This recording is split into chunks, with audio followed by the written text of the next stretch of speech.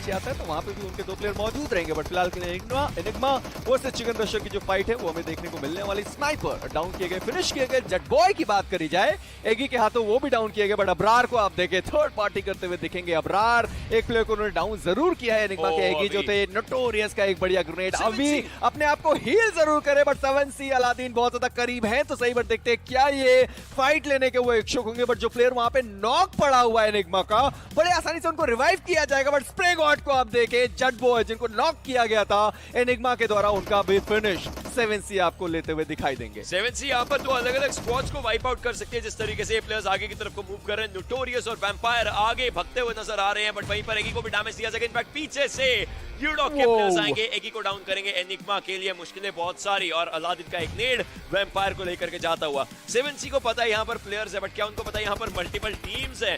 वो चीज का रीड यहाँ पर 7C को करके आगे जाना पड़ेगा, क्योंकि वो किसी एक प्लेयर को फिनिश करके अगर रुक गए और उनको लगा कि पूरी स्क्वाड खत्म हो चुकी है और अगला प्लेयर उन्होंने नहीं देखा, दिक्कतें बहुत ज्यादा बन सकती है। वहीं पर 3 प्लेयर्स इस घर के अंदर आए हैं जहां पर वो फाइट ले सकते हैं। और दूसरी तरफ टीम एक्सपार्क के लिए दिक्कतें बनती हुई, स्काउट अकेले बचे हुए हैं। OR versus team XSpark. Well, ये फाइट काफी अलग हो सकती है। आदित्य को साइड से शॉट्स आएंगे, आदित्य खुद को फिर से पीछे की तरफ को लेकर के जाएगा और यहीं पर 7C प्लेयर्स फिनिश करने की शुरुआत, अच्छी कोशिश टीम्स का सफाया करते हुए। एनिग्मा अभी पार होती हुई। मुझे लगता है कि यहाँ पे एक प्लेयर उनका अभी भी वहां पे बचा रहेगा, क्योंकि मात्र एक टीम एलिमिनेट हुई है। फिलहाल के लिए हम देखेंगे कौन एलिमिनेट हुई। बट स्काउट अकेले बच्चे अपनी टीम से जाने की कोशिश कर जरूर। बट मावी एक बढ़िया ग्रेनेड आया था आदित्य का और इसी के साथ मुझे लगता है आदित्य ने ही वहां पे स्काउट को भी खत्म किया। बट नहीं, ईवो का वो ग्रेनेड था। एक्सपार्क यहाँ पे एलिमिनेट होते हुए 15वें स्थान। ये देख रहा हूं कि स्ट्राइकर क्या वो ये कारनामा वापस से कर सकते हैं, बट नहीं, स्किल्स का वो ग्रेनेड किया, स्ट्राइकर को डाउन किया। इसी के साथ हाइड्रास खत्म हो चुके हैं। बट रेकनिंग वो भी खत्म हो चुके हैं। मात्र केवल एक फिनिश उन्होंने निकाला है। और आप देखें 8 टीमें, मात्र 26 प्लेयर सर्वाइव कर रहे हैं। यूडॉक की स्क्वाड जो सर्कल के अंदर थी अब सर्कल के बाहर है। वहीं पे ओल्ड हुड की स्क्वाड आगे आते हुए दिखाई देगी। सुल्तान एक बेहतरीन गेम प्ले अपनी टीम के लिए दिखा जरूर है। हर बार उनका हमें गेम देखने को मिलता है। आज ग्रेनेड्स की बारी है, कल डीपी की बारी थी, आज ग्रेनेड्स की बारिश होने वाली है। देव उनकी एचपी कम है, आयुष आने की कोशिश कर रहे हैं। सुल्तान की बात पे वो भी आगे आ रहे हैं, बट क्रेजी वहां पे डैमेज लेते हुए। बट चलिए, कम से कम देव को डाउन किया गया। लास्ट प्लेयर डार्क बचेंगे अपनी टीम से। वहां पे क्या है, ग्रेनेड आया या फिर स्मोक था, वो हमें देखना पड़ेगा। और फिलहाल के लिए ओएस के 3 ही प्लेयर यहाँ पे सर्वाइव कर रहे हैं। एक आखिरी जो उनके प्लेयर थे वो खत्म हो चुके हैं। डार्क लास्ट प्लेयर बचे हुए यूडॉक से। आयुष आगे निकलने की कोशिश करेंगे, बट चलिए डार्क को डैमेज दिया गया और इसी के साथ डार्क खत्म। यूडॉक की स्क्वाड 8वें स्थान पे इस मैच से। गेमिंग वर्सेस द सुपारी गैंग, इनकी फाइट होनी तय हो सकती है एक बार के लिए। अगर निकलने की कोशिश करें, निकला भी जा सकता है। डैडी शायद पुकार ने देखा और डैडी ने भी पुकार को देखा जरूर है। देखते हैं डैडी कुछ कारनामा करेंगे या नहीं। ओह, बिल्कुल डैडी कारनामा करेंगे। उन्होंने पुकार को डाउन किया है, बट चलिए फिनिश कर सकते हैं या नहीं वो भी देखना पड़ेगा। एक ग्रेनेड कुक करा, डेस्ट्रो को वहां पे रिवाइव नहीं करना चाहिए। ठिकाने पे ग्रेनेड गिर सकता था, बट डैडी आप ये गलती इस तरीके से इस ऐसे मोड पे आके तो नहीं कर सकते। 2 प्लेयर वहां पे नॉक और एक तो फिनिश होता है, एक नॉक होता। बट अभी भी आप देखें एचपी उनकी कम जरूरत है। M249 लेके क्रिश अंदर जाने की कोशिश कर रहे हैं, बट निखिल साम्राज्य के हाथों डाउन किए जाएंगे। एक प्लेयर को पिक यहाँ पर किया गया। वहीं पर अगर हम लोग बात करें क्रेजी डैडी के काफी ज्यादा करीब उनको डैमेज पड़ सकता है। साइड लाइन पे प्लेयर को पिक किया जाएगा। काफी अच्छे तरीके से आप सुपारी गैंग के प्लेयर्स फाइट लेते हुए नजर जरूर आ रहे हैं। आप देखिए एक एक करके प्लेयर्स को पिक किया जाएगा। आखिरी प्लेयर बचे हुए काफी कम एचपी पर, उनको भी यहाँ पर डाउन किया जाएगा। और एक और प्लेयर सर्वाइव करे जो पीछे से आएंगे। आप देखिए एक प्लेयर को पिक यहाँ पर करते हुए पुकार नजर आएंगे। बिल्कुल सामने से डैडी नजर आ जाएंगे। ओपन एरिया में उनको पता चलता है उस पत्थर के पीछे, उस पेड़ के पीछे इनफैक्ट यहाँ पर प्लेयर हैं और कहीं ना कहीं दिक्कतों में बहुत ज्यादा भर दिया। जंप शॉट यहाँ पर ले सकते हैं बिल्कुल आगे की तरफ जा करके। ऑलराइट, साइड लाइन पे एक वाइप आउट पुकार के द्वारा 1v3 किया जाएगा। डेस्ट्रो की टीम खो चुकी है, बट प्लेयर्स अभी भी जीवित। हुई मात्र एक finish, but OR versus X line. वार के आप प्लेयर को देखें, 3-1 व्हीकल पे निकल जरूर रहे और सीधा मुंह पे उन्होंने गाड़ी रोकी। सिंपल को डाउन किया और एक्सी वो भी डाउन है। योद्धा की बात करी जाए, अब अकेले हैं, बाकी के 2 प्लेयर खासा दूर। ये दिक्कत वाली बात हो सकती है एक्सलाइंस के लिए, क्योंकि आप देखिए जैसे कि आप निकल गए वो प्लेयर्स। एग्जैक्टली, प्लेयर्स दूर हैं तो दिक्कत बहुत ज्यादा बनेगी, क्योंकि वो रोड पर हल्की से गाड़ी चलती हुई नजर आ रही थी जो अब आगे जा चुके हैं। तो अब योद्धा को ही देखना पड़ेगा। समरा ऐसा लग रहा है क्या वो वापस आ रहे हैं नहीं इस फाइट का हिस्सा बनने के लिए? नहीं, वो सामने से और आगे जा रहे हैं, वो फाइट का हिस्सा ही नहीं बनना चाहते इस समय। खैर दोस्त ना रहा योद्धा। व्हाट योद्धा, हेलो, उन्होंने खुद पे ग्रेनेड वहां पे अंदर की जरूर है, बट आदित्य सामने मौजूद रहेंगे। चलिए उनको डैमेज दिया गया। व्हाट दोनों प्लेयर को डाउन किया। तीसरा प्लेयर सामने ईवो मौजूद है, वो देख नहीं रहे थे ईवो को।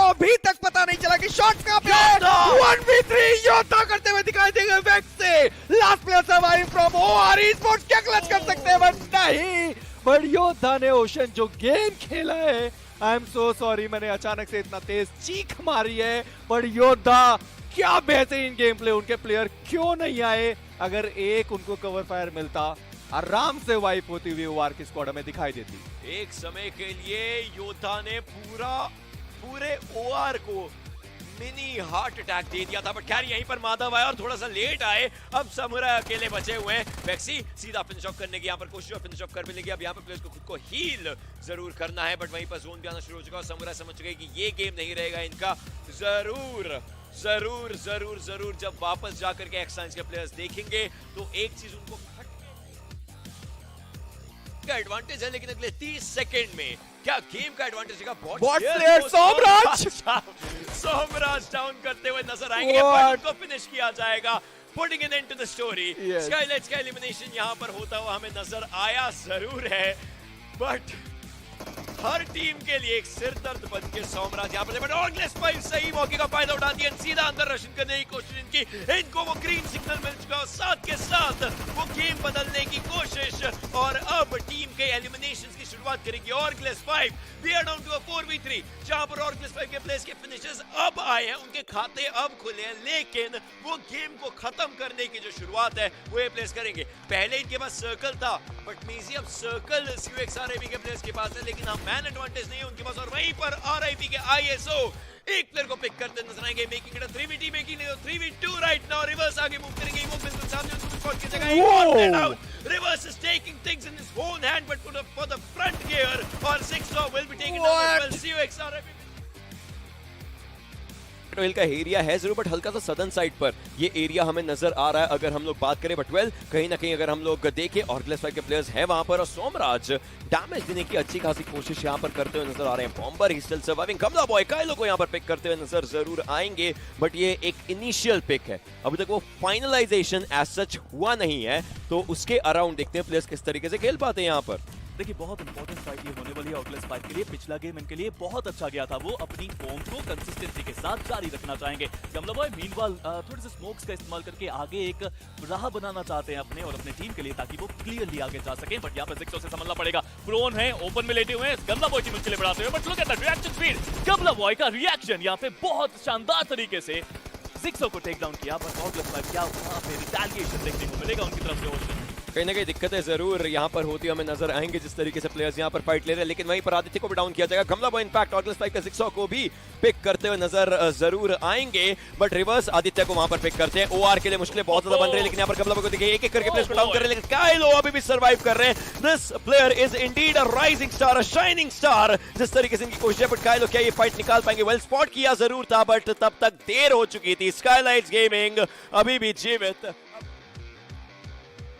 वर्सेस स्काईलाइट गेमिंग, बहुत ही ज्यादा बेहतरीन फाइट ये होने वाली है। 4v4 की सिचुएशन, बट आप देखें 2 प्लेयर उन्होंने लेफ्ट हैंड साइड पे छोड़ रखा है, उनको भी पता है कि वो पीक नहीं कर सकते, सोल को भी पता है कि वो पीक नहीं कर सकते, बट रॉक्स वहां पे एक ग्रेनेड कुक करते हुए, ग्रेनेड पहले भी वहां पे गया था, पुकार को वहां पे थोड़ा बहुत डैमेज पड़ा, बट सोमराज की बात करी जाए इस वक्त थोड़ी सी दिक्कतें उनके लिए हो सकती थी, बट नहीं, ग्रेनेड को उन्होंने पीछे छोड़ा, खुद को आगे रखा। वीरू उनके ऊपर भी एक ग्रेनेड आया, एक और ग्रेनेड रॉक्स का जाता हुआ, डैमेज देंगे पुकार को, बट नॉक नहीं हो पाएगा। बट सोमराज को आप देखें किस तरीके से ग्रेनेड को डॉज कर रहे, वापस से वो पीछे के साइड पे गए, उनके लिए दिक्कतें नहीं होने वाली, बट अब डेस्ट्रो एंड कमला बॉय उनको ज्वाइन करेंगे और अब एक प्रॉपर 4v4 की फाइट चलती हुई। देखिए स्कारलेट गेमिंग का प्लान बिल्कुल सिंपल था। 2 प्लेयर्स ने आगे जाके जांचा, परखा, वेस्ट कराए बहुत सारे नेट्स को, और उसके बाद उन्होंने कॉल आउट दिया अपने प्लेयर्स को कि आप भी आइए, हम साथ में 4v4 की फाइट लेते हैं। बट टीम सोल की जो पोजीशनिंग है ना, वो काफी अच्छी है। चारों प्लेयर्स अलग अलग स्प्रेडेड हैं, अलग अलग एंगल से यहाँ पे जरूर टेक डाउन कर सकते हैं, but here you go. Team Soul ने ये एक्सपेक्ट तो बिल्कुल नहीं किया था कि पीछे से कोई और टीम आ जाएगी, और यूडोग इंडिया अगर यहाँ पे आती है, टीम सोल एक सैंडविच सिचुएशन में फंसते हुए नजर आ सकती है हमें। अमेजिंग, बट आप यूडोग को देखें, उनको पता चला यहाँ पे पहले से टीम की फाइट हो रही है, वो पीछे निकल गए, किनारे वो भी डाउन हो चुके, युवा सामने मौजूद रहेंगे। पुकार गमला बॉय सोमराज चार्ज करते हुए दिखाई देंगे, डेस्ट्रो पीछे है बैकलाइन पे कवर फायर देने के लिए अपनी टीम को। गमला बॉय एचपी उनकी डाउन, एचपी और ज्यादा उनकी डाउन हो चुके हैं। गमला बॉय इसके साथ युवा के द्वारा डाउन किए जाएंगे, बट नहीं, वीरू थे जिन्होंने डाउन किया, बट रोल रॉक्स की बात करें वो भी डाउन हो चुके हैं। वीरू सामने मौजूद रहेंगे, बट पुकार डाउन करने में उन्होंने कामयाबी हासिल करी। युवा एक लौते प्लेयर यहाँ पे फंसे जरूर, वाइपर उनको कवर फायर अपनी टीम को प्रोवाइड करना पड़ेगा। 1v2 का सिचुएशन चलता हुआ युवा के लिए, प्लेयर सीधा चार्ज करते हुए नजर आएंगे। युवा इसी के साथ डाउन होते हैं, बट वाइपर वो कहाँ है? वो यूडॉग से फाइट लेने में व्यस्त, और सोल की स्क्वाड 12वें स्थान पे इस मैच से बाहर। मॉर्टल वो भी यहाँ पे खत्म हो चुके हैं, बट गॉड वर्सेस एनिग्मा चलने वाला है और चल भी चुका है। सी गॉड डाउन करते हुए सैगी को अभी वहाँ पे मौजूद रहेंगे। मोस्ट प्रोबेबली मुझे लगता है 2 ही प्लेयर है एनिग्मा का जो यहाँ पे सर्वाइव करा, बट अभी भी आप देखें गॉड लाइक को ध्यान देना पड़ेगा कि वो सर्कल के बाहर है, बट अभी उनकी भी पोजीशन मोस्ट प्रोबेबली यहाँ पे स्पॉटेड है। बट क्लच गॉड एंड बाकी सारे प्लेयर को देखें निकलते हुए जा रहे हैं, वहां पे प्लेयर को उन्होंने देखा भी है और अभी को भी इसी के साथ डाउन किया गया। आखिरी प्लेयर एनिग्मा का है भी यहाँ पे या फिर वो सीधा निकल चुके हैं? ओह गॉड लाइक किस तरह से यहाँ पे रश किया जा रहा है वो देखना मैं जरूर चाहूंगा। पुकार अब यहाँ पे जरूर बचे हुए हैं, बट जिस तरह से गॉड लाइक आगे बढ़ रही है, जो अग्रेशन वो दिखा रहे हैं वो लाजवाब है मेजी। एंड इसी के साथ स्कारलेट्स गेमिंग पे 2 प्लेयर्स को यहाँ पर नॉक करके फिनिश भी कर दिया जाएगा। वहीं अगर एनिग्मा की जो आप बात करें तो मेरे ख्याल से आखिरी प्लेयर थोड़ा सा पहले ही आगे जोन के बाहर फंस चुके थे। रेक्स यहाँ पे जोन से खत्म होते आपको नजर आएंगे। Team enigma I still feel कि एक प्लेयर उनका कहीं ना कहीं अभी भी सर्वाइव कर रहा है। मीनवाइल स्कारलेट्स गेमिंग की बात की जाए, गमला boy is the last one standing. देखिए पिछले मैच में पुकार थे, उससे पहले मैच में सोमराज थे, अब यहाँ पे एक प्लेयर जो बचा है वो गमला बॉय है। क्या क्लच आएगा? जी नहीं, गॉड लाइक चारों प्लेयर एक साथ कुछ करते हैं और स्कारलेट्स जो प्लेयर नॉक था उनको रिवाइव कर दिया जाएगा, बट स्ट्राइकर डाउन किए गए, but most probably revival possible होगा, मिल भी जाएगा, दिक्कत नहीं होने वाले। बट स्काउट ओपी नोटोरियस उनको डाउन करेंगे। डाउन तो किया है बट वो फिनिश निकालना काफी ज्यादा इंपॉर्टेंट है। उसके लिए नेड्स यहाँ पर किए जा रहे हैं। 60 टीमें 19 लोग अभी भी जीवित और ऊपर स्काउट ने एक प्लेयर को स्पॉट किया। दिक्कत बस इतनी है कि स्काउट अगर हल्का सा आगे जाएंगे तो वो ओपन एरिया में यहाँ पर स्पॉट डाउन हो जाएंगे। वैक्सी वहां पर सेल्सियस के एक प्लेयर को और यहाँ पर टेक डाउन करते हैं और OR स्पोर्ट्स सेल्सियस का एलिमिनेशन निकालती 6 टीमें। अब बची हैं 18 लोग जीवित, जहां पर OR स्पोर्ट्स के प्लेयर्स अब हल्का जोन से बाहर हैं, तो उसके लिए दिक्कतें उनको होंगी और मावी उनको सर्कल के बाहर पकड़ते नजर आएंगे। और वहीं पर OR के प्लेयर्स को भी एक एक करके बाहर का रास्ता दिखाने की यहाँ पर कोशिश है, पर हैदराबाद हाइड्रास के प्लेयर्स को डैमेज काफी ज्यादा दिया जा रहा है। इनफैक्ट स्काउट मैंटी को डाउन करेंगे और खुद को आगे जाने को उनको ग्रीन सिग्नल हल्का सा मिलेगा। कैरी हॉक का इस्तेमाल करेंगे, उजी के को डाउन करेंगे, बट वहीं पर मावी आते हैं चिकन रशीद के स्नाइपर को डाउन करते हुए। लो ग्राउंड टू हाई ग्राउंड बहुत टैक्टिकल होता है फाइट लेना, बहुत ज्यादा इंपॉर्टेंट होता है, बहुत ज्यादा मुश्किल होता है फाइट लेना, बट टीम एक्सपार्क यहाँ पर कर रही है। मावी एंड स्काउट की एक डेडली जो कॉम्बो जो डुओ है वो हमें यहाँ पे देखने को मिलती हुई। दोनों प्लेयर जिस तरीके से साथ में रह के भागते हुए आपको दिखाई देंगे। देखिए स्काउट मावी साथ में वहां पे रहेंगे, बट चिकन रशर्स उन्होंने कोशिश बहुत ज्यादा की, बट ज्यादा दूर तक अपने आप को ले नहीं पाएंगे। 5वें स्थान पे वो यहाँ पे एलिमिनेट हुए, बट आप देखे टीम एक्सपार्क निकल रही है, बट सर्कल टीम एक्सपार्क के पास है। बट आप एक्सलॉयन को देखे यहाँ पे ओशन किस तरीके से उन्होंने अपने आप को सर्वाइव कराया। फिनिशेस भी है उनके पास, 5 फिनिशेस उन्होंने निकाले, अपने आप को टॉप 4 में पहुंचाया और अब जब वो 16वें स्थान पे थे, इस मैच के बाद और ज्यादा ऊपर दिखेंगे। एक्स लाइंस के प्लेयर्स काफी अच्छे एरिया पर है, बट वहीं पर स्काउट पे से डैमेज देते नजर आते हैं। लो ग्राउंड टू हाई ग्राउंड का जो कंपोजर रहता है उसको बनाने की कोशिश, उसको बिठाने की कोशिश यहाँ पर चल रही है। हैदराबाद हाइड्रास के प्लेयर्स टीम एक्सपार्क का जो तीसरा प्लेयर अभी के लिए जीवित है उसके ऊपर प्रेशर डालने की कोशिश ये प्लेयर्स कर रहे हैं। कैरी बिल्कुल आगे आ चुके थे, उनको अगर वो यहाँ से जंप मारे डेफिनेटली नीचे आएंगे। अल्ट्रॉन वहां पर पीछे जो बैकएंड का एरिया रहता है, कोई भी प्लेयर अगर ओपन में आया तो अल्ट्रॉन उसको देखेंगे। स्काउट थोड़ा सा आगे, मावी हल्का सा पीछे, स्मोक्स और किए जा रहे हैं यहाँ पर प्लेयर्स के द्वारा, बट इन सब के बीच में कैरी ऑलमोस्ट गिरने वाले थे। वेलमैटी goes down, one player striker goes down as well, एक करके गिर के यहाँ पर फिनिश ऑफ होते नजर आ सकते हैं और सब हो रहा है। अच्छे पिक्स निकालेंगे, देखते ही देखते Hyderabad hydras is shredded into pieces और कहीं ना कहीं टीम एक्सपार्क भी वहीं पर आ चुके। स्काउट को देखिए बिल्कुल आगे की तरफ को पहुंच चुके और एक एक करके प्लेयर्स को यहाँ पर टेक डाउन किया। Scout OP to OP for the lobby right now. Yes बिल्कुल, जिस तरीके से वहां पे माधव एंड दोनों प्लेयर इंतजार कर रहे थे कि कोई तो आएगा, आए और इसी के साथ एलिमिनेट किया, बट स्काउट ओपी उनके पास कुछ और था दिखाने को और अभी भी बहुत सारी चीजें बची हुई है। और आप देखें किस तरीके से ओआर के पीछे वो पड़े हुए व्यक्ति आदित्य मौली वहां पे गिरा हुआ डैमेज दिया जाएगा। आदित्य माफी को डाउन करते हुए, बट स्काउट वो पीछे मौजूद है, उन्होंने आदित्य को डाउन किया। मोस्ट प्रोबेबली जो आखिरी फिनिश था वो भी उनके पास जाएगा, बट नहीं, अल्ट्रॉन थे जिन्होंने वेक्सी को वहां पे डाउन किया। बट अब इसी के साथ 3v1 का सिचुएशन होता हुआ एस ब्लैक नीचे गिरे, बट चलिए कम से कम डैमेज नहीं पड़ा, सरवाइव करेंगे। बट ओशियन 1v3 बहुत मुश्किल सिचुएशन यहाँ पर उसके। S black I mean capable है ये प्लेयर, बट क्या केपेबिलिटी इस समय निकल करके आएगी। सर्कल के अंदर आ चुका है, बट एक ग्रेनेड ऑलमोस्ट एस ब्लैक को यहाँ पर पिक कर सकता था। टीम एक्सपार्क का ये जो डिसीजन था सही मौके पर एक्सलॉयंस के ऊपर जाने का, वो that was actually one of the best decisions जो यहाँ पर टीम एक्सपार्क ने अभी लिया है और कहीं ना कहीं काफी अच्छे तरीके से कंपोजर अपना बना करके रखा। ग्रेनेड्स मोलोटॉव सब किया जा रहा है। एस ब्लैक को देखिए उनके आसपास आग लगी हुई जरूर है, बट कहीं ना कहीं टीम एक्सपार्क के भी मैं बोलूंगा यहाँ पर प्लेयर्स आगे एग्रेस करके वो फिनिश लेना चाहते हैं, प्लेयर्स ढूंढने की कोशिश कर रहे हैं आखिरी प्लेयर है कहां पर, स्काउट, अल्ट्रॉन, मावी, तीनों प्लेयर्स यहां पर बिल्कुल कंपोजर अच्छा बनाने की कोशिश। एस black still surviving, still trying to get a good fight, nades किए गए हैं, उनकी लोकेशन आई गेस अब प्रॉपर्ली पता चल चुके हैं, तीनों प्लेयर्स शायद आगे की तरफ को मूव करना चाहें, but circle exactly is the real MVP. S black को बाहर तो खदेड़ेगा, बट टीम एक्स पाक की झोली में पूरा गेम ला करके दे दिया है इस जोन ने, एंड उनके एग्रेसिव स्टांस ने 15 पॉइंट्स। टीम एक्स पाक उनको शायद ही कोई रोक सकता है, अगर रोका तो एस ब्लैक होंगे वो। जी बिल्कुल, आप देखिए कि जैसे सर्कल बना वहां पे टीम एक्स पाक के जो प्लेयर रश कर रहे थे वो पीछे बढ़ चले, स्काउट ने देख लिया और इसी के साथ एस ब्लैक खत्म हो गए। ऊपर रेवेनेंट के प्लेयर्स, सोचिए अगर ऐसे में रेवेनेंट के प्लेयर्स आए और गाड़ी लगा दिया और ब्लास्ट कर दिया तो कितना ज्यादा दिक्कत हो जाएगा 7 प्लेयर्स को। आप देखे उतना ज्यादा ऊपर थे, उसके बावजूद गमला बॉय ने उनको डाउन किया एंड ज़ीगॉड एंड नियो दोनों फंस गए, बट क्लच गॉड वो पीछे मौजूद है, ज़ीगॉड को भी डाउन किया गया, क्लच गॉड के एचपी काफी ज्यादा कम है, साम्राज को वहां पे डाउन किया गया, मोस्ट प्रॉब्ली खत्म किए जाएंगे, बट ज़ीगॉड नियो दोनों ऊपर नॉक हुए, बचाने का कोई मौका बन सकता है, यानी थोड़ी देर में पता चलने वाला, बट क्लच गॉड एचपी काफी ज्यादा कम, साम्राज को डाउन किया गया था, वो भी यहाँ पे खत्म होते हुए दिखाई देंगे, 2 प्लेयर डाउन है। सामने स्काईलाइट की बात करें, मोस्ट प्रॉब्ली उनका भी हमें 2 प्लेयर डाउन होता हुआ दिखाई देगा, डेस्ट्रो उनके एचपी बहुत ज्यादा कम हो चुके हैं, पीछे मुझे लगता है निग्मा के जो प्लेयर है उनको डैमेज दे जरूर दे रहे हैं, डेस्ट्रो बड़े सही टाइम पे स्मोक के अंदर आए हैं, खुद को बचाने की कोशिश रहेगी, जॉनथन का जाता हुआ डेस्ट्रो वो भी डाउन हो गए, गमला बॉय आखिरी प्लेयर अपनी टीम से सरवाइव करते हुए, और जॉनथन बिल्कुल आगे जा रहे हैं, 1-on-1 का बैटल हो सकता है, उन सीढ़ियों पर यहाँ पर रिवाइव देने की कोशिश जरूर करी जा रही है और वहीं पर जॉनथन प्रेशर बनाना चाहते हैं। अब देखिए एक ही है इनके पास, बट आगे की तरफ को मूवमेंट इनको करनी पड़ेगी, उस सीढ़ियों के एरिया पर रिवाइवल जरूर दिया गया है। अब जॉनथन बिल्कुल सामने आएंगे, फाइट लेने की पूरी अच्छी कोशिश, लेकिन गमला बॉय पर नॉक और फिनिश जरूर किया जाएगा। इस बार गॉड लाइक दिक्कतें देना चाहती है स्काईलाइट्स का पुकार, आखिरी प्लेयर बचे उनके बिल्कुल सामने, यहाँ पर मल्टीपल प्लेयर्स रहेंगे और बिल्कुल सामने आकर के स्काईलाइट्स का सबसे पहला एलिमिनेशन, गॉड लाइक बेहतरीन कोशिश Jonathan.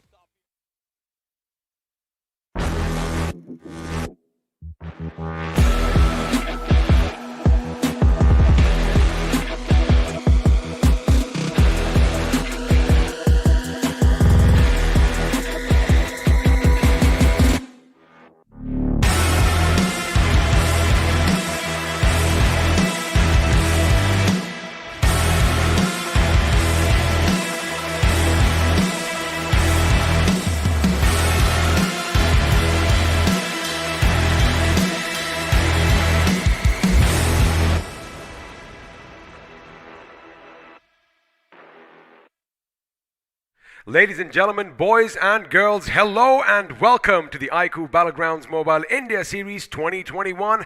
And let me tell you one thing, today is the day, although it is still the semi-finals, it is a massive day. My name, of course, is Angad the Experiment Chehel. Joining me is a gem of a person, but we know him better as Floki. Floki, day 4, only 16 teams are going to go forth. But the question is, who are they going to be?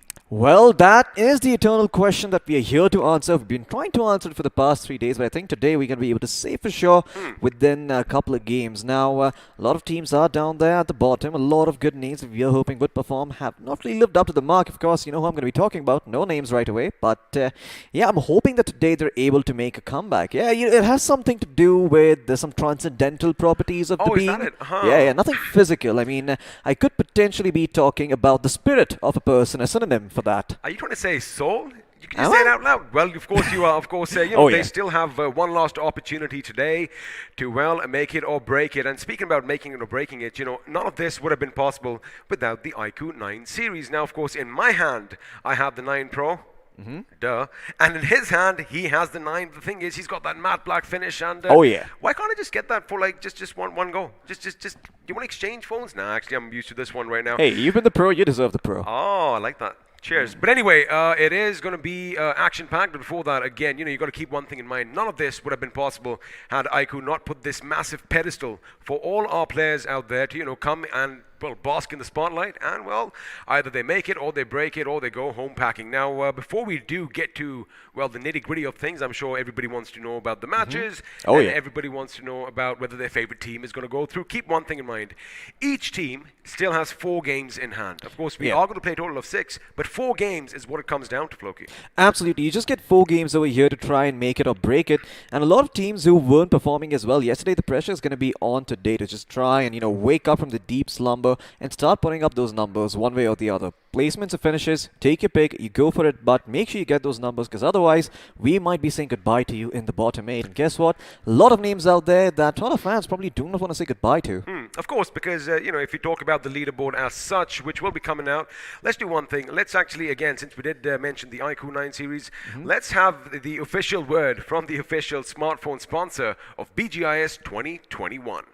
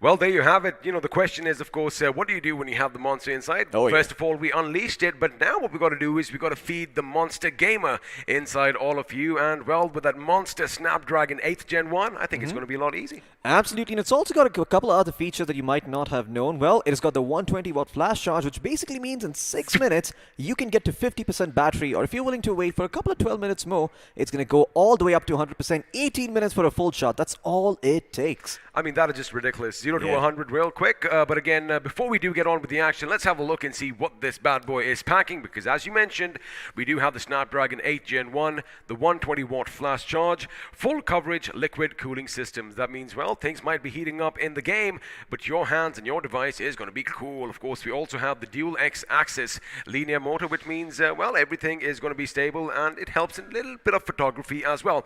Now, the thing is, what stands out for me the most in this device is, of course, you and I, we played a few games of BGMI over the last couple of days that we've been together. Man, seamless gameplay, and if you want to have the ultimate gaming performance, well, this is the device for you. Either one of these of course are the iQOO 9 series. Absolutely. I mean, the best part about having a full coverage liquid cooling system is the fact that when you plug it into charge and you're still playing, it doesn't heat up that easily. So, you can continue to play. You don't have to feel like, gotta drop my phone because it's charging over here. Can't do two things at once.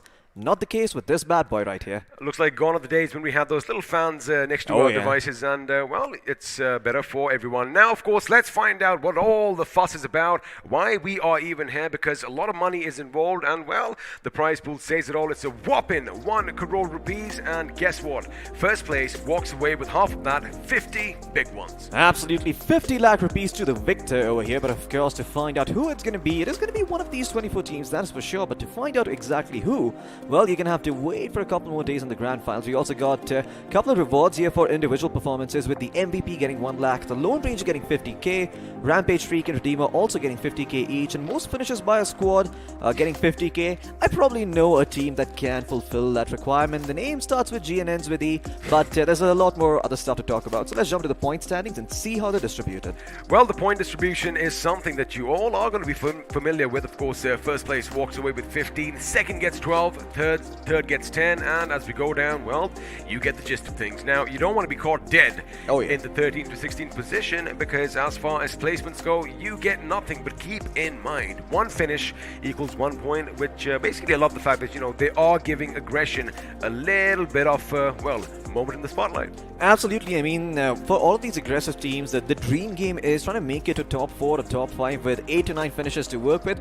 You're making sure that you get a good average of around 50 to 16 points per game, and that is more than enough to make it to the grand finals. And well, speaking of points, let's have a look and see which all maps are going to be played today, because I'm sure you already know, but the question is, do you know your ABCs? Because to kick things off, we are going to be jumping in Erangel, then we have Miramar, then we have Erangel, then we are heading to the tropical island of Sanhok, after which, of course, we have a Miramar and a Narangal as well. And as far as the ABCs go, well, it is going to be B versus C, A versus B, A versus C, B versus C, A versus C, A versus B. Calm down, people. I'm not having a stroke. I'm just reading out what's on the screen. Absolutely, we're going to be having a lot of action-packed games over here, and especially for some of the aggressive teams on Sandhawk, they would prefer to be on that map. I mean, especially for someone like God, like, you know, if you manage to get on Sandhawk, well, it's your oyster pretty much, because you like to be aggressive on a map where you can't really predict where the circle's going to go, or you can't really play for the zone as much. It's a lot better to go in and take initiative, take a couple of fights, and push the advantage that you already have. I mean, especially for a team like God, like, you know, they might just land down in Painan, and, well, from there, if they hear a few shots, they are going to go out on the hunt. Oh, yeah, absolutely. But we also got a couple of other things in store for you over here.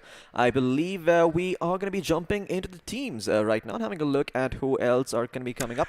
Before that, let's do one thing. Let me just remind you, before we get all the action sorted for today, let's jump back in history, right? We're just going to go back one day. Day 3, oh my goodness, we saw some epic comebacks, and, you know, a few teams did make some statements that they are going to run away with a few chicken dinners, which a couple of teams did. And before that, let's have a look at the overall standings, and if you can spot your favorite team, well, are they in the position that you had hoped for? Because at the tippity top, we have Skylights Gaming with 157 points, Team EXO in second with 145, and of course, Hyderabad Hydras, they made a massive jump yesterday, Floki. Oh, yeah. They are now in third with 132. Absolutely, a lot of teams breaching the 130-point mark over here. Well, not a lot, I mean, a couple of teams are breaching the 130-point mark, but I believe today, if Skylights Gaming really start popping off, maybe we see them cross 200. You know, that'd be a good number to hit.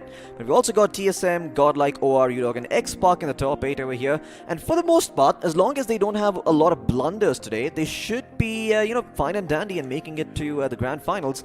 Can't say the same for the teams on the next slide, though. Well, the teams on the next slide, there you have it. Enigma Gaming, even they jumped up a few ranks after day 3. They have 89, tied with the Supari gang. And, well, you know what I'm going to say. We do give precedence to position over finishes. Now, of course, our esports, again, they had a good game last night. And they are sitting in the 15th spot with 77. Again, Floki, the margin for error A is pretty slim now. Oh, yeah. Also, the margin between the teams is not that great. But this is the slide you don't want to be in. Of course, I am talking about the 17th to the 24th position. However, keep one thing in mind. If they have a couple of good games today, they might just edge past the others and make it to the top 16. Absolutely. A lot of teams over here very close to making it. 7C, in fact, in that 17th place, should be able to make it if they get themselves a couple of top 5, top 6 finishes to work with. Not sure if I can say the same about Seoul, Chicken Rushes and 247 Gaming, though, because they might be in a world of trouble. You know, they're probably going to have to win at least 2 chicken dinners and then also play well on the other maps to make it. You know, we did kind of see a little bit of a pattern breakout, right? Initially, Seoul did go for the aggression. They were out on a hunt, you know, trying to get some finishes to their names. And yesterday, I do believe they were a bit passive. I get it, you know, you want to try things out if something isn't working. But let me just give you a few stats and figures. Now, on day 1, Seoul ended up after 4 games with 13 points. And on day 2, they ended up with 39. So again, you know, you have your good days and you have your bad. Tonight, well, just might be the day that Seoul might just tug on your heartstrings. Now, of course, before we jump in the action, let me just remind you which all teams are going to be battling it out on the battlegrounds down below, because, well, Group B is going to take on Group C. Absolutely, and in Group B, we've got teams like the Hyderabad Hydras, 7C Esports, Tactical Esports, Team X-Park, Enigma Gaming, UDOG India, R Esports, and Seoul. But we also got a couple of other teams in Group C that we're going to be having an eye on soon. UDOG India, though, I'm really expecting good things from them. Of course, and the thing is, you know, they are going to go up against the likes of Godlike Esports, Skylights Gaming, the August 5, TSM, 247 Gaming, Team EXO, Revenant Esports, and CO Rip Mizo. Now, let me just bring up the last team that I just mentioned. CO Rip Mizo didn't have the best of days on day 1. In fact, they were bottom of the table with 3 points to their names. Wow. However, they did manage to get a chicken dinner, and, you know, they have climbed up the ladder. Chances are they might just make it. But again, there is going to be a lot of pressure tonight. We get that, right? Of course, 4 games for some is going to be, well, nothing. But again, for all these teams, it's going to basically last a lifetime, because, as you love saying, saying, if they do make it to the finals, they have a chance for all that life-changing money. Absolutely. I mean, the money, I understand a lot of players are in it for the glory too, but the money is no small factor over here. 15 lakh rupees for first place. I mean, these sorts of prize pools, they were relatively unheard of a couple of years ago, and now that you've got these big tournaments coming up, the pressure's going to be increasing. Even the players who have been veterans of the scene probably going to be feeling that too, starting to creep up a little bit in the grand finals. But once again, the underdogs, they've got the least to lose, so I have high expectations from them for today. Well, looks like business is booming, especially with esports here in India. And I'm sure, in the coming few months, in the coming years, the prize pool is just going to keep going higher and higher. And I guess you and I might need to do a little bit of a switcheroo because, sitting over here, we won't get any of that. But you know what? Oh, yeah. We love what we're doing, and I hope you all enjoy yourselves as well, because in a few short moments, the casters are going to stop talking, and, well, the action is going to break out in Erangel. But before that, now, we all know the pressure that the teams are in. Now, the ones at the top, the ones that have a considerable lead, well, they are still going to be in a good spot. I don't think they're going to be worried at all, right? Again, the end game is you want to make sure you finish from 1 to 16. Now, for the teams that are on page 2, I'm talking probably 10 down. From the 10th position down, it is going to be a bit tricky. But again, all they've got to do is make sure they have a level head and, well, let their skills prevail. Absolutely. I mean, for a lot of these teams, especially from that 9 to 16 spot, it's going to be a bit of a harder affair because not only are they trying to make sure they don't get relegated, but at the same time, they're trying to make sure that they are able to score a couple of points, maybe even break into the top 8. The teams in the top 4, though, I don't think they care anymore. I mean, Skylights Gaming, OR Esports, Godlike, these guys have nothing to worry about, so they can just kick their feet back up. If they got a couple of experiments to run, in fact, I think now would be the best time, no pun intended, because, the grand finals are going to be coming up, and you kind of want to have an arsenal of strats in your strat book. You do indeed, and the thing is, you want to have an arsenal because if you just go with one play, if you are a one-trick pony, chances are that, someone could be reading you like an open book. Now, before Erangel is spilled full of blood, let's have a look and see if you can spot where we are because, well, we are going to have a little bird's eye view as we fly, or rather soar, over Erangel. But for now, we're going to be hitting the ground as we go through the deserted street of Pochinki. And, I do want to see some action break out over here sooner rather than later. Now, we do know Skylights Gaming, when they are going to be in the group, they're definitely dropping down. The question is someone going to take the fight to them? Absolutely. I mean, Skylights Gaming have been having a gala time just looting up Pochinki every single time they're on Erangel. Doesn't seem like anyone has bothered contesting them too much. Even if a team does drop nearby, it's potentially just for the little scraps of loot that they can find, maybe a couple of vehicles, and then they rotate out of there. So, Skylights Gaming getting free reign on Pochinki is not something I was anticipating coming over here. But we'll see if today that is going to change, and if they do end up being contested. I'm also hoping that a couple of other teams over here finally start performing, especially, UDOG, India, Seoul, all of these teams, they really need those points to make sure they're able to maintain that spot. UDOG India, just to go and add on a little bit more about them, I feel like they have been a team that is somewhat inconsistent. They do have their moments of brilliance where they, get themselves a bunch of chicken dinners, and then a couple of times they just got napping and you're wondering why would they do that and what the hell they were thinking. But I feel like right now for UDOG India, confidence is the biggest thing. So if they're able to feel a little confident today and they've woken up on the right side of the bed, I believe they're going to slaughter everyone on the server. Well, I do believe, if you do look at yesterday and how the games went down, they again, late bloomers as far as UDOG India are concerned, because they did get that chicken dinner and, well, they did finish relatively high in the remaining games. And the question is, are they going to go down in ruins, or are they going to prevail? Because if that momentum is still there, if it's still pushing them forward, well, they just might steamroll the opposition. But now, ladies and gentlemen, this is all out the window, because for the first time on the last day of the semi-finals, the Big Bird is going to take to the skies, and, well, the weather does look clear. It is a nice sunny day for some gunning action down below, and if you know your map, you know where we are flying to. But, well, Loki's going to take over and let us know what's happening with the teams. Absolutely, we're going to be flying all the way above Milta Power and going towards Quarry, a very southern favorite flight path over here. So a lot of teams that like going up there towards Georgopol Hospital, Yasnia Poliana, going to be in a world of trouble because their rotations are going to take forever. And I see a lot of teams dropping in early, and it's probably the teams that do want to make their way towards those northernmost locations. I mean, Mansion is also going to be a little bit hard to get to. Yasnia Poliana is probably out of the picture over here. Even getting to school could be bothersome, but maybe if you drop right about now, you should be able to get there in one fell stealth swoop. Well, we'll see if that does end up happening, because a lot of these teams are going to be changing up their drop locations given that flight path, and we might be seeing a lot of early skirmishes breaking out given the fact that Sosnovka military base should be seeing a couple of teams coming in, and so should Pachinki and Ruins. Which means that I think for a change at last, Skylights Gaming might actually have someone contesting them. But I mean, it looks like it, but the thing is, as soon as they drop down, things could be different. oh yeah, they most certainly could. It seems that if any team does end up dropping into Pachinki right now, it is going to be Skylights Gaming, but are they going to get... Oh, okay. Well, we're going to start right where we ended yesterday with a very Eastern favored circle. Let's see what these teams are made of. I think, again, looks like the action is continuing from last night. But the thing is, Team EXO now lead the charge in Erangel with 94 finishes to themselves. But speaking of Team EXO, looks like Punk is going to be looting their Milta, and the enemies might just see him sooner rather than later. Now, the circle is going to be a bit of a predicament for most of the teams that are going to be heading towards Georgia Paul, because again, we do see all those clashes, all the teams locking on when they are in transit, and I want to see something different today. I want to see at least a couple of teams which have, their teammates riding shotgun, because you don't always have to get out of the vehicle. I know it's a bit of a risky move,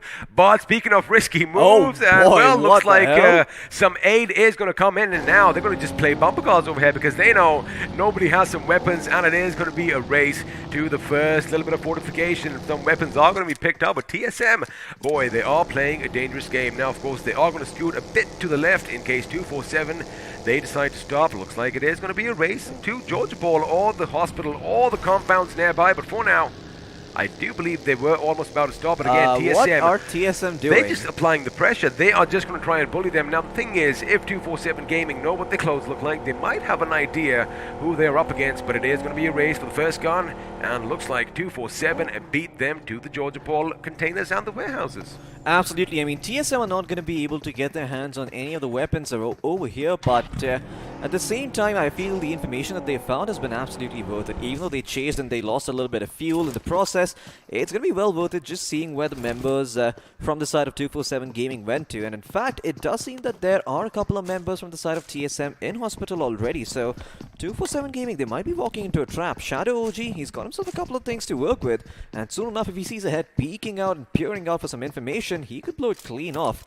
He's got the perfect weaponry to do it too. But in the meantime, Seoul, I don't believe anyone's going to be contesting them. They are having a very gala time looting, well, this little patch of the map. I do believe it is somewhere near Pachinki, or am I wrong? It's actually, I do believe, correct me if I'm wrong, it is going to be on the western coast. Also they are going to be, completely. in fact, west of Kori. There you have a look. The map is going to be popping up. Seoul are going to be all the way by the seaside, west of Gotka as well. And for now, the only team that is going to be dangerously close for them is going to be August 5, and I don't see any clashes happening just yet. Yeah, I mean, this is a little bit uncharacteristic of Seoul, right? Usually they do like dropping into mansion. It was in the circle this time around, but it seems that there's been a bit of change of plans over here. Well, the thing is, we do have a couple of teams that love dropping there, and they aren't going to take chances. Now, Godlike, they love going to Yasnaya, and sooner or later, once they are done looting, they have that little southern trajectory, right? So they do love coming down south, and if they see anyone in the distance, well, chances are they are going to fire a few shots, and looks like we are practicing for smokes already, because speaking of Godlike, I think they're already ready, although they don't have any weapons, they don't have any helmets, they don't have any backpacks. They are still ready to go on the prowl, but for now, they are going to be looting Yasnaya while everything else is still calm. Now, if we have a look at the stats, boy, oh boy, one thing pops out, and that is the total damage. Wow. 16,807 to be precise. Absolutely. I mean, Godlike have been adept at securing all these knocks. As you can see, the number of damage, the amount of damage that they have done nearly doubles the number of finishes that they have found. So clearly, it seems that Godlike have no trouble finding those picks. Converting them into actual finishes and something tangible is something that it seems that they've been lacking a little bit of polish on. But once again, that is how Godlike likes to play. They're okay losing one player if it means that it does result in a squad wipe.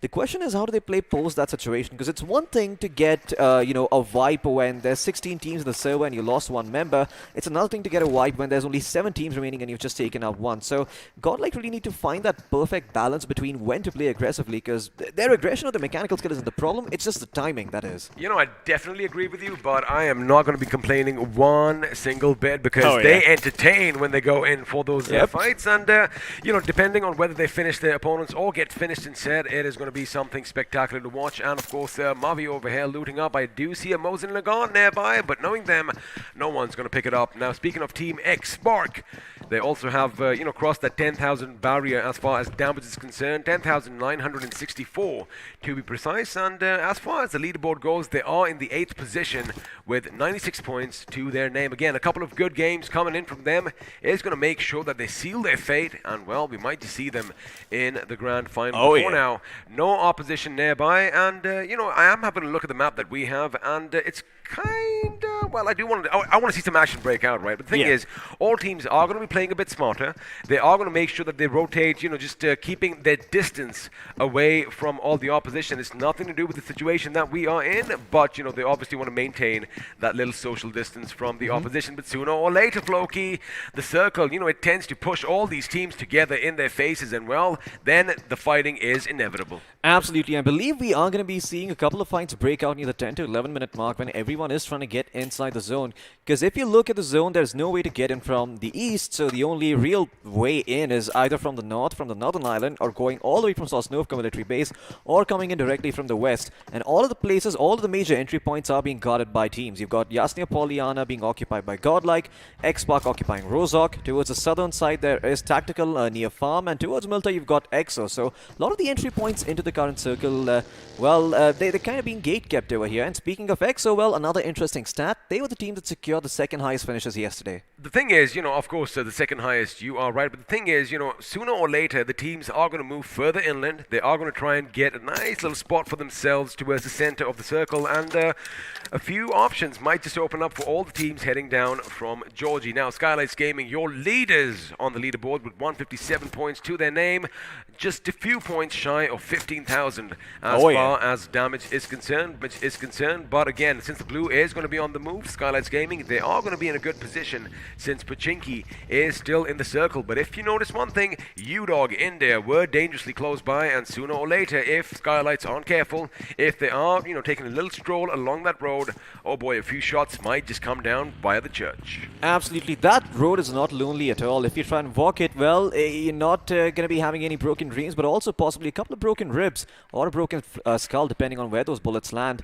In the meantime, we're going to be having a look at TSM trying to make their way from the blue towards Rozok. It could get interesting because I do see a couple of other teams also going there. If you could get the map up on our screens right now, that'd be great. But yeah, TSM at this point, they are trying to make sure that they are able to group up as one.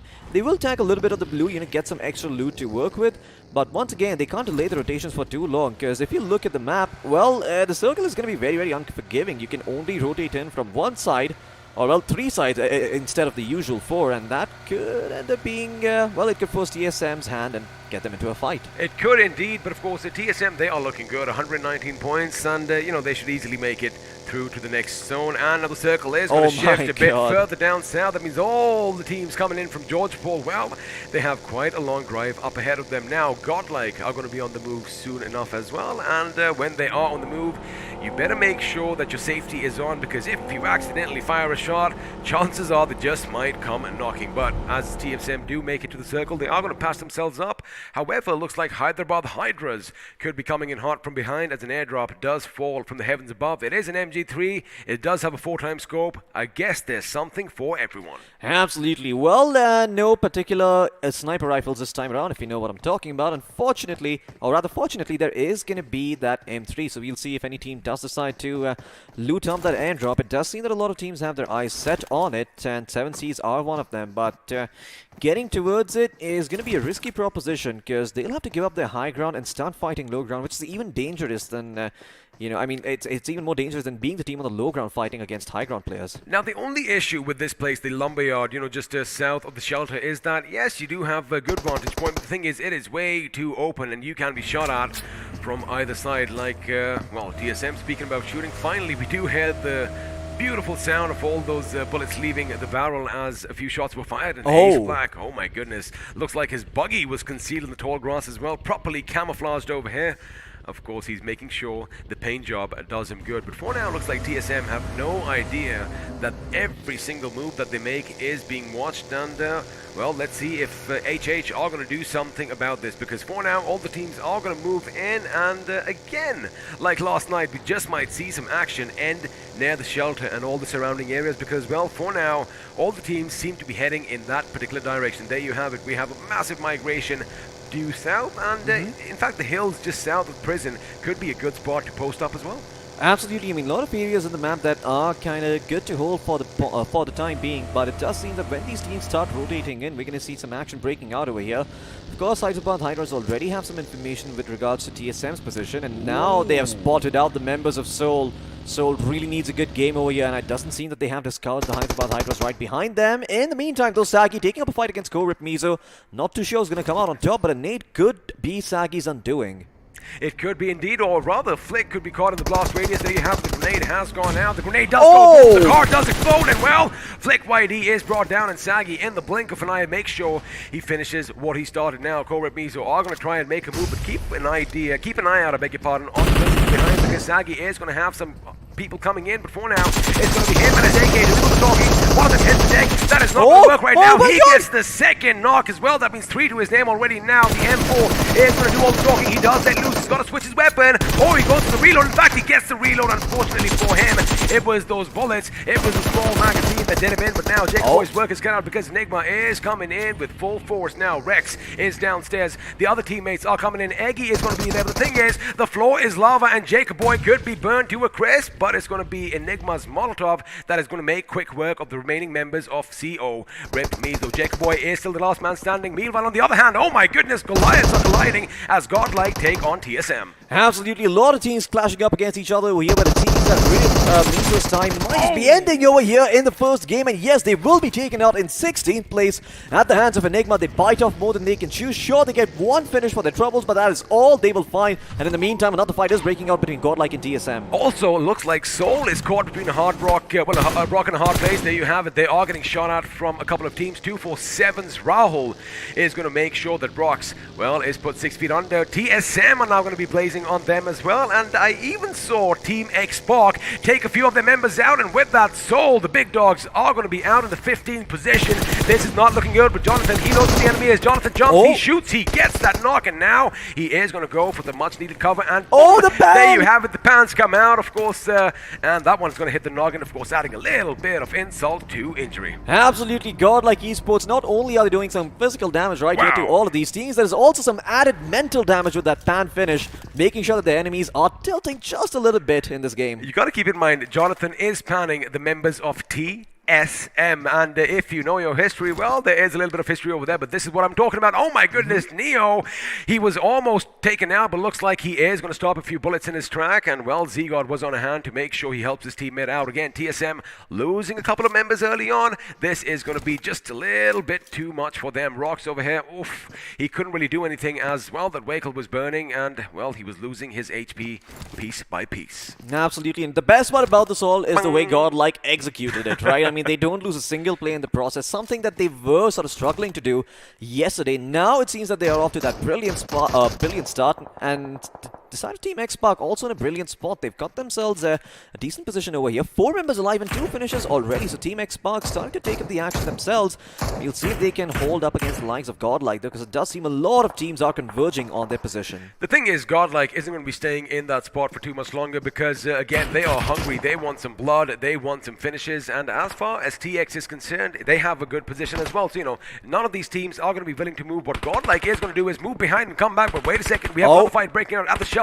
It is going to be UDOG India as they are taking on Skylights Gaming. Now 2 of the members are down. Sarmaj is going to go from the side. In fact, with that AK and a grenade combination, looks like a couple of the members are going to be taken out. The car is going to be knocked down. However, looks like Sarmaj is going to be on hand to make sure his teammate, well, is still in the standing, still in the fray. And now they are going to hesitate just a little bit because, again, you got to be careful. The enemies could be lurking down below. Absolutely, but they will pick up 2 finishes against the members of UDOG India. UDOG going to be down in the dumps for the time being, and well, it looks like our esports going to share a similar fate as Hyderabad Hydras find and strike right at the heart of their opponents, and seems that well, UDOG India, TSM both going to be down to only 1 member, while our esports, they lose a limb, but they're still very much in this game. I like the fact that although we are seeing early fights, oh my goodness, they are basically do or die, and all teams are getting wiped out. Now the circle is going to shift a bit to the west, and like we anticipated, you know, the shelter is still going to be in play. We still have a lot of compounds nearby. We still have some high ground now.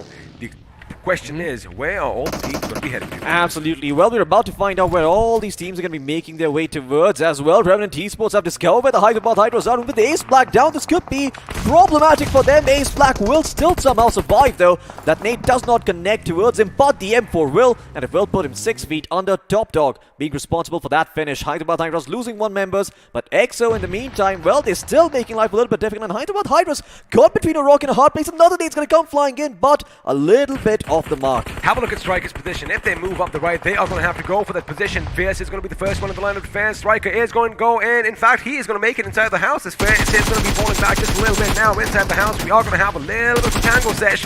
The question is, it's all the kind of dancing that you and I are used to. There you have it. Striker has been struck out, and with that, wait a second. Are you telling me that Hyderabad Hydras are going to bite the dust? Yes, they are. The head has finally been chopped off, and this time, 2 are not going to grow back, as Hyderabad Hydras have been eliminated in the 14th position with just 1 finish to their name. Hyderabad beat Hercules. Their heads killed, cauterized, and made sure that none of them can grow back up now. And well, there still might be a couple more labors that the side of, Team EXO might have to accomplish if they want to get that chicken dinner. But in the meantime, there are a lot of teams in the vicinity over here, and it seems that Godlike might get a taste of their own medicine. I saw something that I liked. I saw an M24 go off. I saw someone's head being popped clean off his shoulders. Let's see if the finish is going to come in, because for now, every single entrance to the shelter, every single bunker entrance is going to be occupied by 1 team, and now TX, well, they don't want to feel left out as well. Now, Somraj's, Picard's, I beg your pardon, position is going to come into fire elsewhere. Avi is going to take out Mavi, and well, Enigma Avi is going to make sure that he is put in the ground. Now, Team Xbox, they are a 3-man squad. However, we still have Gil, we still have Ultron, and we still have Scout OP. 1 good grenade, 1 good knock could be the little push that they're going for. Forget the grenade, forget the knock. They are going to go in full force, and well, for the time being, they have some semblance of cover, but they've got to be careful. Have a look at that. RE Sports at one end, 247 at one end, and like mole rats down below, we have Skylights Gaming. Absolutely, a lot of teams in the mist over here, but we'll see if Team Xbox continue to hold on to this position. They've got Scout in a very, very good spot, and it seems now their priority is trying to go out there maybe and occupy some different area, because they won't have the information to work with otherwise. And even if Scout does tell them where the whereabouts of the teams are, they're not really going to be able to be activated. Well, I like that. They're trying to trap the side of Skylights Gaming, and here, in fact, from the other side, Godlike will throw in a nade. Somraj going to be on his feet, crawling about, waiting for Desperate to get him back up, but it doesn't seem like that's going to happen, because Jonathan, feeling brave, feeling ballsy, he's looking to push forward over here. He's got the M4 in his hands, but in the meantime, Austin Body does land a sick headshot, managed to secure a knock, and Godlike, they have got a couple of things to do right now. On one side, there's Team Xbox. Skylights Gaming could also come out if they're not careful. Godlike need to be very, very cautious in how they approach this. Oh, I'll tell you one thing, they are going to be heading inside. Oh, Zegod almost escaping that grenade over there. Now Gil does have an angle on him. He does shoot, and well, the bullets are going to whiz past over Zegod's head. Zegod does have to patch himself up just a little bit, because now he's going to come under fire from 3 directions. Gil could be taking him out. There you have it. The grenade goes boom, and Zegod is going to come down on his bloody knees. Now the follow-up grenade is to make sure that he is going to be taken out. Or is this for Neo? Nope. It is for Zegod himself, and with that last grenade, well, that final blast, he is going to be put 6 feet under. On the other hand, does look like Godlike Jonathan was down on his knees, but the patch should be coming up sooner rather than later. But wait a second, respite is nothing for this team right now, because Enigma Gaming are joining the party as well. Gil is going to be taken down, which means now everything is going to come on to Scout OP's heads. And in the meanwhile, Austin Bartek still going ballistic with that M24. Eggy, what did you do over here? I know what he wanted. He wanted to go inside and throw the grenade inside the little tunnel. However, the enemy came up, and well, they surprised him just a bit too quick. Absolutely. Now they're going to reduce to 2-man roster. They're going to have some trouble trying to fight their way out of this one. But Ultron has been knocked down. It seems that Scout is the only one standing on the side of X-Park.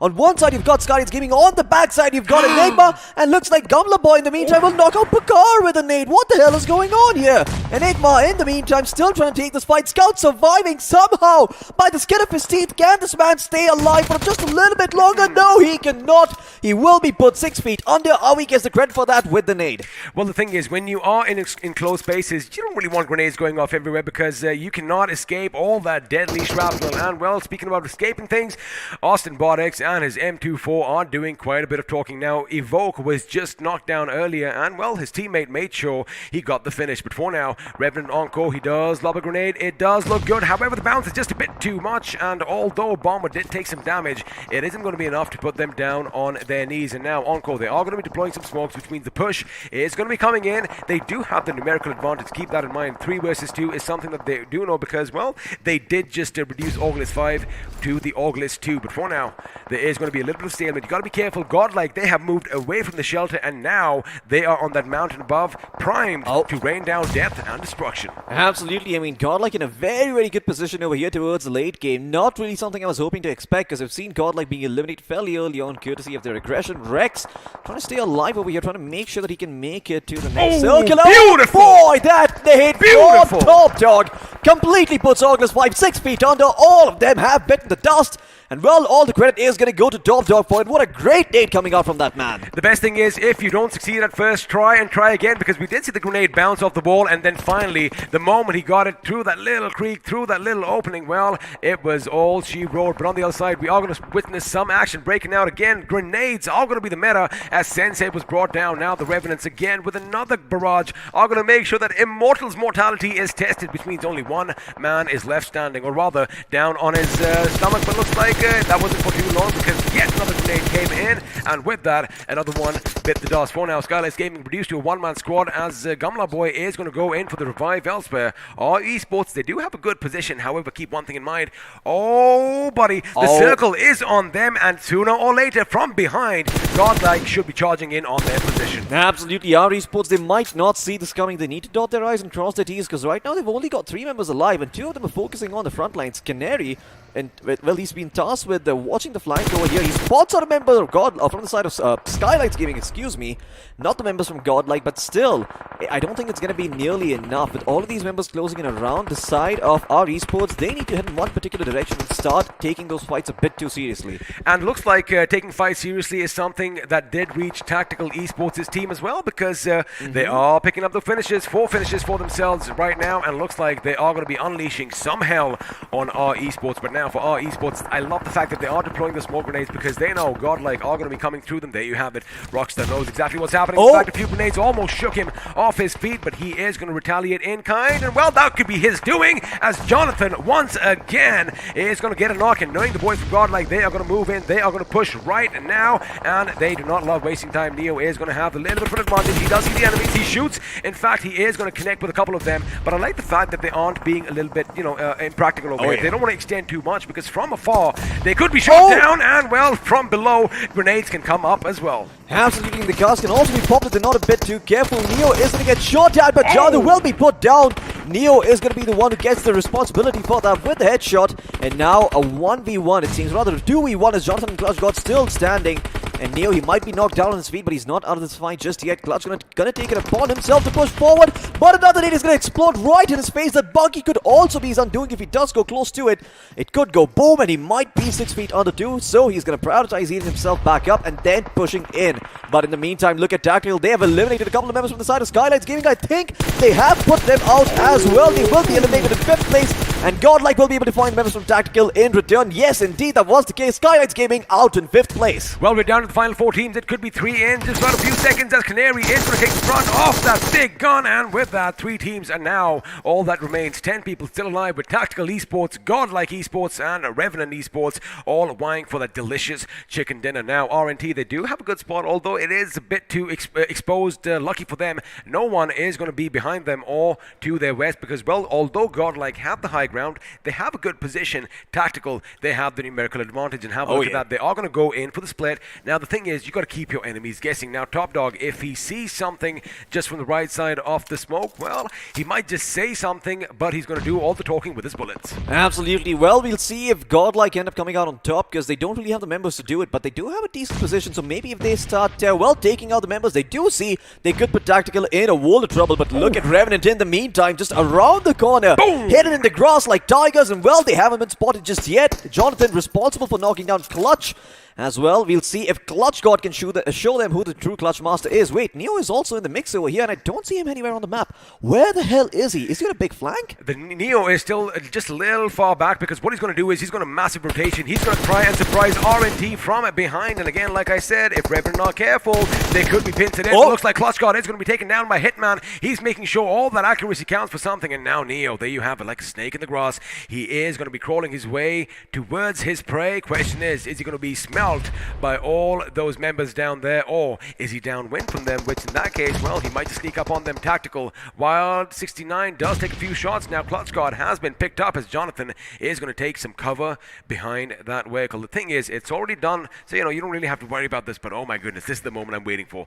Neo, he is trying to stalk his prey. In fact, he might just make a little bit of a little visual contact over here, but looks like Austin Bodex is anticipating that, and now he's going to move a little bit further to him. Have a look at how RNT are staggered. Two of the members are forward, and Austin is staying back exactly for something like this. Absolutely, but does Austin know that there's someone coming in from the flank? He doesn't need to anticipate this. Instead, he's trying to look towards the right flank. Instead, Neo might just still be activated, but he will be shot down.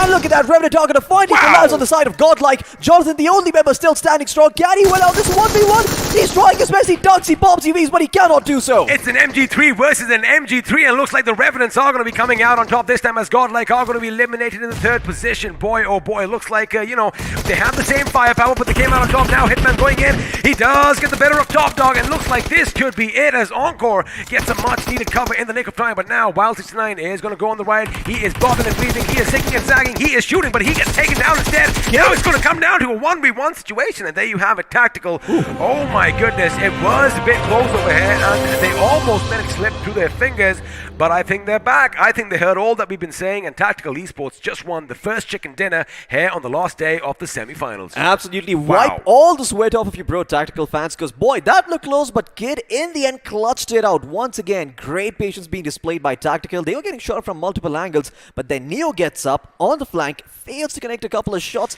misses, and that little miss just enables Revenant to just flush out the side of Godlike and send them packing in third place. Of course, we kind of have the volume turned down just a little bit. It must have been deafening for all the players in that last circle, because you had an MG3 at one end, you had an MG3 at the other, and the RPM was definitely turned up to 900, and well, all I could hear was brrrr. That is all I could hear. I'm sure you all would agree as well. But again, what a game coming in from Tactical Esports. We were kind of beating around the bush. We were kind of joking yesterday that they need to up the aggression. And when you have, I do believe, around 8 finishes, it is not going to be a bad start to the day. Absolutely. I mean, they've got themselves 8 finishes to work with over here. Once again, getting those couple of points. But this is the final day, and it's going to be a little bit hard for them to try and claw their way back up to the light. Because once again, they're going to need to do this consistently over the course of the next 3 games too. Because if they don't get top 6, they might not make it to the grand finals. Now, if we learn anything from day one, again, before that, Saki over here, making sure he holds down the fort, but the last man, Jacob Boy,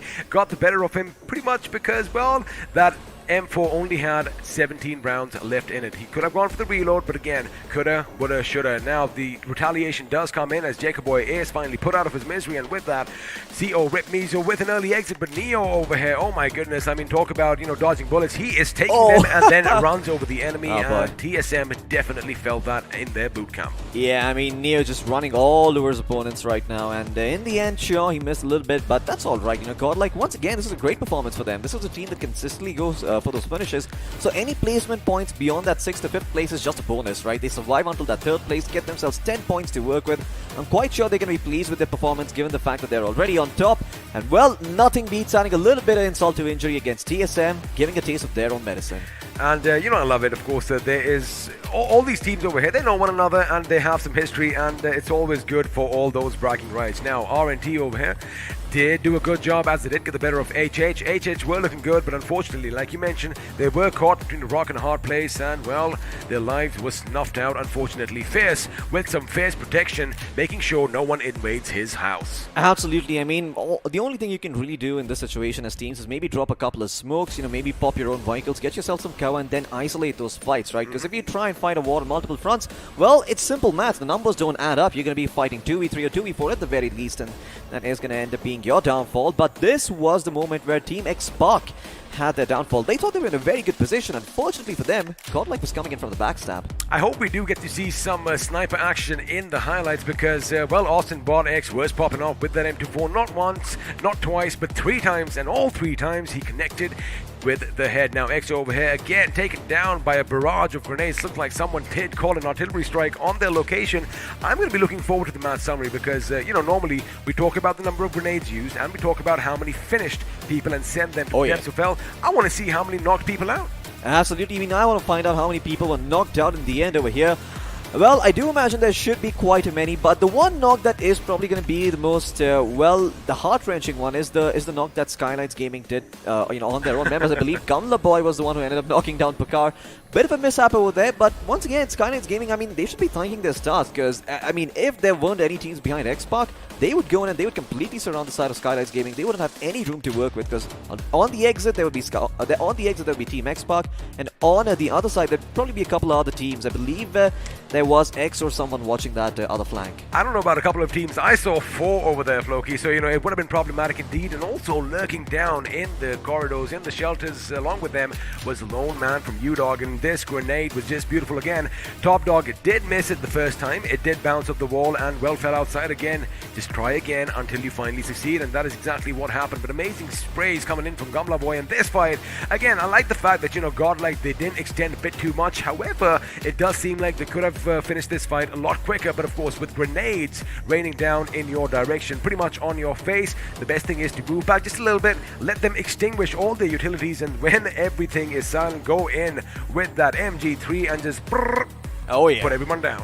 Absolutely. I mean, we saw a lot of MG3 action over here. Unfortunately, no AWM, but there's always been after that. Maybe we're going to see a couple of... Hey, man, I saw some M24 action. I'm a happy boy. Absolutely. Well, if you were there yesterday on Miramar, I believe it was the second edition, you might have seen a Winchester knock right off the bat. Could have been happy to witness that. But, yeah, Godlike as well in this position. Neo, if he just connected with the spray, this is a completely different fight. Unfortunately, just that one little miss ended up costing Godlike that second place, or maybe even the first place spot. It could have. Again, that means all the better for Reverend over there, because keep in mind he only had 27 bullets left in that little chain magazine of his, and at that rate of fire, if a single one did miss, it could have been a different story altogether. But Tactical Esports definitely getting the job done in the end, and looks like they do have a few new plays in their playbook.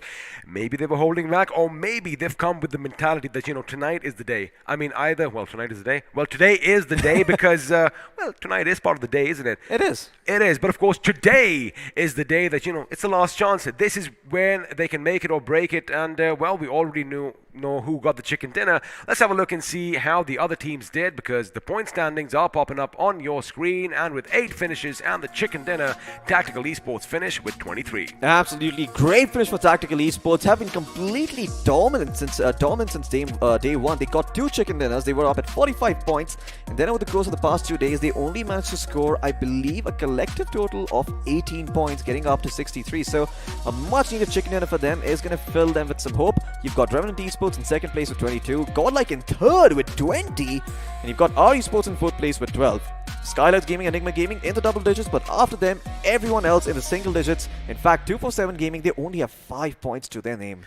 Well, 5 points, of course, 4 of which did come via position, so they are going to be a little happy about that, but of course, they need to up the aggression. They need to just amp it up just a little bit, but Soul, it is going to hurt everyone's soul right now, because they are in the 16th position without any points, although they were eliminated after Hyderabad Hydras. With that 1 point, they're going to be a bit higher up. Now, let's have a look and see who is going to be crowned the iQOO MVP, and well, drum roll please, it is going to be Jonathan from Godlike, and oh my goodness, have a look at that damage. My goodness, 1,200 damage done. That is enough to knock down at least 3 squads by yourself if you know what you're up to.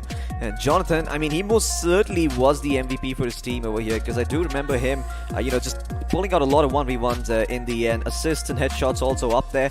But let's have a look at the top 5. Let's see who the other 4 players are in his wake. It's going to be Encore from Revenant and Top Dog as well. We got Tactical Kid and Sagi from Enigma in, the follow-up over here. Encore with 5 finishes and 695 damage done. 4 finishes for Top Dog with a similar amount of damage done at 650.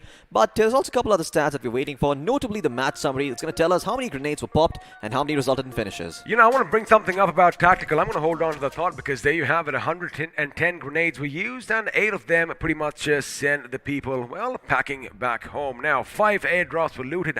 I think that's the highest I've seen in game so far. Yeah, I mean, that is the highest amount of airdrops that have been looted in the game so far. But the longest finish distance also a little bit unusual for the map of Wrangell, 305 meters, and I believe I know the person responsible for this.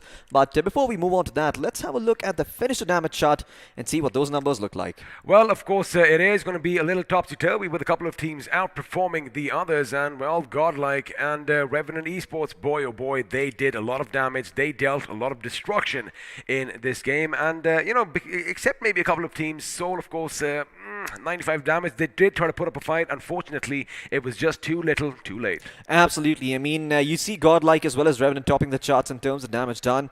You also have a couple other teams with a decent amount of damage done, notably Tactical as well as Enigma. But Enigma failed to get those, placement points to sort of justify all the finishes that they found. So, not a bad performance by them by any stretch of the imagination. In fact, the way they came in to back up their teammate, when they saw Rip Mizo just trying to getting that first finish, great stuff by them. But the cavalry could have come just a wee little bit earlier, bit quicker. Had they been there, just a few seconds earlier, I think they might have been a four-man squad by the end of that little skirmish. But again, credit where credit is due, and well, Sagi definitely made sure he laid down the law. Now let's do one thing again. We are going to be pitting two players up against one another. Who is going to come out on top? Because this time in the player face-off, on one side we have Jonathan, and well, can I get an encore? Because on the other we have encore from Revenant Esports. Absolutely. Well, Jonathan getting the lead in terms of damage done. 1,267 damage to his name. He's got 2 assists and a headshot to work with as well, and having some slightly lesser survival time. Quite considerable given the fact that he was against the side of Encore and Revenant did eliminate them. So not a big surprise there. But we also have something else for our viewers here. And we talk about players. Let's do one thing. Let's bring all their teammates around as well, because now it's going to be the squads that are going to be pitted up against one another as they do face each other. It's going to be Godlike Esports once again going up against the Revenants. Absolutely, Godlike Esports. They've got a decent amount of damage done. 2,300 points nearly, just one shy of reaching that number. But on the other side, Revenant not too shabby. 2,103 points of damage done. They have a higher number of assists compared to Godlike, although slightly lower headshots. And well, these are the number 2 and number 3 teams being pitted against each other over here from the previous game. And Revenant were responsible for taking out Godlike. Quite surprised that their stats would look this much lower than the side of Godlike. It does, but again, I expected a bit more damage coming in as a team. But then when you have one man dishing out all the damage, Jonathan with his bullets, Jonathan with his grenades. Oh my goodness, this guy can do everything. But again, Revenants, they put up an amazing fight, at the end. But it was Tactical Esports that came out with the chicken dinner. Now, the thing is, Tactical Esports, they played it smart this time. Now, they did get into a little bit of a skirmish mid-game when they were trying to make their way into the circle from the south.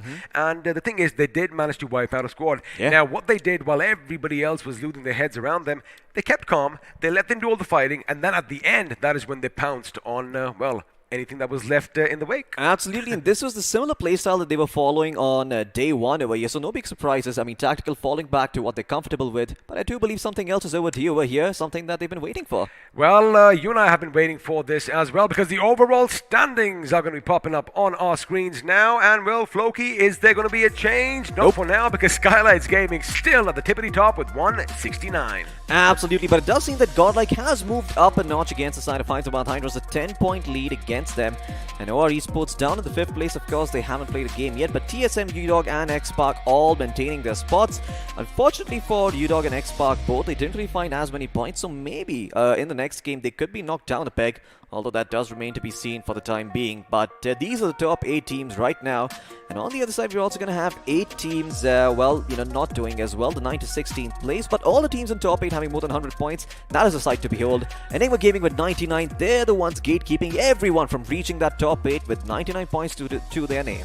And of course, they're just one shy of that big ton. But if you have a look at 16, that is what is going to be, my focus over here. 80 points for Only Glitch, 80 points for Celsius Esports. Now, Celsius are going to have the advantage because they do have that one chicken dinner. Now, just keep this number in mind. 80 for now, with 3 games to go for some and 4 to go for the others, which means, the teams on the last page, which is going to be coming up in just a few seconds. Or you know what, let's just do it right now, because all the teams from the 17th to 24th position, let's have a look. 79, 77, even up till, I would say, 67, even 57 for Seoul. Again, they need to have some amazing games, at least a couple of chicken dinners or a high fragging affair if they want to make it to the top 16. Absolutely. The best part about this all is just Tactical saying goodbye to the bottom 8, being like, you know what, we got one chicken dinner, we belong here no longer, and they move up in the world, of course, in that 9 to 16 spot. But Old Hood Esports, Seoul, Reckoning, Chicken Rushers, all of these teams, they need to start piling up those points if they want to make their way towards that top 16. Rip Mizo as well, they've already played the game, and the fact that they're still in the bottom 8 is a cause for concern. It is a cause for concern, but again, they were the first team to be eliminated on Erangel, I beg your pardon, on this day. So again, it is going to be a shaky start for them. But like me, they are late bloomers. I love saying that, and they do kind of hit hard towards the end of the day. Let's see if that is going to be the case, because that was exactly the case on day 2 and day 3 as far as CEO Rip Mizo are concerned. And in fact, talking of days, on day 1 and day 2, I do believe they had a collective of 15 points. Wow. And, it is going to be a little problematic for them. It most certainly is, but I do believe that we're going to be having a look at the next matchup as well, seeing what teams are going to be there in the group so far. So let's quickly have a... Nope, never mind. Let's do one I thing. spoke a bit too early. Again, the thing is, you gotta basically do the good I thing. need You to have pace to myself. thank our sponsors, because, well, you are not letting go of that device. I am, of course, talking about the iQOO 9 series. This is the iQOO 9 Pro. He has the iQOO 9 in matte black. But you know what? Before, we're not going to do the talking. Let's do one thing. Let's have another official statement from the sponsors of BGIS 2021.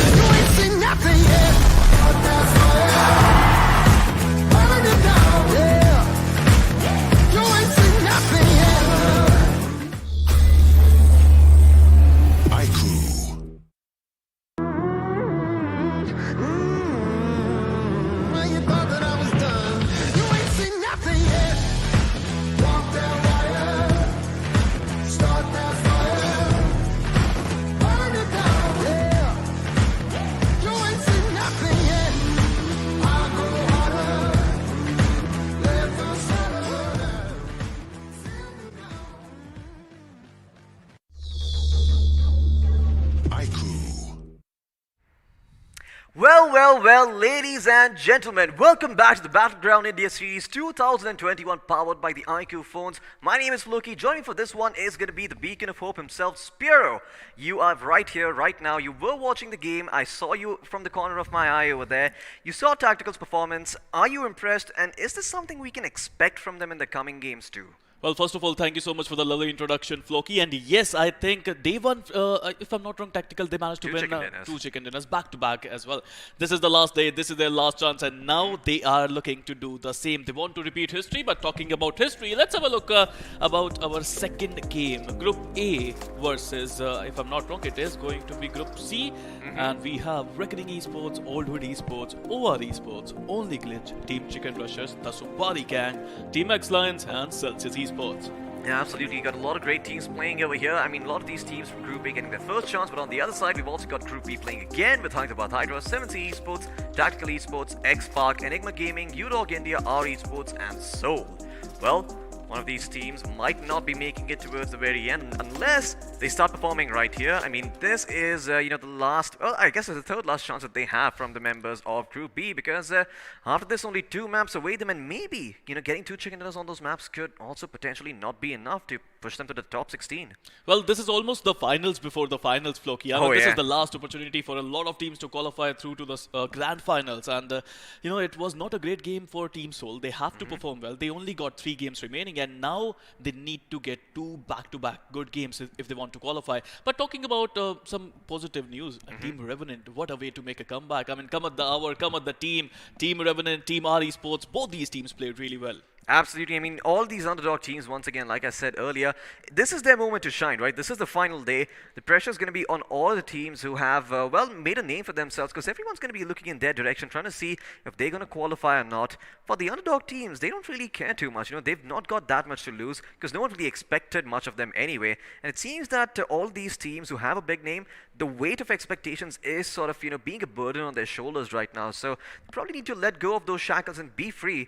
And maybe, just maybe then they can show these underdog teams who they really are and why they're so well respected all around. Well, to all the invited teams, they have everything to lose, Floki, as you said it. But to be honest, they have the experience. They can do it. I mean, it's all comes down to that experience, that Oh, yeah. confidence, that skill level, and I would love to see if they are going to play well. Team Revenant off to a great start, but talking about the Rising Stars, yes, they don't have anything to lose, but they have everything to win, Floki. Oh yeah, they've got everything to win right here, Spiro. But at the same time, you also have to remember that the next map is going to be Miramar. Now, this is a map where teams who are more experienced, teams who have played more often, like you've said before, you know, the more experienced you are as a team, the more you're going to prefer playing Miramar, because that is how much more the room for error is on that map. So as long as you've refined your playstyle, you've got nothing to worry about. But for some of these teams who are not played Miramar as often, this might be the map where things start getting a little bit shaky and topsy-turvy for them. Well, absolutely. I mean, expectations, confidence, momentum, everything comes into play today. But you know what comes into play the most? It is going to be desperation for a lot of teams. I mean, they are desperate. They're desperate to qualify. If you qualify, if you become, you know, the top 16 teams in India, that's a big thing, right, Floki? Oh yeah, absolutely. I mean, being the top 16 in India and BGMI is a big achievement over here. Some of the biggest names, but for the meantime, we're gonna stop talking about the teams. Instead, we're gonna be having a look at the map of Miramar and seeing just how beautiful that lovely desert dunes do look on a hot sunny day. As well, it is indeed a beautiful day. We're going to be zooming out and having a look at what this map has to offer. Lots of hilly terrains, lots of good places to hold. And well, if the circle doesn't go a Los Leones, we could have a very interesting match at our hands, which has been the case. You know, yesterday I don't think we saw a single circle go over Los Leones. Absolutely. I mean, we are witnessing some really good circles, to be honest, and I would love to see how those things are going to turn out today, Floki, because as we were mentioning earlier, the pressure is high, but only on the teams who are about to qualify or who are about to get eliminated. Oh yeah. The top teams on the table, they have no pressure whatsoever. They just want to come, they just want to enjoy, maybe they just want to ban each other. Absolutely. I mean, maybe they just want to ban each other. I see what you did there. I know who you're talking about, you know. But the question does remain, if you're a top team right now, do you try and maybe start experimenting for the upcoming grand finals, because you know your spot is secure, right?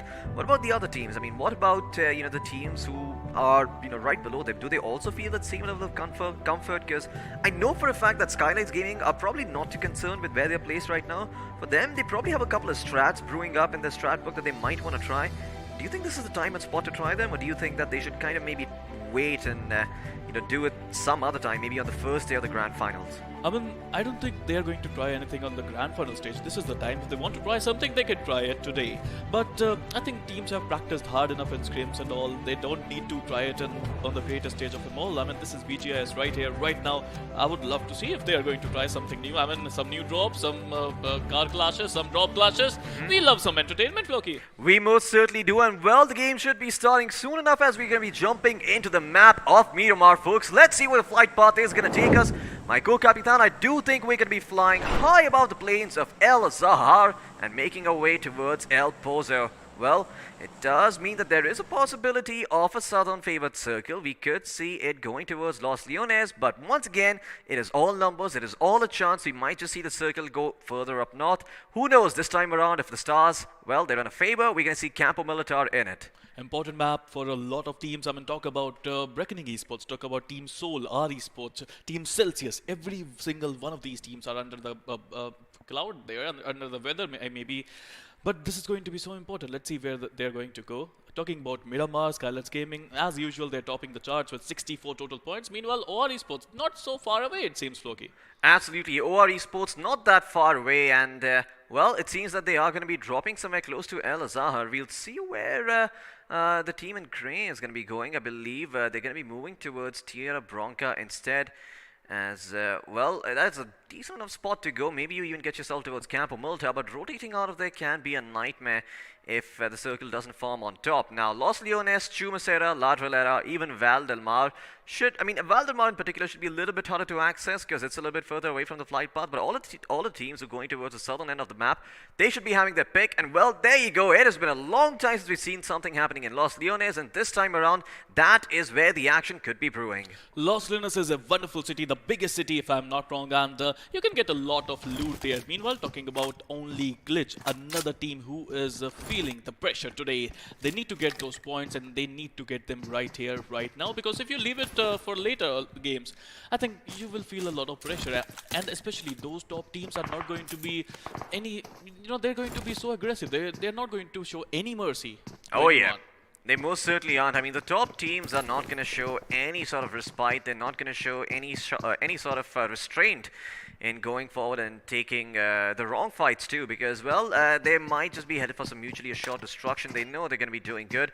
Might as well then try, to go forward and see what sort of mechanical mistakes you make when you get put in a bad position, and try and work your luck, because you never know when that little practice might come in handy. In the meantime, only Glitch gonna be very, very happy just snagging up all the loot near Cruz del Val, and well, once they're done, they can make their way towards Los Leones. But in the meantime, we're gonna turn our attention towards the house of the patron. We are in Hacienda del Patron, and it seems that Enigma Gaming have no one in sight to contest them. It's a great place. Look at the loot already. Eggy got level 3 helmet, level 3 vest, level 3 bag, 5 bandages, 2 first aid, 1 painkiller. He's already filled with loot, and I would love to see if he can use that mini to perfection. Talking about total points, they managed to get 99 total points. Pretty secure. They must be feeling right now, Floki, but I think if you can get 120 points first, then you can do whatever you want to do. I don't think after getting 120 points you are going to get eliminated. Plus, it's a nice feeling to cross the 100 mark. Absolutely. I mean, once you just cross that 100 point mark, you can just sort of, take a chill pill. But 120 is, the most safest cutoff, right? 120, you're guaranteed you're not going to be taken out over here.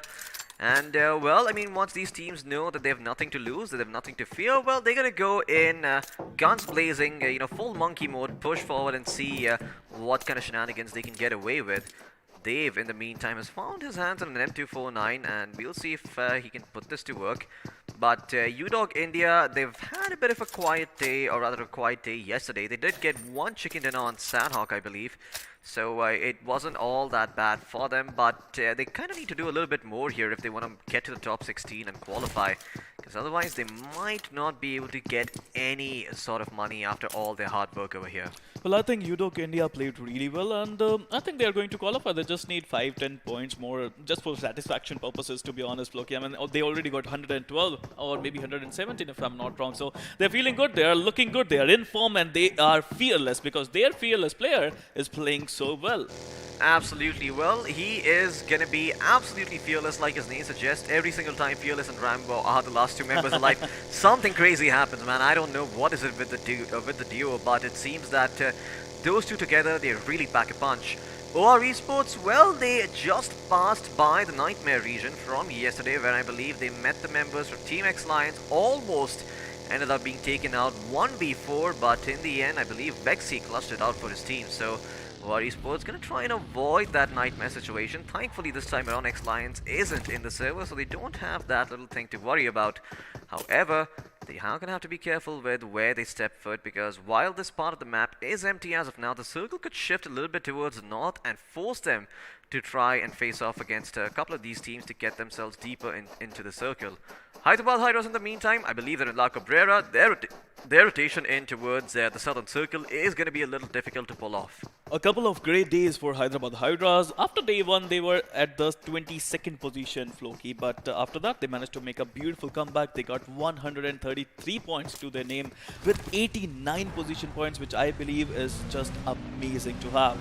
I think Hyderabad Hydras, they are feeling it. They are in good form. They can play a little aggressively today. We'll see how they're going to cope up with the amount of teams that we have in this lobby. Absolutely. Lots of wonderful teams over here in the lobby trying to make a name for themselves. I'm even talking about Seoul. X-Lines are also in the lobby. Never mind, I was wrong about that. So, yeah, OR might have something to fear after all, but yeah, I do have to say that at the end of the day, it doesn't matter which teams you're facing in a lobby, because if you want to be the best, you've got to learn how to beat the best. And if you're intimidated by all the teams in the lobby, then, well, maybe the stage isn't the one for you. Well, we'll see if Tactical Esports can repeat the performance in Game 1, because they are going to sort of need something like that to make sure they're able to maintain their spot in the top 16 and see their way through the grand finals. And once again, a lot of these teams who made it from the qualifiers really started to make a name for themselves. Oh boy, that pickup truck. I mean, the good thing is it's got good suspension, so you can, control it rather well. You don't have too much to worry about. But once again, we have seen a couple of cars being flipped over, and I do remember that buggy trying to flip that sports car back up on top and, get it on its 4 tires. So, You'll see if these players have any vehicular accidents in the meantime. But Tactical Esports, a relatively timid performance by them so far. Lots of position points, not that many finishes, only 8,200 damage done, but still have 3 chicken dinners to their name. Well, day one of quarterfinals, they managed to get back-to-back 2 chicken dinners. After that, it seems like Floki, they managed to have that shroud of invisibility because they were invisible. But right now, they managed to make a comeback. It's day 4. It's desperation times. They managed to win the first chicken dinner. The second match is here. Would they be able to get decent points? Now, that is going to be the most important question for Tactical Esports. Meanwhile, if you have a look at the zone, Team Soul already rotated through to a decent spot. That's their drop location as well, and they are going to get a decent loot. They need this match to be good. Yeah, they most certainly need this match to end up working out in their favor, because if they don't get that top 4 or top 3 spot and they don't do it consistently, they are out and eliminated. And for Seoul to not make it to the grand finals could be a sort of a big blow for the team. So yeah, they're going to try and make sure that they play this one out properly. And, well, just go into this with confidence, because it does seem that everything that Seoul has been trying, it hasn't been working out. So at this point, the only thing that can save them is that good old false courage. Just even if you're not feeling confident, just pretend you're confident, and maybe naturally the confidence will follow through when the time is right. The best thing they got, are the prayers of all the fans, the wishes, the positivity of all the fans. And I would love to see, they always tend to make a comeback, and this comeback story would be like a fairy tale for Team Soul if they make it. But talking about Team X Park, what a day yesterday. What a beautiful day. What a Miramar to have. Team X Park, they managed to get a lot of points from the bottom table, bottom slide. They managed to get into top 8, which was great for Team X Park. Absolutely. Well, we'll see if they can put up a repeat performance of that this time around, or if they're gonna just crash and burn. That spark will not really fully ignite, as they've got themselves a decent spot to hold. They're very happy with the position they have over here, right at the smack dab center of the circle, and it is gonna be shifting in just about a bit. Let's see where it's gonna go. It's gonna go further into the center, as well, all the water is out of the picture right now. Lost Leon is still inside, but Picardo and Graveyard also in the mix over here, and no teams occupying that position. So all the teams coming in from north, I'm talking Old Hood, I'm talking our esports, they could potentially eye up that spot for themselves. Of course, they don't know that there's no one there, but yeah, they should be able to get themselves a home inside the circle. Well, I can see some water there. 7C is there in the center. Jokes apart, but yes, they have a beautiful position, Floki. They got the loot, they got the drop as well. Level 3 helmet, level 3 vest. I wonder if he picked that AUG, which is a wonderful weapon, but I don't think that he picked it.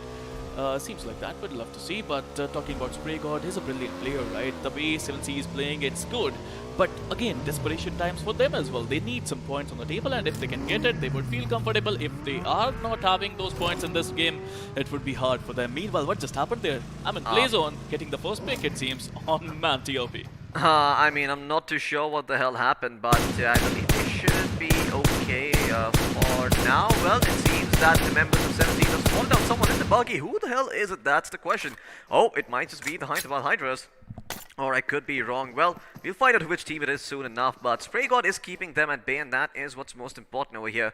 That pickup truck from this distance can't really be popped with the M4, but maybe if he had a DMR or even a sniper, it could be a different story. Reckoning Esports find a member of Celsius, happy with that information, will be backing off and making their way towards safety. Now, Reckoning Esports, the first day was great for them, second day was average for them, third day was not good for them, and fourth day, it has to be good for them if they want to qualify. Reckoning, talking about the players, they got Spray, Abrar, Skulls, and Maxi-OP. They had their highs, they had their lows, but we know these players, they are quality players, and they would love to qualify today.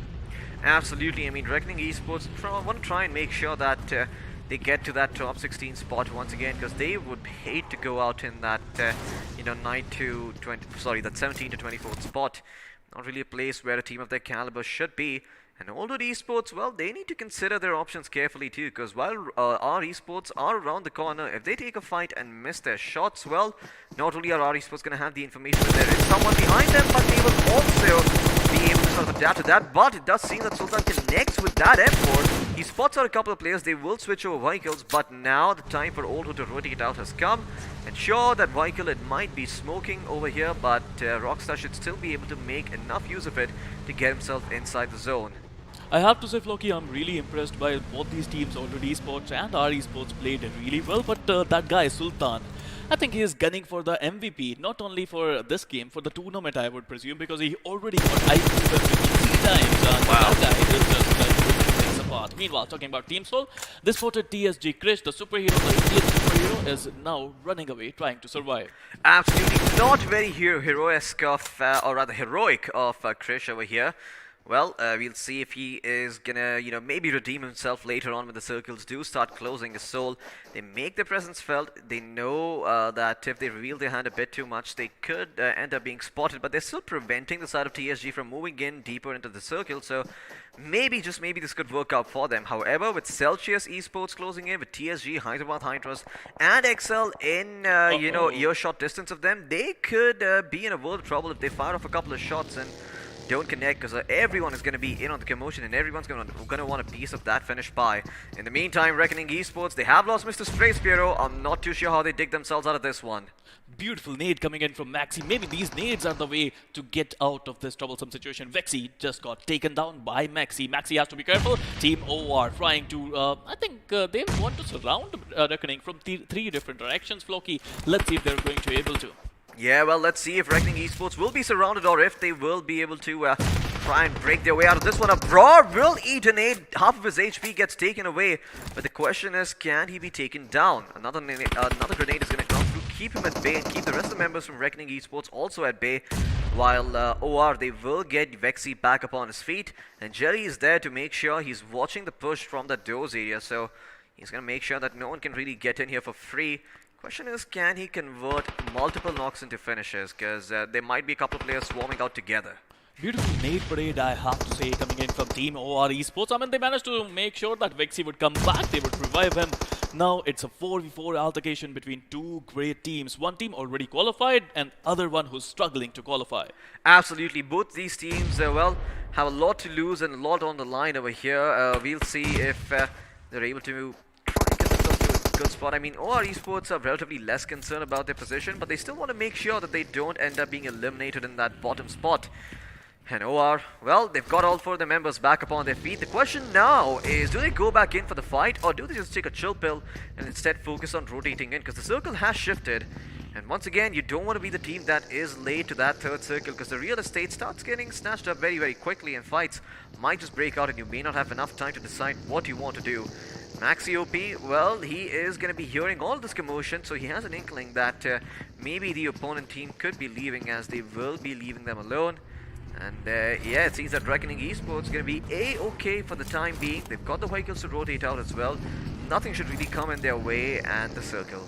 Well, I have to say, OR Esports, they made a right decision there. They already got the points. They could have just gone and attacked Reckoning Esports, but they are sticking to their normal strategy, basic stuff. Favor the zone, and that is important for them. But talking about UDOG India, what a team they are turning out to be. Rambo, Dark, Fearless, and Dave, all 4 becoming the superstars they always dreamed of. Absolutely. I mean, they are trying to become the superstars that they once hoped that they could be. But the question is, can they actually perform in this match? Because that is the only time we'll find out what they're really made of and if they're superstars. But in the meantime, Chicken Rushers, they are also looking to get themselves a chicken dinner. Can they actually find it though? Because they are still in that bottom 8 spot, and if they want to make it a top 16, well, they're going to need multiple chicken dinners and multiple great performances to push them up. Speaking of the circle, it has shifted further down south towards Los Leones, and right in the center you've got TSG as well as the members from Enigma holding those compounds. Well, pretty much expected circle coming in the favor of a lot of teams who expected that. Team Enigma in the center, TSG there as well. We see Team Hyderabad Hydras coming in from the southern region of the zone, and they have a decent compound, or maybe I would say decent ridge in the zone. Meanwhile, talking about Chicken Rushers, if I'm not wrong, they managed to get 1 chicken dinner in this competition. They would love to get some more, because if they can get 3 back-to-back good games, then they can qualify. Meanwhile, talking about 7C, now they're rushing in. Maxi managed to get knocked by falling from the vehicle, it seems, Floki. Okay, yeah, I mean, a little bit of rash driving over there, but Skrillex, or rather Skrills, is going to be knocked down by the grenade. Not the singer, folks, not the singer. The player Skrills is going to be knocked down by that nade, but 7Cs, well, they're going to have to step very, very carefully over here, because they are on land right now, and it does seem that a couple of members from the side of X Alliance have them in their sights. Sarang going to pop a smoke, going to get his teammate back up on his feet, but once again, If they're not careful, 7Cs, they might get taken out over here. And well, it does seem that Reckoning Esports, they see a weakness and they strike right at the heart of it. Prince also knocked down, and Sarang is just on nurse duty over here, picking everyone who's fallen back up. In the meantime, Celsius Esports, well, it looks like the first pick of the game is finally going to be drawn. Wixky will get the credit for that, as I believe it was a member from the side of Tactical Esports who got taken out, although I could be wrong. In the meantime, Viper will get a knock on Hero with the Mini 14. But we're going to continue to turn our attention towards Reckoning Esports, who do seem to be in a bit of a stalemate at this point. 7Cs Esports, they're not really going to try and take up a fight against Reckoning just yet. In fact, Reckoning going to try and rotate out instead. But we'll see if 7Cs are going to shoot them in the back, as I do want to find out what is happening on the other side. I don't believe there's going to be a fight happening over here. So if we could turn our attention towards the side of maybe only Glitch and Tactical, well, that would be great. But it does seem that Reckoning Esports are going to continue to hold on to this area for the time being. The pickup truck has blown up, so Skrills has been provided with some cover. And it seems that there's going to be nothing standing between his way and certain victory. As long as 7Cs Esports stay down there, they're not going to be able to move out, because our Reckoning Esports, they've got that high ground to work with. It's the pressure speaking, Floki, it seems. I mean, both these teams, they are desperate to get some points on the table, and that's why they're not willing to fight it out just yet. Talking about Team Soul, they just spotted 7C and Viru trading some shots with 7C, and they're rushing in. But the Stammer Team Soul, they decided it's time to rush in. Team Soul on the back foot. Yuva just got knocked. Rox would love to deploy a smoke and try to revive Yuva, but it's not going to happen for Team Soul. Absolutely, Team Soul, well, it doesn't look like they are going to be able to go in over here. The nades come pouring in from the side of 7Cs, but can they actually connect? No, Rox will stay alive. In fact, Soul, they come in from the wrong side. Viru is also going to be knocked down over here. What the hell is up with these rotations from Soul? I don't quite know. Rox is going to be biting the dust. Viper still inside the cover of that smoke. And I believe soon enough, Viper is going to be eliminated soon after. Rox will also bite the dust. Oh my god, he is taking some damage over here. Still trying to fight his way out, but 7Cs Esports, they've got the numbers, they've got the men. And it seems that Rox is not going to be long for this wall. They will also spam the smoke and clean up Viper. Soul being knocked out in 16th place. Once again, the first team to be wiped out of the board. Clearly, I don't understand what they were trying to do. I mean, there was no smoke in their way. They should have rotated from a different angle. They knew someone was there. It was an open field. It was an invite party for Team 7C, and they just ate the dinner. Meanwhile, talking about Reckoning Esports, they wanted to do the third party, but I mean, none of 7C players are knocked down, so they are just staying quiet at this point of time. Absolutely. Reckoning Esports as well as X-Lions both just staying put, because 7Cs don't really have a place to go. They're going to have to pop a couple of smokes if they want to try and make their way out. And it does seem that there is an Orm in play over here. Sniper doing justice to his name. Will knock down Canary, but the question is, can he actually finish him?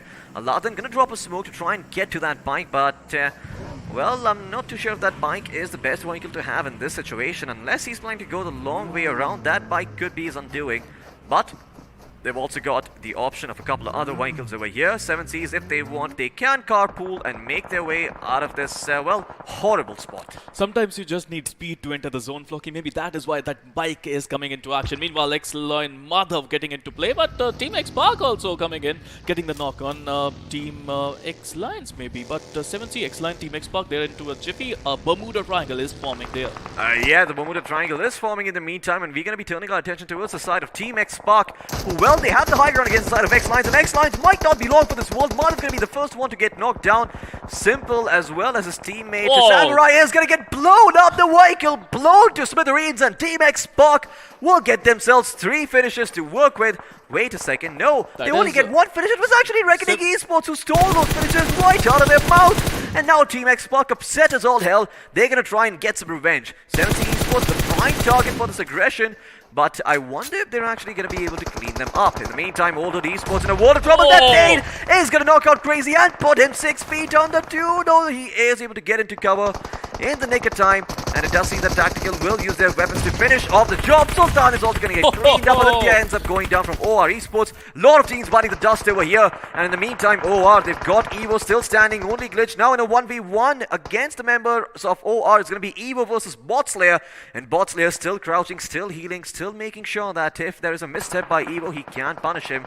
But Evo instead is going to focus on getting his teammate back up on his feet. And now with 2 members in the fight, it's going to be a lot easier for OR to finish. What they started. Well, I think he had two options there. He could have rushed in, but he decided to go away. He decided to wait for it. The patience is going to pay off or not. That is going to be the big question for only Glitch. Meanwhile, talking about the zone, Floki, I think RE Sports Rockstar is the last one standing for them, and he's outside the zone.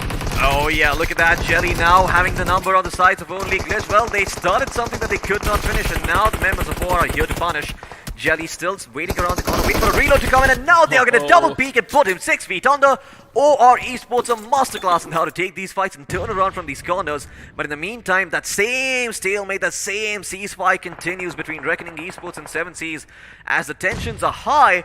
But it doesn't seem that any team is willing to pull the trigger just yet. Well, now both these teams just got warmed up and they want to enter the zone, so I would love to see how they are going to do that. Meanwhile, talking about the zone, Team X Park is going to be the team, the only team who is in the zone entirely. Meanwhile, talking about Reckoning Esports, they are desperate, they want to enter the zone, but it's not going to be that easy, Floki. I mean, they have a lot of teams to face off. TSG is just in front of them, 7C on the left.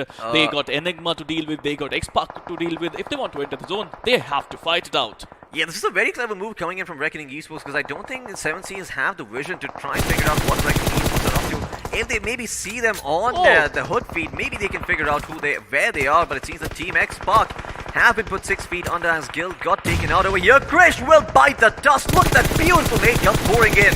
And now Enigma turning their attention towards the members of Chicken Rush. They're going in alone on the Bucky Sniper. He was so beautiful with the arm, but the arm is going to be out of the picture as Judboy, the only member standing now from Chicken Rush, is carrying their hopes and dreams over here. But U-Dog is coming in. They smell blood in the water. They smell chicken in the air. And boy, do they want some for themselves. As elsewhere on the map, Reckoning Esports going to be throwing up fists against the side of TSG. But can TSG hold strong? Yes, they can. D-Sync is actually going to pull off the 1v2 over here. The finish is going to be confirmed as well. As Skrill's going to try his best to get some revenge. He will get one. But how many more can he actually find? In the meantime, U-Dog going up against the side of Tactical. I believe 3 members from U-Dog are still standing strong, and they should be able to put out the fire that is lit on the side of the members of Chicken Rushers, as well as the members from Tactical Esports that may be prepped up. Could be big, but I wonder if that's going to happen. I'm not too sure. Well, a couple of nades were being prepped there, but no nade found that way. Meanwhile, Last Man Standing coming in. Tactical is doing good. They are looking good. Hitman with a 1v3 against U-Dog India. That was immaculate coming in from Team Tactical. The Last Man Standing, the last hope for Team Tactical now is in a 1v1 situation against Chicken Rushers, Jackboy. Absolutely. Well, he is in a 1v1 on the other side, though. Chicken Rushers, they do have another member keeping their dream alive. So even if they end up losing Jutboy, they can maybe get some placement points. But once again, that is a long-distant fantasy. And in the meantime, Reckoning Esports, they will find a knock on the members of 7 Seas. In fact, 7 Seas are out. They have been eliminated over here. And Tactical Esports and OR, they've got 1 member each. The only teams who still got 4 members alive are the members of Enigma. X-Park, with 3 players still standing, can do a fair amount of work, but Ultron and Scout need to get into a better position to do so. Look at Scout, he's got that desert ghillie suit. Can he actually make work with it?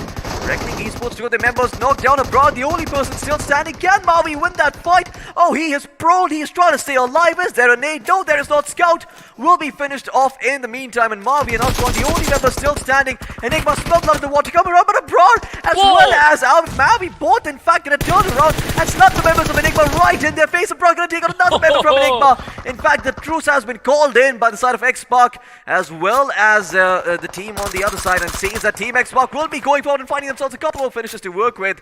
And well, teamwork makes the dream work. When your members are gone, you take the help of the enemy team instead. What a match this is turning out to be. Movi, with the help of Abrar there, they managed to take out 3 players of Team Enigma. And what a beautiful scenario coming in from Team X-Park. They managed to get 4 finishes there. Movi with 4, and total Team X-Park, they managed to get 6 finishes. Now, it's the time to find who will win the chicken. You know why? Because we have like 5 teams remaining, and all 5 of their teams have only 1 player remaining for them.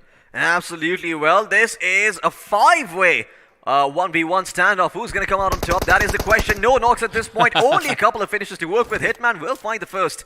He's got a couple of smokes to work with, but the blue zone closing in from the distance, it's going to make it a little bit troublesome for him to try and move out, because he doesn't really have a lot of cover to work with. I think he might be done for. Might just be going for those heal battles, and Hitman at this point is just prioritizing staying alive.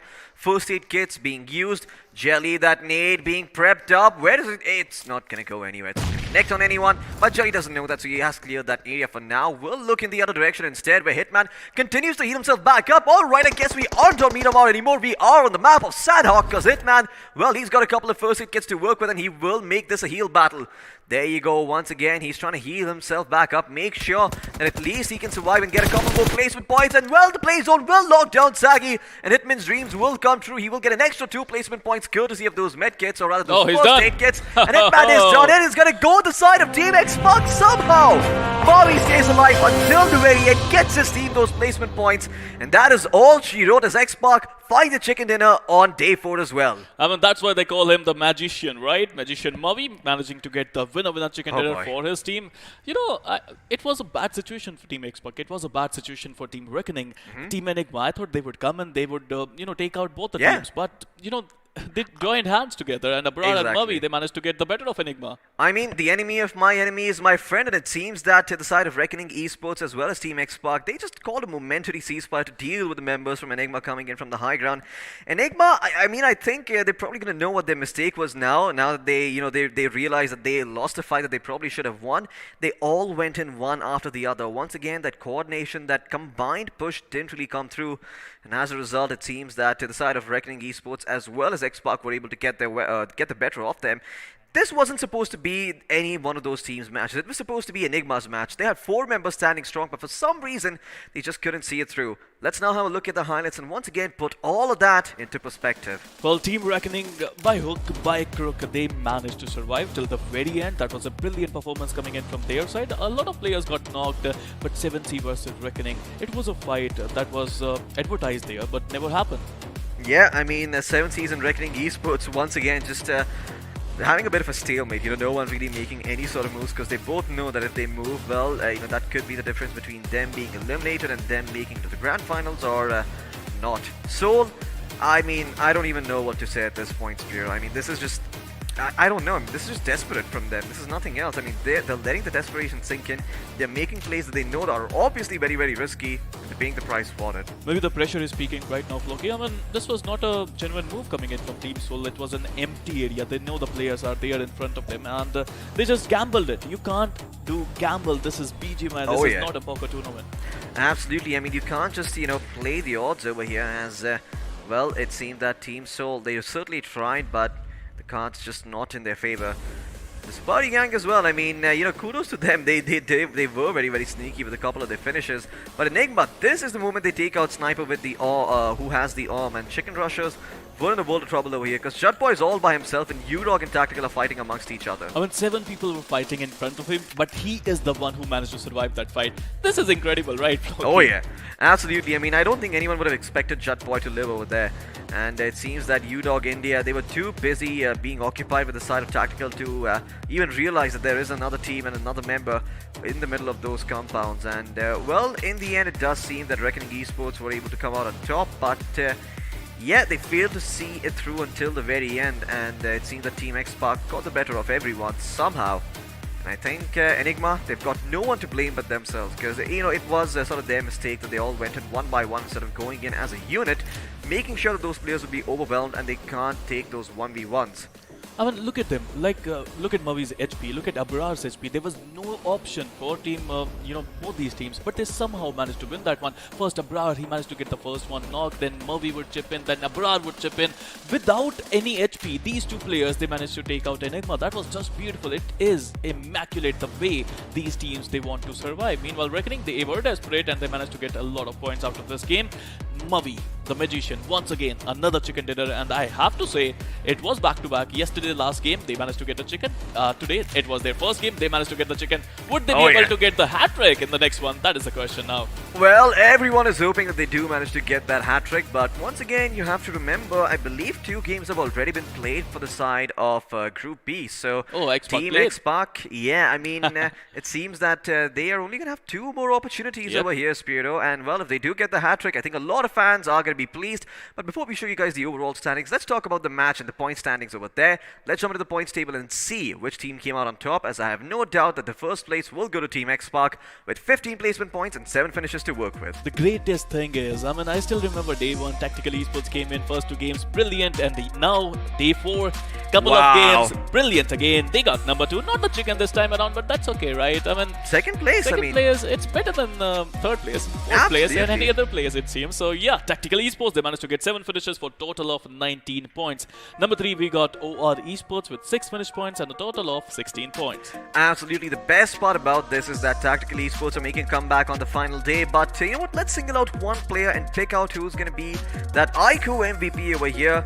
I think I know who it's going to be. Well, oh, never mind. It is actually going to be Maxi OP from the side of Reckoning Esports. Well, took me a second to get that right, as I was surely expecting Hitman to be there, but I guess it wasn't him. But we also got the top 5 players coming up. Let's see the other 4 following in his wake. I mean, look at the healing of Maxi there. I mean, it was just brilliant, 326 healing for him. But Team Xpark, Mavi is there. Look at the damage Mavi has dealt in this one. 1000 plus, 1066 to be exact for 5 finishes. Number 3, we got OR Jelly, the IGL of Orange Rock. We got a couple of IGLs there, it seems, for Floki. Oh yeah, lots of IGLs over here on the top 5 player squads, as we've got Dark and Sagi in there as well. But let's have a look at the match summary for now, see how many grenades were popped and how many resulted in finishes. Out of 93, only 2 resulted in finishes, but look at the healing done. I think I know the man responsible for it. It is Hitman from Tactical. Well, it was a combined effort, but yes, Hitman managed to chip in at the last second with 8 first aids. He had 8 first aids and he was doing the heal battle there. Meanwhile, total healing is more than 13,000. To be exact, it is 30,299. 59 players got knocked, 57 were finished, 4 airdrops were looted, and 35 players got rescued. Yeah, lots of airdrops being looted, it seems, this time around. A lot of teams going in for those slightly riskier plays, as on Erangel we saw 5, on Miramar we see 4. Now we're going to have a look at the finish to damage chart and see what those numbers look like. Spiro, well, it seems that a lot of these teams are dead even. Well, it was a great competition. I mean, look at the number of finishes there. How many teams got 7? Yeah. I see 5 teams who got 7 finishes each. That is just amazing, right? I mean, Udog India, Team Enigma, Team Xpark, Tactical Esports, and Team Reckoning managing to get 7 finishes each. 7 is a good number. Most certainly is. It is lucky number 7 for a reason, and a lot of these teams getting themselves 7 finishes to work with. Of course, some of them are going to be feeling the impact a bit more, like Tactical Esports, because they survived until the very end. Other teams, perhaps not so much. And, you know, credit where credit is due. It seems that Tactical, I don't know what's up with them, but today they are really putting up a great performance. 1 chicken dinner, and on top of that, they get 2nd place in the next game. I believe if they keep this up, they just have another game where they're just maintaining their spot. They'll qualify to the top 16. They're going to be making it to the grand finals. But we do have another interesting stat coming up, Spiro. I want you to take the lead on this. Well, let's pit 2 players against each other. Let's have a look at player face-off, and we are having Team Xpark's Mavi against the OR Esports Jelly, both the IGLs. I mean, they're wrecking havoc from their sides. I mean, it's all about that, right, Floki, that the leader comes in front of you and he manages to get all the things for your team. Mavi, meanwhile, getting 5 finishes. Jelly also got 5, but the damage is the difference. Absolutely. Mavi had the highest number of damage done with 1,066. Not 130. That is a very, very low number. But let's have a look at the squad face-off. Pit an entire squad against each other. See who comes out on top over there. Yeah, I am talking about Xpark going up against Enigma Gaming. And, well, a couple of stats do look similar, Spiro. Well, it do look similar, but look at the difference there. The only big difference that I can see is their positioning. Team Enigma, who should have gotten the chicken dinner, got only few points. I mean, how many they got? 8 points. They got only 8 points. But look at Team Xpark. They managed to get the chicken dinner, solo man survival. I mean, we've been saying it from day one, Floki. Now, 1 player can get a lot of points. Absolutely. I mean, it seems that Team Enigma, everything was laid out for them on a platter. All they really had to do was make sure that they cut down on their mistakes. They don't do anything, and that's all they had to do.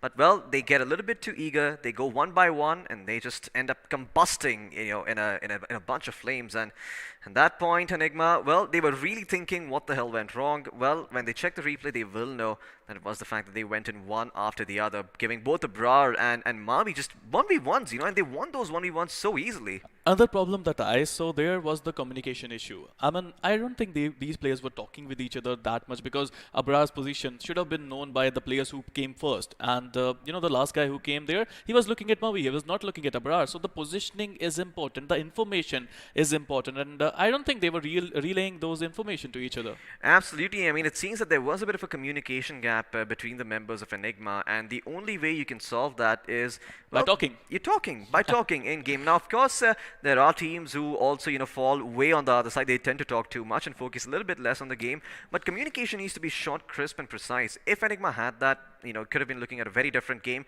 They missed out on a margin of 7 points. So they lost 7 points purely because they went in and they got eliminated in that 4th spot. But right now, it's time to show the best slide of the day. It's time to show overall standings. Number 1, we still have Scarlets Gaming, who played 13 games, and they have 2 chicken dinner for a total of 169 points. Above and high, they are feeling good there. Number 2, we still got Team Mixo with 13 games. They got 147 points. Number 3, we have OR, who's making a jump there to number 3, dethroning Godlike and Hyderabad Hydras to go a little higher. Absolutely. Well, we've also got Team X Spark in 6th place, jumping up a spot, getting themselves 123 points to work with. Although UDOG, India and TSM not too far behind with 122 points each. And in fact, OR Esports, the only reason they're above Godlike despite having the same points, once again, is because they have more position points, or rather more chicken dinners compared to the members of Godlike Esports. And well, if the chicken dinners were even same, their positioning points would come through. Now, let's have a look at the other side. The 9-16 spot, a place where teams don't really want to be, but if they keep performing at the stage or at the level that they're performing at now, they're going to be able to make it to the grand finals, and that is what really matters. I mean, apart from Enigma, I don't think any team is safe at this point of time. As we told earlier, I think 120 would be a decent cutoff point for top 16, so they would love to get there. Meanwhile, Tactical Esports, what a jump from them, from the last page to top 10. It's almost like a fairy tale, right, for Tactical Esports? Oh yeah, absolutely. But once again, I wouldn't say they're out of murky waters, because look at that, they've got 104 points. But you know what, let's look at the teams in the bottom 8 instead for now, and see who is over there. It is 7C Esports in 17th place with 80 points to work with, but closely behind them are Rip Mizo with 79 points to work with, and Reckoning Esports right behind with 78 to their name. Now the big thing is 7C Esports and Team Soul, they only got 2 games remaining. Whatever they have to do in those 2 games, and it's going to be so difficult, Floki. I mean, the pressure is rising. It's the biggest tournament of their life, and they need to perform. The pressure, the expectations, and both these teams are invited teams, so I don't know. Oh yeah, absolutely. I mean, if they don't start performing right now, then, well, there are going to be a lot of eyebrows raised, a lot of fans going to be disappointed, but the story is going to unfold.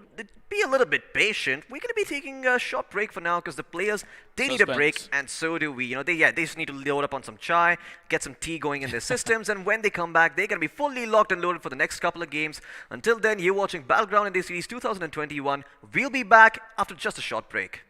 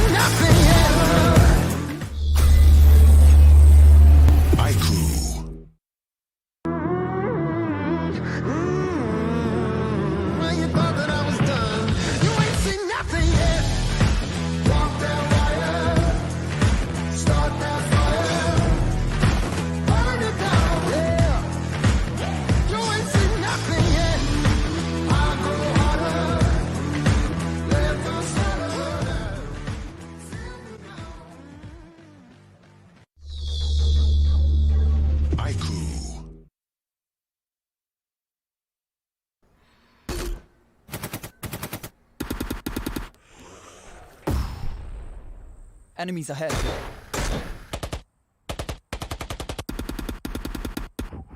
No more non-stop gaming. Introducing Battlegrounds Mobile India with OTP control, 3-hour limit, and other gaming tricks. Battlegrounds Mobile India. Game responsibly.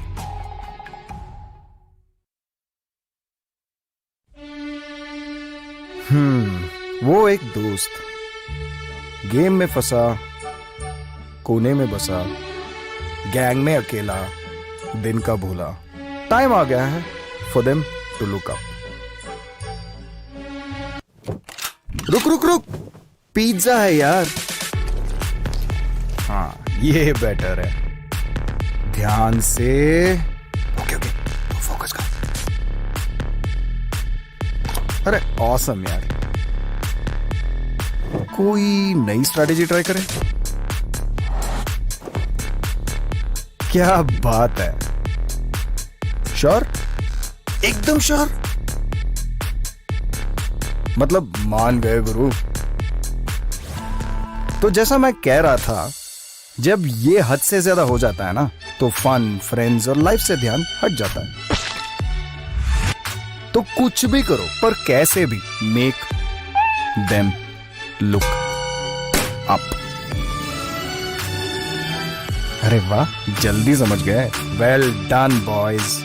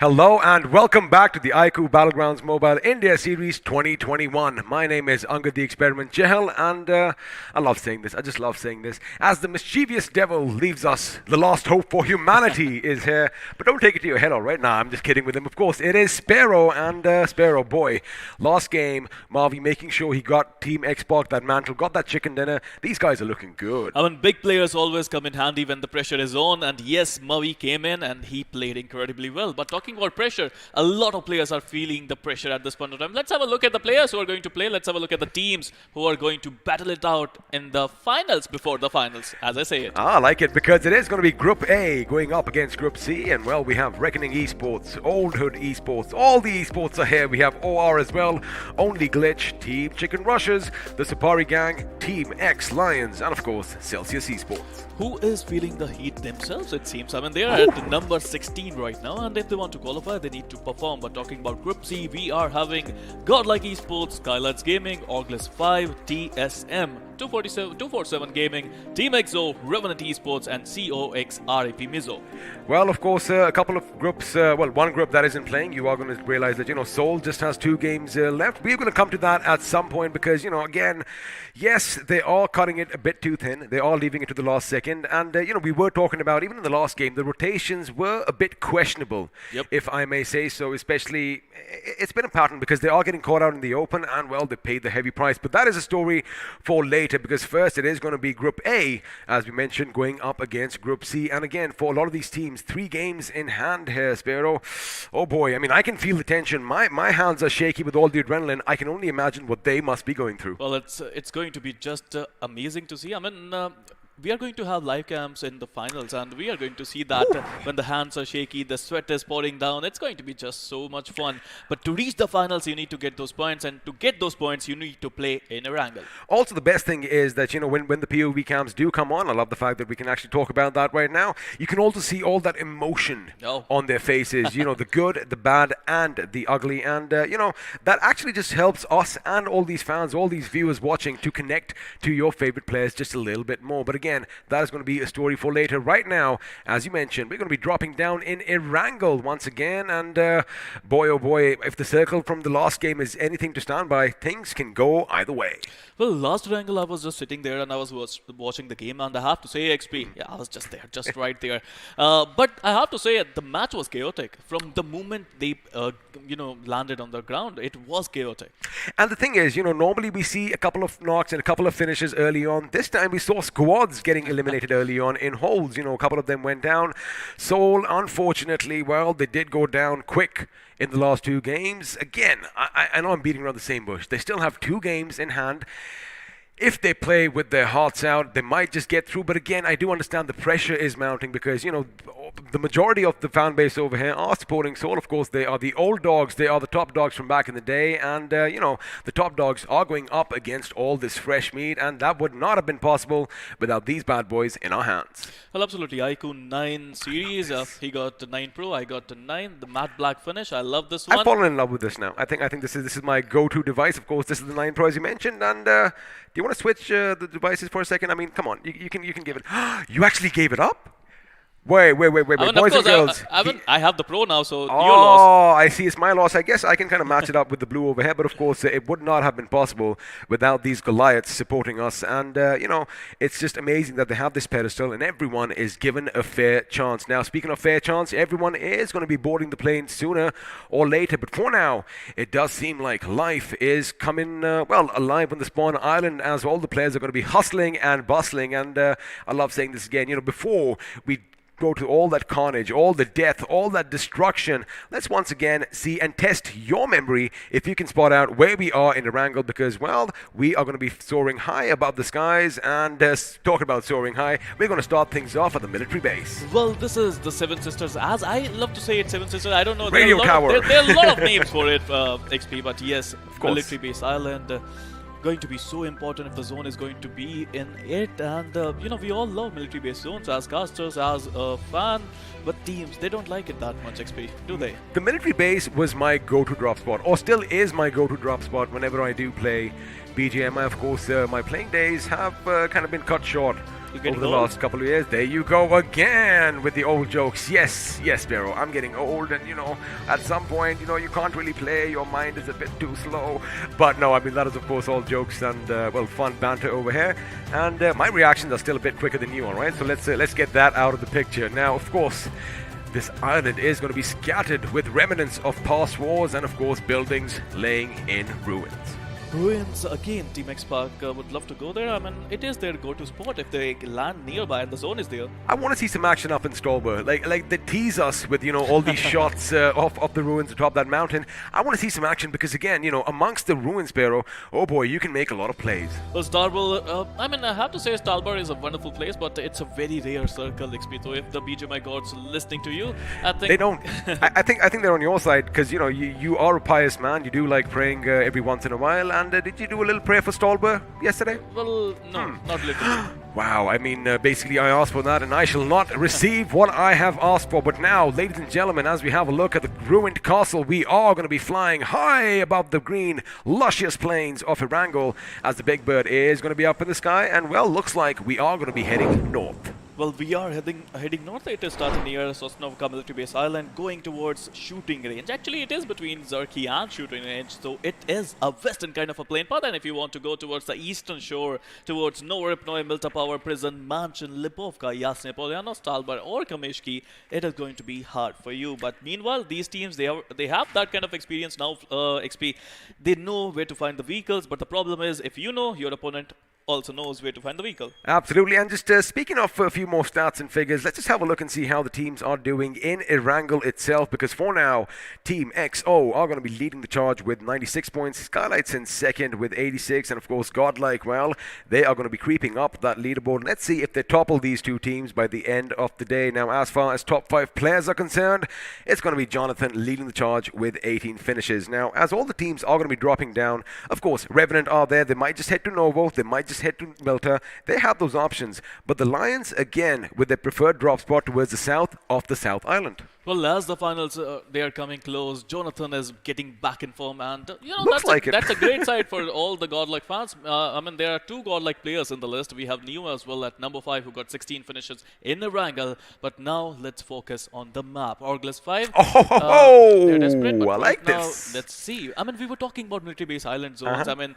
we were talking that we like it, fans like it, maybe the players won't like it, but here you go. So for the last Erangel today, this is what we're going to do. We're going to be talking about Stalwart throughout the entirety of the playing part. But for now, ladies and gentlemen, we do have a southern shift, and well, a few teams are going to be happy with their location, and a few might just come in. But looks like TSM are going to kick things off as Mental Yam. Well, he is going to be taken down. As Shadow, on the other hand, has that AK and he rattles us off, and with the Ratata, Rahul is going to be brought down as well. Of course, all this carnage taking place north, and looks like again they're going to add some salt to the wounds as 2 of them have been punched out. Mind games by TSM. If I'm not wrong, they got banned as well in the last one by Team Godlike, so they are feeling it. They want to. They want some revenge, but meanwhile, talking about it, Godlike, they are on the back foot because CEO RIP Mizo would get the better of Neo Flick Whitey with the first finish. Man, we've got to be careful with our words, because whatever we are saying suddenly looks like they are going to be springing in action. Of course, Neo was taken down, but looks like, well, he was taken out as well. And again, a third punch finish coming in. Oh my goodness, TSM are going to make some statements. Keep one thing in mind, Sparrow. Everyone in this game has access to the kill feed, and they are making quite a statement. Now, this could be a boxing match day, it seems. Ding, ding, ding, ding, ding, ding, ding, yes, on the right corner, we have in the blue, Team TSM. In the left corner, there was a team called 247 who only have 1 player remaining. Meanwhile, Team Godlike also lost a player, so RAP Mizo off to a wonderful start, Floki. I beg your pardon. It's all right. I feel younger the moment you said that name, because apparently you think I'm a bit too old. Don't worry, we're going to have a talk later on. But of course, the last man standing from 247 Gaming is going to be Mega Arceus, and well, he is out of there because he doesn't want to have anything to do with TSM. Now, the thing is, Jotboy has been spotted, or at least his sound cues have been given away, because Jelly, he is going to be lying in wait over there, and of course a lot of patience being displayed over here. Now the thing is, Jotboy, if he does pop out, if he isn't aware that the enemies could be nearby, since his teammates are a bit far away from him, he could be taken out, and looks like he might want to find himself a helmet. Otherwise, well, those big ears are going to be lopped off. Maybe those big ears are going to help him listen to OR players really well. Maybe not, I'm just kidding. Meanwhile, talking about Judboy, yeah, he needs to find a helmet really soon, because OR Esports Jelly is just ready for him. And to be honest, talking about Jelly, he managed to get 5 finishes in the last game, so he is in form as well. Oh, he's in form, and of course, now the sound cues are being given out. Jelly still holding his position. Now, if Jotboy decides to, move towards the road or cross over, Jelly could be in prime position to knock him down. Now, as it jumps out, this could be when Jelly might just pop out. This could be when he might just shoot a few shots, because have a look at Evo. There you have it. Just the moment that I said it, Evo is going to come in. Oh, he sees him. He sees him. Jotboy is oblivious to the fact that he might just be knocking at death's door sooner or later. There you have it. Shots are being fired, and it is going to be Jelly making Jotboy so jelly. Maybe, well, I wanted to say that. I was just about to say maybe he's just feeling a little bit of jelly at this point of time. Meanwhile, there you go. It happened there. Jotboy was eliminated, but at this point of time, talking about the zone, there are a lot of teams who are going to rotate early. Team EXO, they were trying to rotate early. They already got to the bridge. Team Revenant could be the bridge blockers this time around.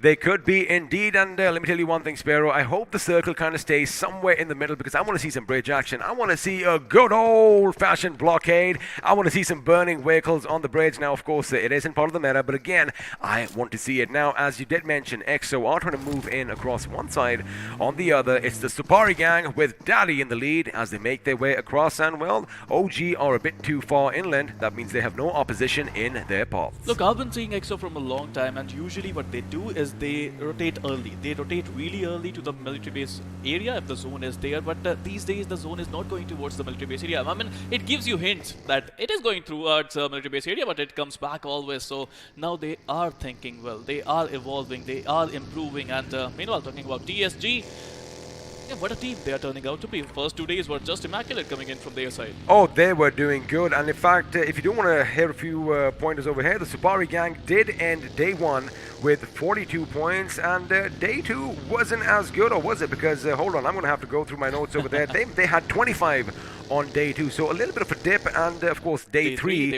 was again. Another day. There you have it. They got aggressive once again, and this time they ended with 22 points. So, you know, they are averaging decent number of points. Let's see if day 4 is when they can do better than day 1. Of course, you know, late hitters, or heavy hitters, I beg your pardon, late bloomers is what I was going to say. Now, you did mention Team EXO, so what should be their strategy as they make their way? Because again, for now, they are still north of the bridge. They still have control of the bridge axis. Are they going to take it, or are they going to wait for the next circle to form? I think they are not waiting for the circle. I think they're waiting for their enemies. They want to take the control of the bridge. They want to get some finishes. Again, Team EXO, they got a lot of points already, XP. I mean, I don't think they are looking to get a chicken dinner or something like that. I think they want to be a little aggressive. Well, a chicken dinner, pardon my pun, is going to be like a cherry on top of the cake for them right now. Again, it's all about making statements. It's all about infusing fear in your opponents, because again, this might be the finals before the finals, as you love saying, but we still have 4 days of grand finale action to come. But before that, we are still going to be here in day 4 as Erangel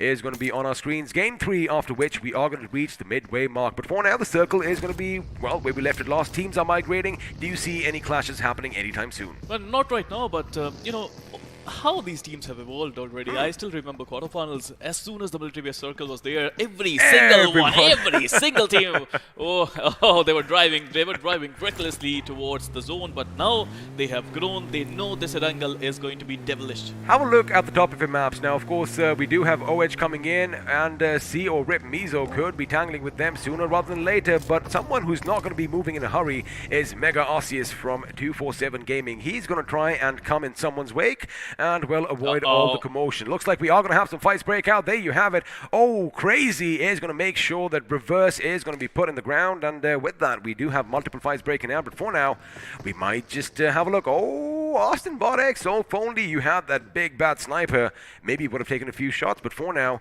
he's not going to give his position away. In fact, they're going to just try and see where all the teams are heading, so they know, well, where their position is in the next few circles. Look, the thing is, he's not taking a shot. He's just relaying information to his team. That's a great thing coming in. All right, we got one coming in. We got one on the side. We got one on the left. We got one on the right. Absolutely, these calls are going on right now. But the best thing is, I mean, with this kind of information, if they can find out one guy in the open area, they can just wreak havoc on them. And Paradox is looking to do just that. He's waiting for Fierce to make a mistake, and the moment Fierce is going to come out of that compound, he is going down. Well, I like the fact that Fierce is still being careful. Now, he might have an idea that, you know, somebody could be lurking around. Looks like the circle might, in fact, just implode in on itself towards the center. And, in fact, one of the bridges could be in play as we wait for it. There you have it. It is going to be pretty much concentric, as we did kind of expect. And now, all the action is going to be on towards X-Line's position. For now, Revenant with a few shots of their own. Looks like they finally have let loose a few bullets. And, well, the position is given away. But, you know, as far as Fierce is concerned, I wouldn't really be too unhappy right now, because the distance is just a bit too much. You know, I'm unhappy right now. I mean, I'm thinking about the players at this point of time. Look at this devil zone. I mean, let's call it the devil zone. I mean, Erangel is being naughty in the semifinals. Well, that is good, because it means more drama, more action, more carnage, and, well, more destruction for all of us watching at home, and us in the studio as well. Now, of course, a few teams are still going to be braving the blue, as that Tesla is doing something it's not really meant to. A little bit of off-roading. Maybe you want to get yourself the Cybertruck. For now, it looks like only Glitch. They have been spotted out in the distance. They're going to be caught out as Gamla Boy is going to come in from behind. The old other warrior lets loose with his M4. Unfortunately, Somraj is going to get out of harm's way, but oh my goodness, Gamla Boy went right into a trap, as Slayer is going to get the better of him. He is going to try and finish him off, as Destro is going to take some desperate cover behind that buggy. Now, all attention should be on him. Destro's position has been given away, as he is going to hit the deck, and there you have it. One of them is going to come in. In fact, a grenade is coming as well, but Blaze will be taken down. Yes, he is. pedestal, still full HP. He is going in for the kill. Oh my goodness. Levi was almost brought down as well, but it's going to be Botslayer's grenade that puts him on his bloody knees. I have to say, beautiful teamwork coming in from both these teams. X-Lions took one mountain, only Glitch took the other one. Scarlet Gaming had no way to survive that, I think, plan, it seems. Meanwhile, the last man still standing. I would love to see if he's going to get a lot of value out of it. It is going to be Pukar, and I wonder if he's going to survive for a longer period of time. Man, again, we talk about isolating your opposition, and Skylight's over here. Again, I get it. You come off the bridge, you suddenly take a right. You don't go for the hill straight away because somebody could already be there, and looks like Pukar is finally going to be caught out. He's taken out elsewhere. One of the Lions is all by himself. He needs his back to come by because Samurai is going to be a bit low on HP. Daddy's in a good position. Daddy comes out. He shoots with that UMP, and there you have it. They are going to be brought down. That grenade was dangerously close to knocking themselves out, but for now, TSG on a good high. They have 2 finishes to their names. Meanwhile, all the esports and RFP Mizo still going all out. Their rotational clash is still happening, and Godlike is not far away. So there could be a really great battle between them. Meanwhile, Orglis 5 is going against Team TSM. Orglis 5 desperate for some points. Let's see if they can take out the TSM themselves. Speaking of great battles, of course, you just took the words out of my mouth. There we have it. A great battle is going to be ensuing on our screens right about now as Zakonox is trying to get a few angles over there. Unfortunately for him, it isn't the one that he needed. On the other hand, looks like, oh my goodness, what a perfectly timed grenade. Ayush did flick as well. Flick White, he's going to be brought down now. Ayush is going to be moving in. ISO might just come on his side. There you have it. ISO, in fact, from that flank is going to make sure he ratatatata's off with that AKM, and with that, OH Ayush is going to be brought down now. He's going to make sure he patches himself up before he goes in for the revive on his team, and as the blue is going to be chipping away at the HP as well. He needs some medkits, it seems, and they don't have He any has kind of nothing? feelings. They don't, both of them, Ouch. they don't have any kind of feelings, and they are looting the body. Are they going to find some medkits there? No, they are not. Maybe one of them got some medkits, but OH is rushing in. Meanwhile, on the other hand, TSG is rushing in on the Lions. They are the back foot, and Madhav is in the corner. Let's see if he can survive. Well, we've already seen a couple of Niles being knocked down. Looks like the third A is going to be brought down to its paws as Madhav is going to be brought down, which means there's one man standing. The circle has made a drastic shift. We're going to bring that up in a second because, well, TSG is going to make sure that his days are numbered. And now the last line, well, he can't really do a lot without his pack. As Simple is going to be brought down, and with that, Team X Lions out in the 15th position with just one finish to their name. Now, if we could have the map pop up on a screen, something interesting is happening because, well, the circle, the zone is playing spoilsport. We have gone back up to the north, which means all the teams that came down south, well, they better get in the cars and get the hell out of there. For now, looks like Godlike could be hitting up against, well, it does look like OH. Well, told ya, this is the devil circle. Celsius. Again, I was talking about Team EXO not making the move there. They were waiting for the zone to come, and they were thinking, shall we go, shall we not go, and they went there. Have a look at that. OR Esports now, they had that good high position. They, in fact, have the bridge all to themselves on the eastern aspect, and, well, they are getting the scat out of there. For now, OG, they're going to make their move as well because all the bridge action that we were hoping for might just be popping up on our screens as Daddy, he wants to make sure he has enough loot. And, well, when you have some bullets lying around, when you have some scopes, I think loot is going to be aplenty. Loot is going to be a really important thing in this kind of a circle. You can be underwater, you can go towards those compounds, you can heal, you can do a heal battle as well. Meanwhile, talking about other teams, I think Team Reckoning managed to get the better of this zone. They are in the center and they are having a decent compound. Well, the best thing is, all the action is going to be taking place pretty much around this little circle as, of course, the zone has forced the teams to move into each other's proximities as Notorious and the boys are trying to find a little niche for themselves. For now, they do have a few boulders to work with, but I'm pretty sure, fortified, cemented buildings is going to be a better option. But the thing is, teams are going to be coming across on the bridge. Shots are going to be fired, but it's going to be Sultan who takes down Rexy on the other side because, well, action is breaking out everywhere now. Aditya and his teams, they need to move in. Looks like Jelly is going to come in for some much-needed redemption. 247 out in the 14th position as Chicken rushes. Well, their position was rushed by TSG. In fact, TSG just drove past them and looks like they are doing a lot of damage, but it's going to be OG Blaze who's going to be blazing with his UMP, and the Notorious is going to be brought down, but TSG Daddy makes sure he gets that finish. Beautiful positioning, I have to say, by Only Glitch. The players are ready. They are waiting for anyone who can come from. I like this. One of them is going to pick his teammate up, while Bomber, he is going to try and see if he can spot the last man standing from OR Esports as Jelly. I guess they're going to go for a little bit of a truce over here, Sparrow. Well, I was not expecting that from Orgles 5. I thought they are going to rush in. They know that OR, they don't have much players, and that nade coming in. Exactly. They knew the exact position of Jelly, it seems. Meanwhile, God, like on the back foot. The best thing is, it was Bomber who threw that grenade, and well, he definitely bombed that team. Elsewhere, Reckoning Esports, they are trying to hold the ground, and you did mention teams are going to be heading their way. Exo is coming under fire. Oh, before he could hit the deck, he was taken out, and of course, it was Maxi with his M4 doing all the damage now. When you see smoke, you are going to pump it full of lead. That is exactly what Reckoning Esports are doing right now. Elsewhere, we are going to have a few fights break out, as there still could be some action on the bridge, but that is a good grenade. Is it going to hit its mark? Nope. Well, I have to say, XP, Team Reckoning, their rotations are just amazing today. The way they I managed agree. to get into this cluster compound, have the zone, but right now Maxi is playing with fire. Both of them are playing with fire. They're in the open area. They just want to take out EXO by hook, by crook, or by those nades. Or by those nades, and sooner or later, as that smoke dissipates, you might just see a few bullets coming in, but looks like Clutch God, on the other hand, is going to get the better of the opposition, as Dreams, well, he is going to be living a nightmare right now, as he went boom, and with that, Celsius Esports eliminated by, well, everybody, as they go out in the 11th with 2 to their name. The last guy got finished by falling. That was a blunder coming in from Team Celsius. What have you done, Team Celsius? You need those points. You're at number 16.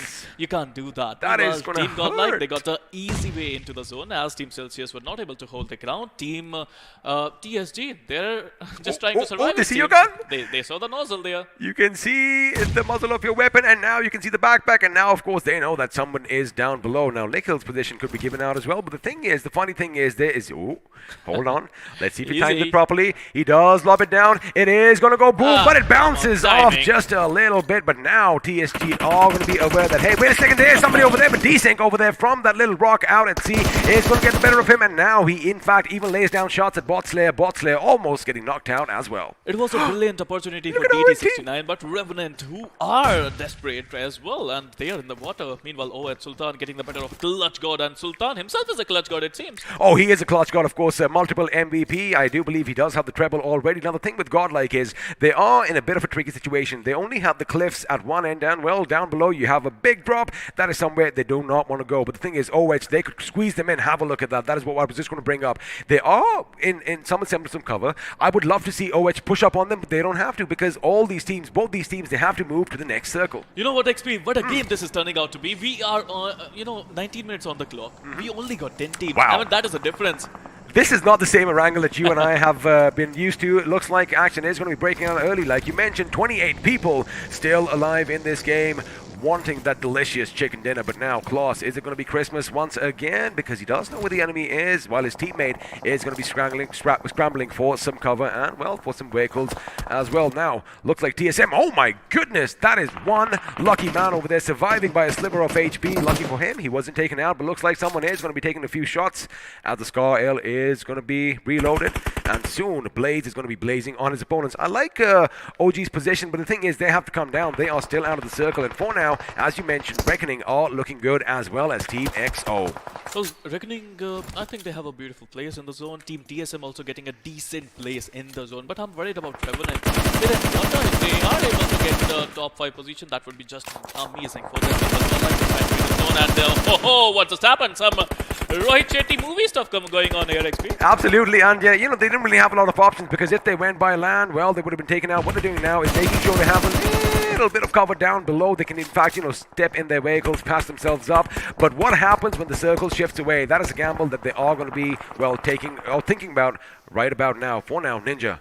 Is he going to be sneaky? Is he going to lob that grenade with perfection? Because it does seem like it's good. There you have it. Bomber is going to be bombed upon, and there he's going to go down. He hits the ground, and whoa, we have some car 98 action, ladies and gentlemen. I don't want the screen to go anywhere else. I just want to focus on Ninja all night long, because chances are he just might connect one right between the whites of an enemy. Well, he got the level 1 healings to his team. He has to be careful, but there's no fear in him. He's just peeking in, he's just shooting lead, he's just sweating bullets at this point of time. It's that smoke. Well, now he's going to pop his tires, making sure that he has some semblance of cover over here, because you got to make sure you have some makeshift fortification. But the thing is, look at how TSM are spread out. They have good control over here, and sooner or later they could be racking up finish after finish, as Blaze just might find out. Now he wants to jump in, but a grenade is going to come in. Unfortunately, it is going to bounce off those cliffs, and for now, Blaze, I don't think he has a lot of healing on him. He is applying some bandages. Maybe he might just have a few first aids as well. And now Blaze OP with a grenade. It is a bit to the left, and now he can turn his attention elsewhere.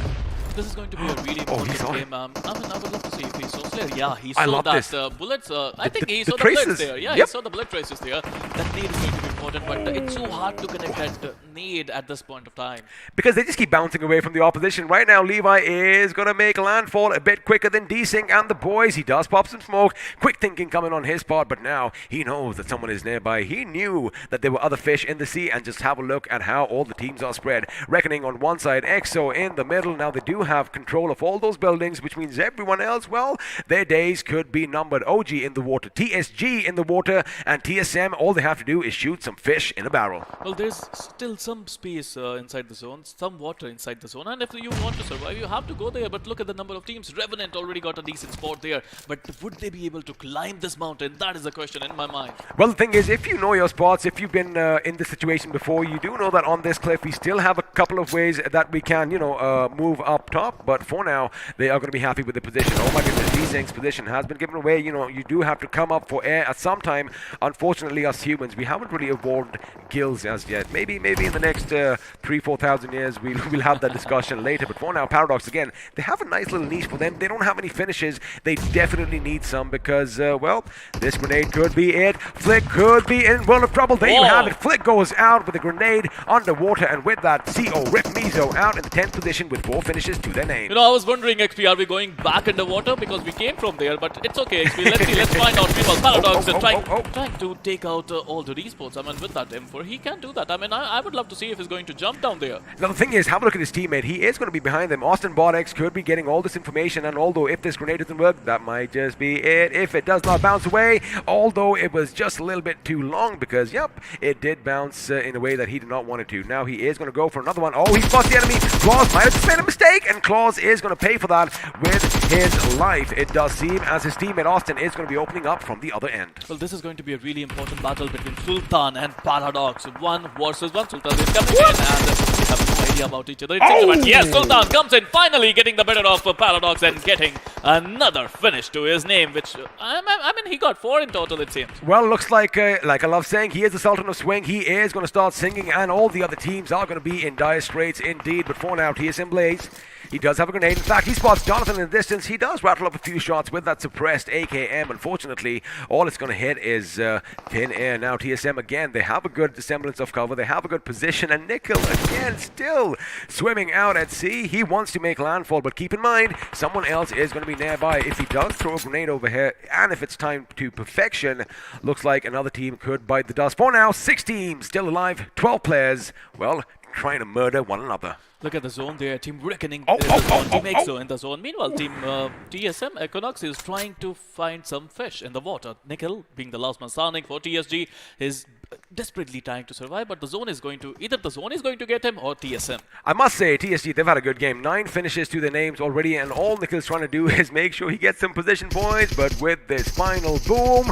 is it going to be it? Because, well, it is just going to be a bit too short now. Nickel is going to make a desperate landfall. That is exactly what he does. And, well, ladies and gentlemen, he has made it, which means TSG are still secure for maybe a few more position points. But the circle has shifted away from him, and, well, I don't see any way up unless he wants to, take down a few boys from TSM. It all is going to come down to what we see on our screens right now. Reckoning in a good position. They haven't really made a lot of noise. Well, they are doing so right now because Sensei was almost knocked out, but keep in mind, TSM are going to be coming in from the right. Now, TSM, they want to enter the zone. They have laid some smokes down. They want to enter, but it's not going to be easy. Like Glusgod coming in, getting the better of TSM Blaze, OP, and Orglis 5 because still the last man standing.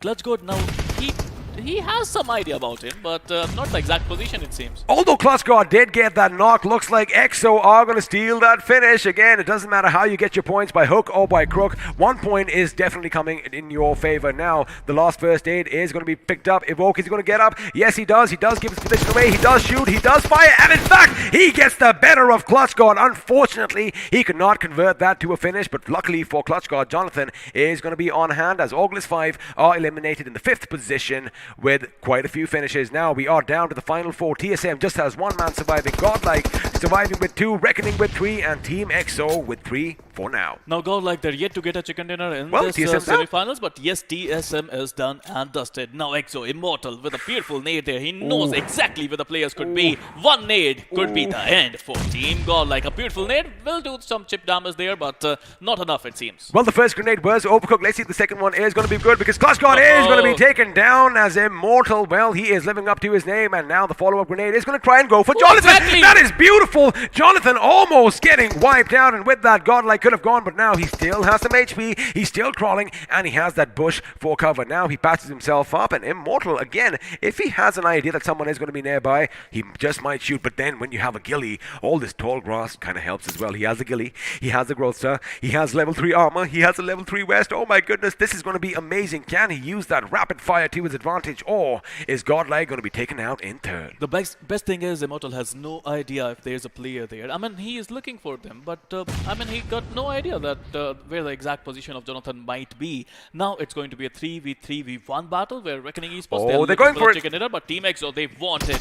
They're feeling it, and Sensei is pushing in. And I love the fact that they do have all the CQB weapons. We have the UMPs, we have the growth stars, and of course grenades do wonders indoors as well. Sensei's good. Sensei's good. Of course, there was some smoke being deployed over there to make sure that their vision is going to be obscured. Now that was a good play on them, because now that means Reckoning Esports can regroup in one house. And well, when you have to defend one house, things become a little bit easier unless this happens and you are reined in with a barrage of grenades. For now, Jonathan, again, he is keeping his cool, and just as I say his name, Immortal, well, he did spot him out, and with that, Godlike are going to be out in the third position with, well, quite a few finishes, 6 to be total. Look, rushing this compound, to be honest, it's going to be really difficult for any team. I mean, they're in the basement. They're just holding angles. I mean, it's a crossfire by Team Reckoning and Team EXO. I would love to see if they're going to go and going to get it done. Well, they are going to be, laying up all those crossfires. But the thing is, Pero, if they do deploy some smokes coming in, it could be something. And there you have it. Reckoning Mrs. Way is going to get the better of him.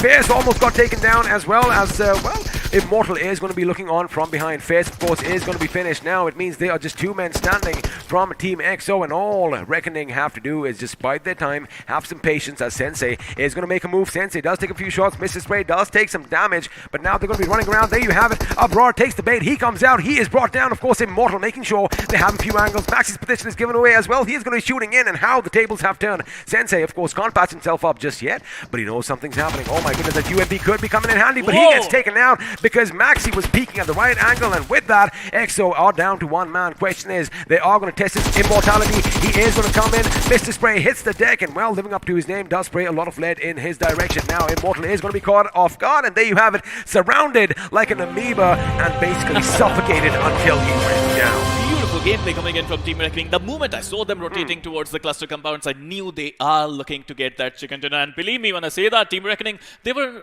in the last half of the table. They were in bottom 8. They managed to get the chicken. They managed to get some decent points. The crossfire was brilliant. The cover that they were giving each other was brilliant. And yes, they deserve. Actually, sorry, I need to correct myself. They earned this chicken dinner. They did earn this chicken dinner, although in the finish department they are going to be a bit low. Only 4 finishes for them, but again, chicken is chicken, and that is what they are walking away with. Now, of course, EXO, oh boy, they did put up a fierce fight over there. I love the way that, Sensei and Immortal had a little staggered formation, and the enemies, Reckoning Esports, they did take the bait, and it was even Stevens at one point, but again, that little peek from Maxi down there got the job done. And in case you missed any of the action, I'm pretty sure you didn't. We all have been glued to our screens, but in case you did, well, we got you covered there, because the highlights are popping up now. Talking about the highlights, this was a wonderful game. There were a lot of altercation early on in the game. TSM using some punches there to get the better of their opponents. 247 Gaming, I would love to talk about them XP right now, because I don't think they can make a comeback now. I mean, let's be honest, and let's not beat around the bush. Yes, it looks like this is it for 247. It could be it for a couple of more teams, but again, they still have another game in hand. And you know what? Let me tell you one thing: the fact that 247 Gaming made it to this point through the online qualifiers, through all the grind, and well, I definitely think they've won some space in our hearts. One of the best 24 teams in India. I mean, Pooja, to be honest, he managed to break a lot of hearts. Are you sure it's alongside he? his team. Yeah, I think he managed to break a lot of hearts, it seems. Oh, of course. XP. Meanwhile, talking about Scarlet's Gaming, they're still number one, I think. I don't think Team iQOO can topple them, or can they? Well, we're going to have to wait and find out when the point standing does come up. But again, Skylights Gaming, boy, this fight was pivotal because they were isolated one by one and only Glitch got the better of them, as was the case with the X-Lions. Now, we all know Lions, they love that pack lifestyle. And, when they are separated, they are going to be just a bit too weak, as we did find out on a screen just moments ago. Meanwhile, Orgless 5, they managed to get 10 points out of this timing game. of Team that grenade! COX RIP Mizzo. Yes, the nade was perfect, but the will to survive by RIP Mizzo, that was just immaculate. Keep one thing in mind. He hears the car coming in. He has the grenade, lobs it over the house over there, and he anticipated that someone is going to be rushing towards his position, and well, he was correct. Now Jonathan over here, again, they did get a few good finishes, but like we did mention, they were pinched in. How they got out of that situation is a mystery to me, because we did see Jonathan right up there until the end. In fact, Jonathan, 5 finishes, man. This guy was on fire.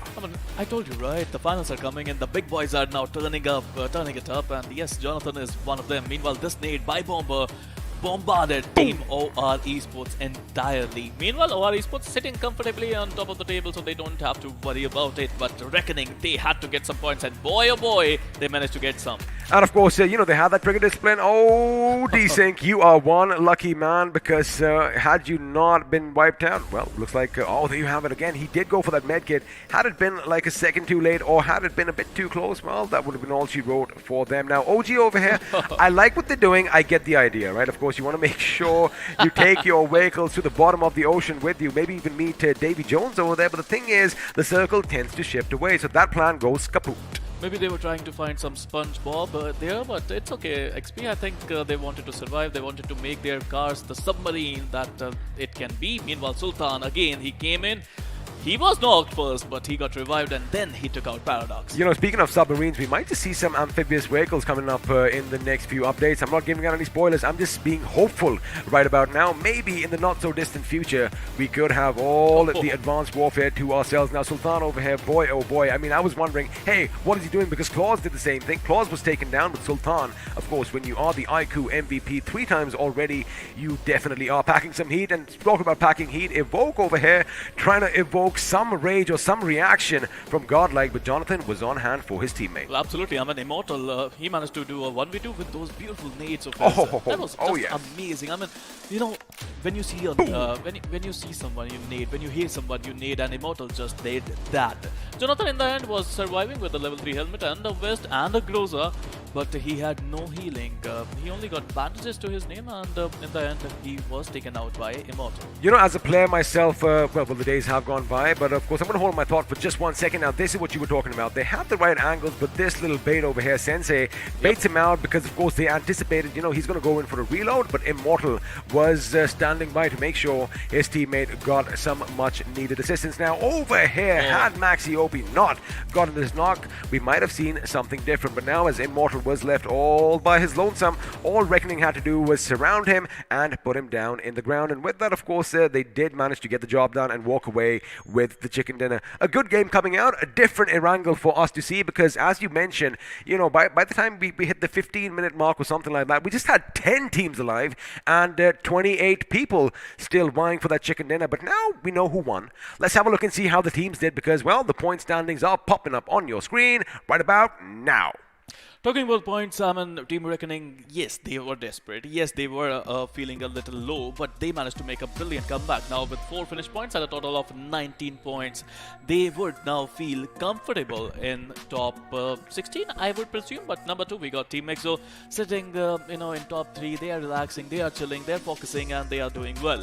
Again, for them, of course, I don't want to say this, but it is like a practice match, right? They are established. They know that they're going through, so they can actually try some new things in the following games. Well, even for Godlike, the way they're playing. For everyone on the first page, I think, well, not for everyone. Ooh, things could still go wrong, but, talking about things going wrong, some things always go right. On the other hand, because the iQOO MVP is going to be popping up, and it is going to be Jonathan once again from Godlike Esports with 5 finishes to his name. Well, again, he came in, he conquered with 5 finishes, 864 damage, 3 assists, but let's have a look at top 5 players. It is going to be TSG Daddy. Oh, I was not expecting that. He managed to get 5 finishes and almost the damage of 700. Number 3, we got Old Hood Sultan with 4 finishes. Look at the damage there, XP. With 874 damage, 1 assist, 3 headshot. He managed to play really well. Number 4, we got Immortal, the man himself who managed to take out Team Godlike in a 1v2 situation. At number 5, we got TSM Equinox, who was stuck there, who was trying to survive, but in the end, Sultan got him. I like how, every single team is being represented over here. Normally you see the entire team, but now let's have a look at some more facts and some more figures and some more numbers on your screen. I mean, if you weren't sick of it by now, well, we're going to make sure we help you out. Now, 80 grenades were used, not the highest that we've seen in Erangel, but still, a lot of bullets did the talking in this game, and I do believe only 6 sent players down to the watery depths, well, of... I was going to say the fiery depths of hell, but I kind of just messed that up. Take over, Sparrow. Well, talking about total healing, it is 8600, total knocks 63, total finishes 58, and 3 airdrops were looted. This was the third game. In the first game, there was 5 airdrops looted. Second game, 4 airdrops looted. In this one, there are 3 drops which was looted. Now, let's give our viewers some visuals because the, finish to damage performance is coming up. And does this look like your city, as you love saying? Nah. Nah? You have a few more taller skyscrapers over there? Not really. Not really. Again, I'm going to ask you a few questions later on. But for now, as far as these tallest skyscrapers, as apparently we're calling them now, TSM are leading the charge with the maximum damage, 1970 to be precise. They managed to get 8 finishes to their name. Meanwhile, Godlike, they got 1224 damage for 6 finishes. Team Celsius, they're feeling a little bit... bad, it seems. I mean, they need to wreak some havoc in the I know next you one. wanted to say they are feeling the heat, but he is going to be saving his punchlines for later. But again, maybe they need to turn the thermostat up or down just a wee bit because again, they are at the cusp of just losing everything. It could just slip away from their fingers, as it could for a lot of these teams. Now, the next game is going to be something that everyone is going to be waiting for because certain teams are going to be coming back, and the question is, are those certain teams going to make it through to the grand finals? But before that, again, I love the fact that the Erangel we witnessed was something different, and there was action aplenty right from the get-go. I mean, forget action plenty from the get-go. We had people being punched out right at the beginning. Well, absolutely, but let's pit 2 players against each other. Let's have a look at player face-off, and let's see which 2 players are coming in right here on our screens. And we got Godlike Jonathan going against Team EXO's Immortal. Well, of course, Immortal, as I love saying, did test their mortality. In fact, he did get the better of one of his teammates, but Jonathan, in fact, Immortal was the one who got them both, but at separate occasions. So, EXO, the way they were spread out at the end was one of the reasons they could do that. Now, of course, Jonathan with 5 finishes, Immortal with 4, and if you look at the damage, it isn't going to be too much, just 100 points differentiate both these gentlemen. Now that we've had a look at the gentlemen on our screens, let's have a look and see how the squads did, because, now it's time to put 2 squads up against one another, and this time it is going to be TSM going up against, the iQOO, the Supari gang. Well, double T is going against each other. Finishes, talking about them, TSM managed to get 8 finishes. Meanwhile, TSG, they got 9 finishes to their name. TSM, they got the better spot at number 4. They managed to get 8 position points. Meanwhile, if you talk about Supari gang, not so much for them. They managed to end up at number 6 position. I mean, not so bad for both these teams, and they are looking good. Of course, they've got to make sure they have this momentum till the end, because yes, they might make it to the grand finals, but also it's about the bragging rights, and it looks like TSM could be bragging quite a bit. And 247, well, they are definitely going to feel the brunt of it. Look, to be honest, I mean, there are a lot of teams who are feeling a little bit pressurized at this point of time. 247 is one of them. Team Soul is one of them. Even if you talk about Team Revenant, they're not feeling well, but they managed to have a decent game. They managed to have a couple of decent games. But is that going to be enough for them? I mean, you and I, we already kind of know the answers, right? I mean, we are doing our best to be as neutral as possible. I don't know. Do we? A little bit of controversy breaking out over here. Ladies and gentlemen, is Sparrow. Well, I'm not going to bring it up right now. But again, anything can happen. Anything can happen. If they get a few early finishes, they might have the momentum.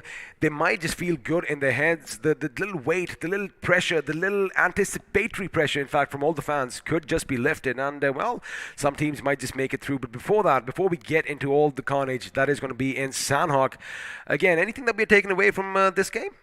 I just want to say that these teams now, they have to realize that they are in they are in a need of a lot of points. They need 30 bombers now. I mean, I don't think 10 points, 20 points are going to help them much. Team Soul, Team 247, even Team 7C, they need those 30 bombers to come in. They need the chicken dinner. Let's see if they can get it. You know, we keep talking about, how David is going to be going up against Goliath. Well, we're going to find out right now because this is the moment you've been waiting for. The overall standings are popping up on our screens after 3 games, the last day of the semifinals. And, well, are your favorite teams going to be there? We just had a quick look at what's happening at the other side. Boys. I don't like one thing. Why is their studio bigger than ours?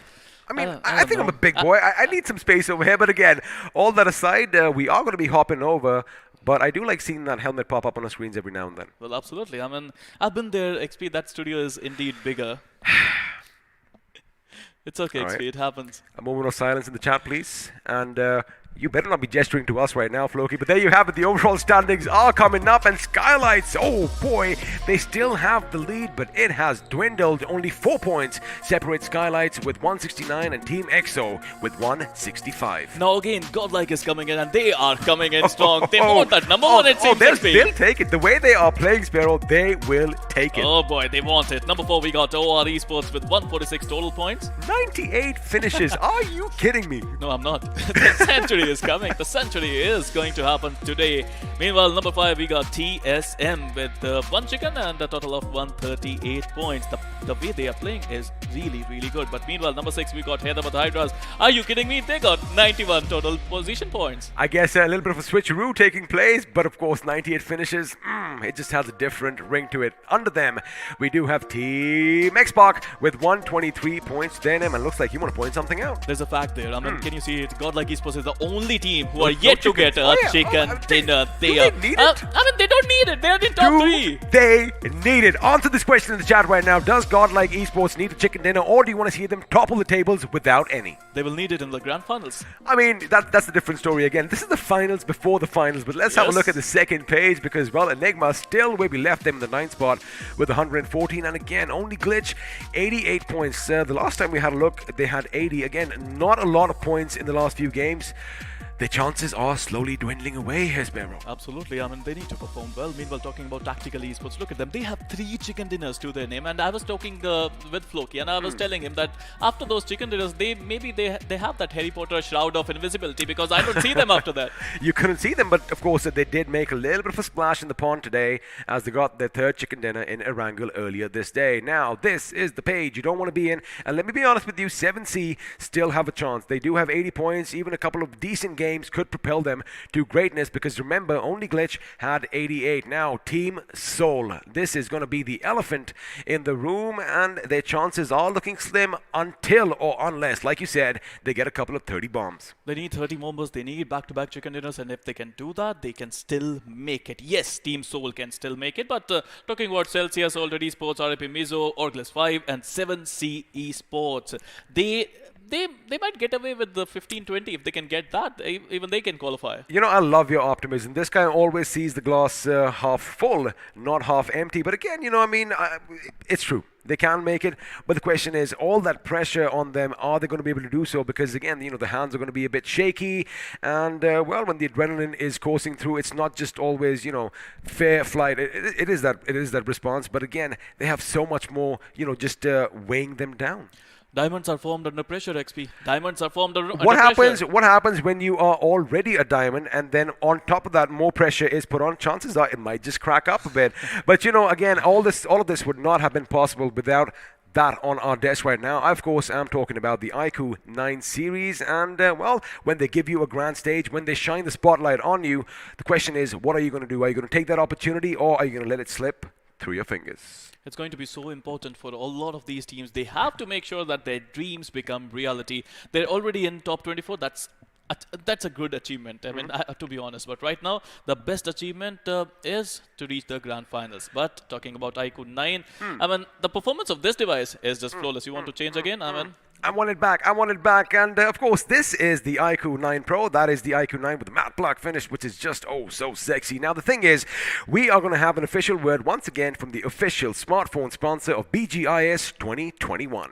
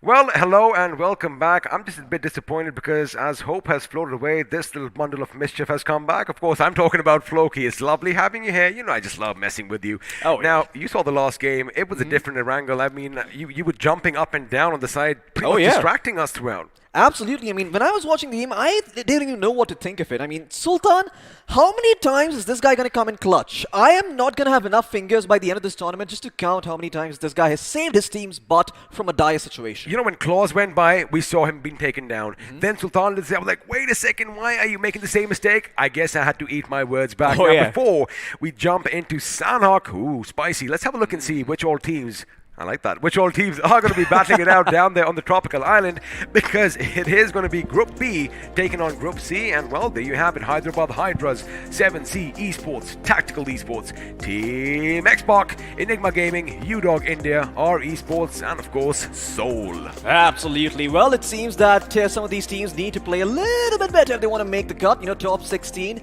It is an elusive place as of now, and so if they don't start performing it's an illusion.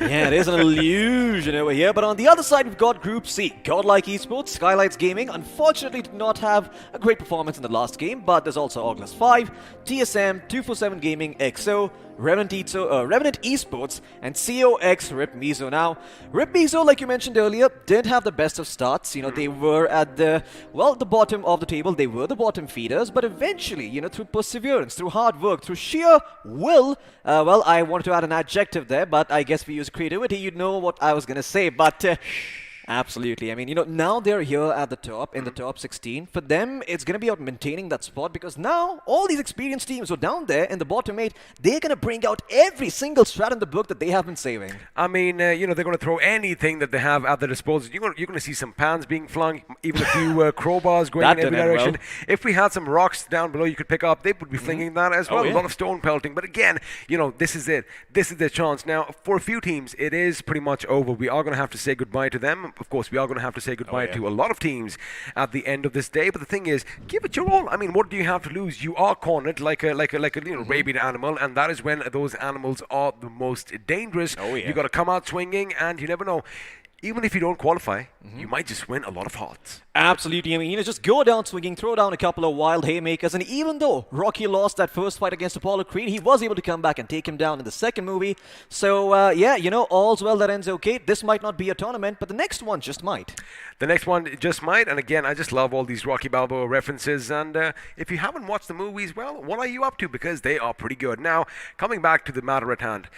Sanhok. Now, we've seen we've seen a weirder angle, right? I mean, you don't expect this kind of action at this stage, but again, it was the zone that was playing its own haymakers. It was playing spoil sport because it went down, it went east, it went west, and then it goes back up again. So all the teams that came down to the military island, they were like, oh man, now we have to go back through that same thing once again. And a few teams did make it, but a few were lost out at sea. Absolutely. I mean, the circle was just sort of playing, pinball with itself.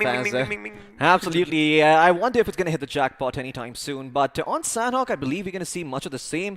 And because Godlike are here on the server, I believe things are about to get very, very interesting. Because the only thing consistent on Sanhok is how you play and how consistently you get those finish points. And Godlike are adept at doing just that. I mean, like we said earlier, you know, the moment they have a weapon with maybe a magazine, maybe two, I think they should carry like an extra magazine on the hip, right? The moment they get that, they hear some shots in the distance. Boy, oh boy, they are going to be like a bat out of a cave and head straight in that direction. And they might rack up quite a few finishes. They might get taken down, but it doesn't matter when you have like 10, 15 finishes to your name already. Absolutely, but much like Icarus, Godlike need to be a little bit careful. They get too close to the sun, the wax is going to burn off of their feathers, and they're going to fall down from the divinity above to the depths below, and it's not going to be an easy landing for them. They will fall flat on their face. However, when you're so far ahead, go ahead and do what you want. Who the hell cares? I like that last one. You've been doing some reading. Now, of course, just to remind you once again, all of this is possible only because of the iQOO 9 series that we hold in our hand, and I've got my Pro back. And The I've one- got the non-pro back because, well, there is a pro in the house. Matches your jacket though, so that's a win-win for you. That is But true. of course, I love the fact that it is powered by BMW M Sport, and well, I do like me some Beamers, but we do have the Snapdragon 8 Gen 1, and of course the wattage has been increased to 120. Oh, and yeah. wait, how much was it? Was it 5 about minutes? 5 or 6 minutes? 6 maybe? minutes for 50%, yeah. That is just ridiculous. But now, of course, they have given us so much. It's only fair that we give back to all you lovely viewers. And of course, I'm talking about the iQOO giveaway. Oh yeah, absolutely. And well, if you want to be a part of that giveaway, make sure you Google search iQOO's website, you go on there, you register with the links that they have, and well, you put in a few basic details, and towards the end, you might get your hands on one of these mad boys right here. And well, who knows, that might just be the device you need to kickstart your own BGMI career. I just did that right now, real time, and that's it. I'm done. Maybe I just might win something. Maybe I just might win an iQOO 9 for myself. But again, with that out of the way, oh boy, this is the moment I've been waiting for. Do you look at the way I'm seeing you right now? Are you actually looking at my eyes? You're not taking this phone away from me, I'm first not taking of all, the phone. and you're I am not taking that canceling entry my... out. Nope.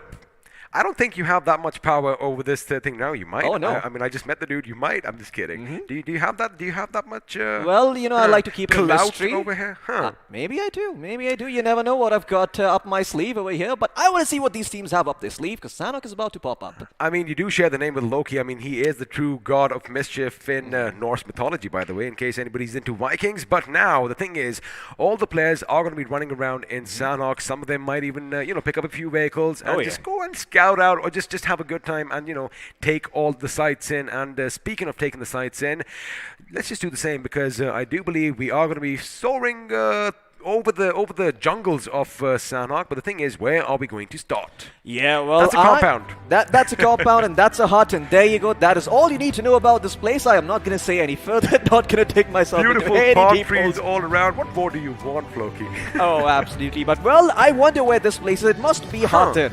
Must be Hothin because I've never heard of anything with paradise in its name. And well, looks like this little resort does have some good rooms. I mean, I like it.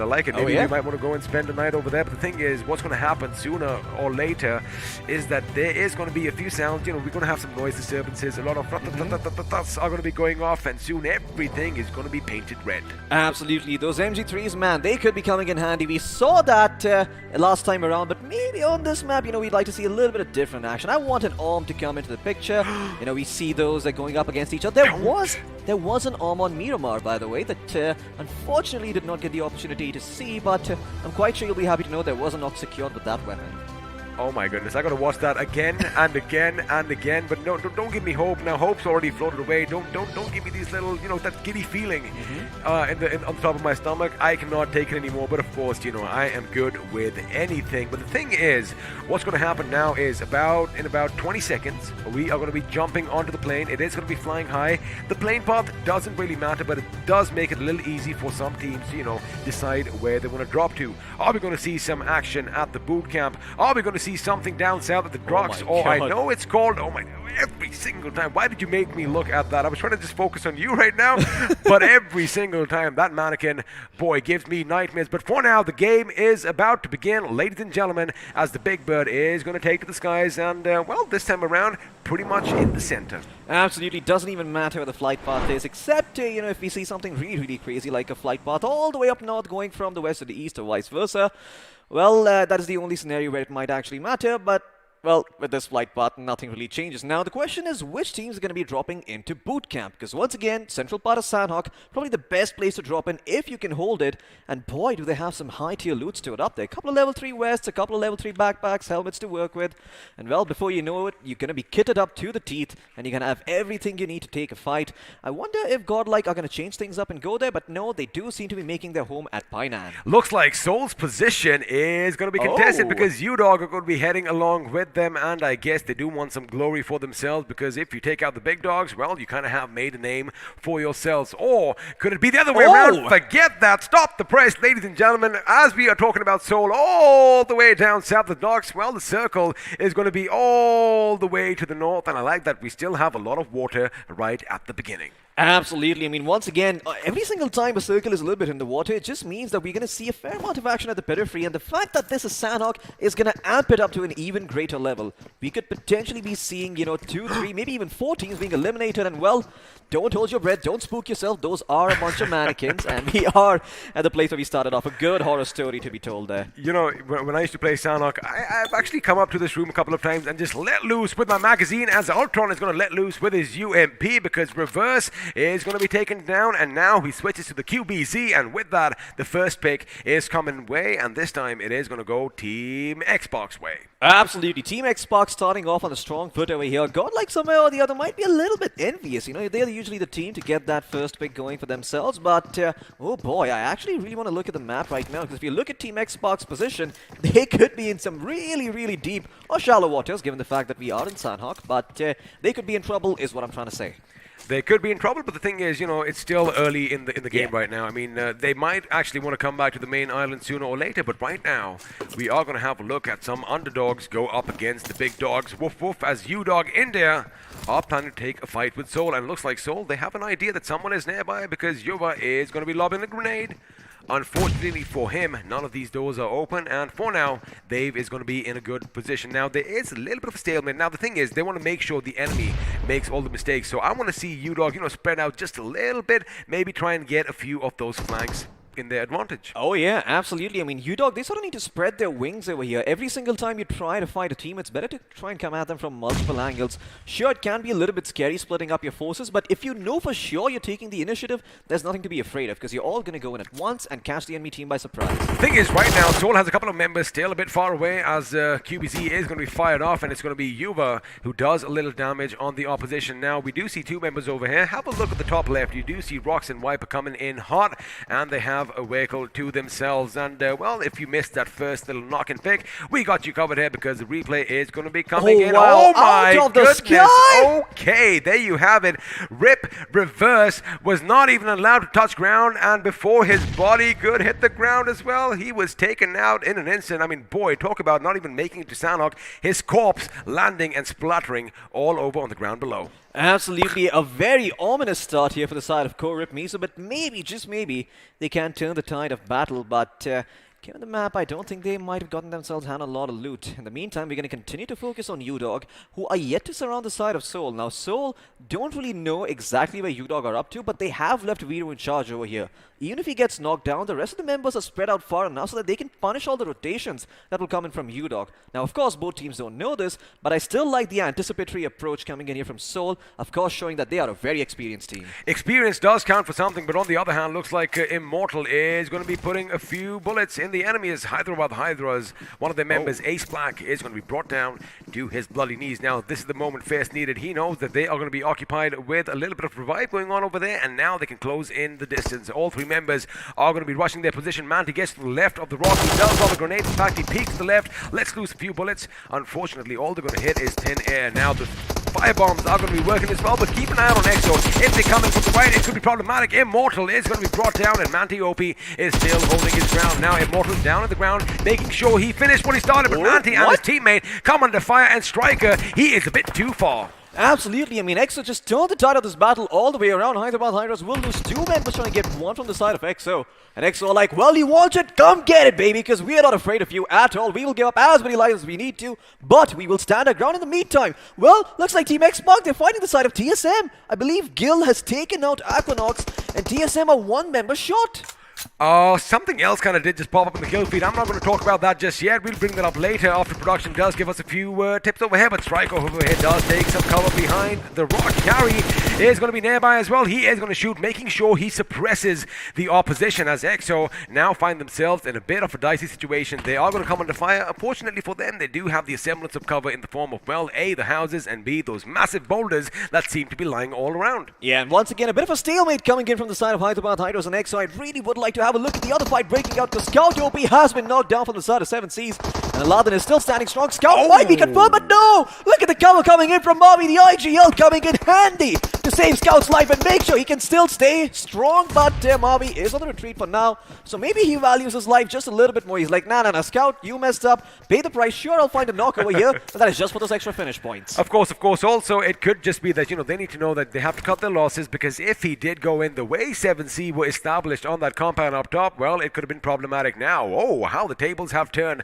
Last we saw Seoul trying to envelop the opposition and, snuff their lives out, but looks like U-Dog are going to do exactly that. Now, Seoul are running around. They are trying to find where the U-Dogs went, but looks like they might just find out a bit too soon. Now, Rox does have that big bad gun in his hands, the M249 with 146 rounds, and well, if he lets it loose, he could do something, but someone else let something loose. It's going to be Shadow with the grenade. Down goes Spray God, I beg your pardon. Sarang, in fact, is going to be down on his knees as well, and now he goes in and makes sure he gets those finishes for himself. Now, moments ago, we saw 7C take on TX. Looks like TSM wanted to join the party as well. Absolutely. TSM come, kick the door down, and all of a sudden they find two 7C's members lying on the floor, finish them up, and now 7C's with only two of the members still standing. They've got a very, very uphill battle to fight over here. And I'm curious to see if they can even climb that mountain. It doesn't seem like Seoul can climb that mountain though, because Rox, he has been pushed and he's been put down. Well, oh my god, he might be able to do some work with that shotgun at close range. It doesn't seem like they're going to be pushing him just yet, but they know exactly how scary that weapon can be at this range, and it seems that they are going to wisen up to that fact. Viper is going to come in the meantime and provide some semblance of cover. A little bit of loot available as well. That is super risky. Viper's actually just going forward over here, and finally he's going to have Viewer to join in as well. But Fearless holding his ground around the corner.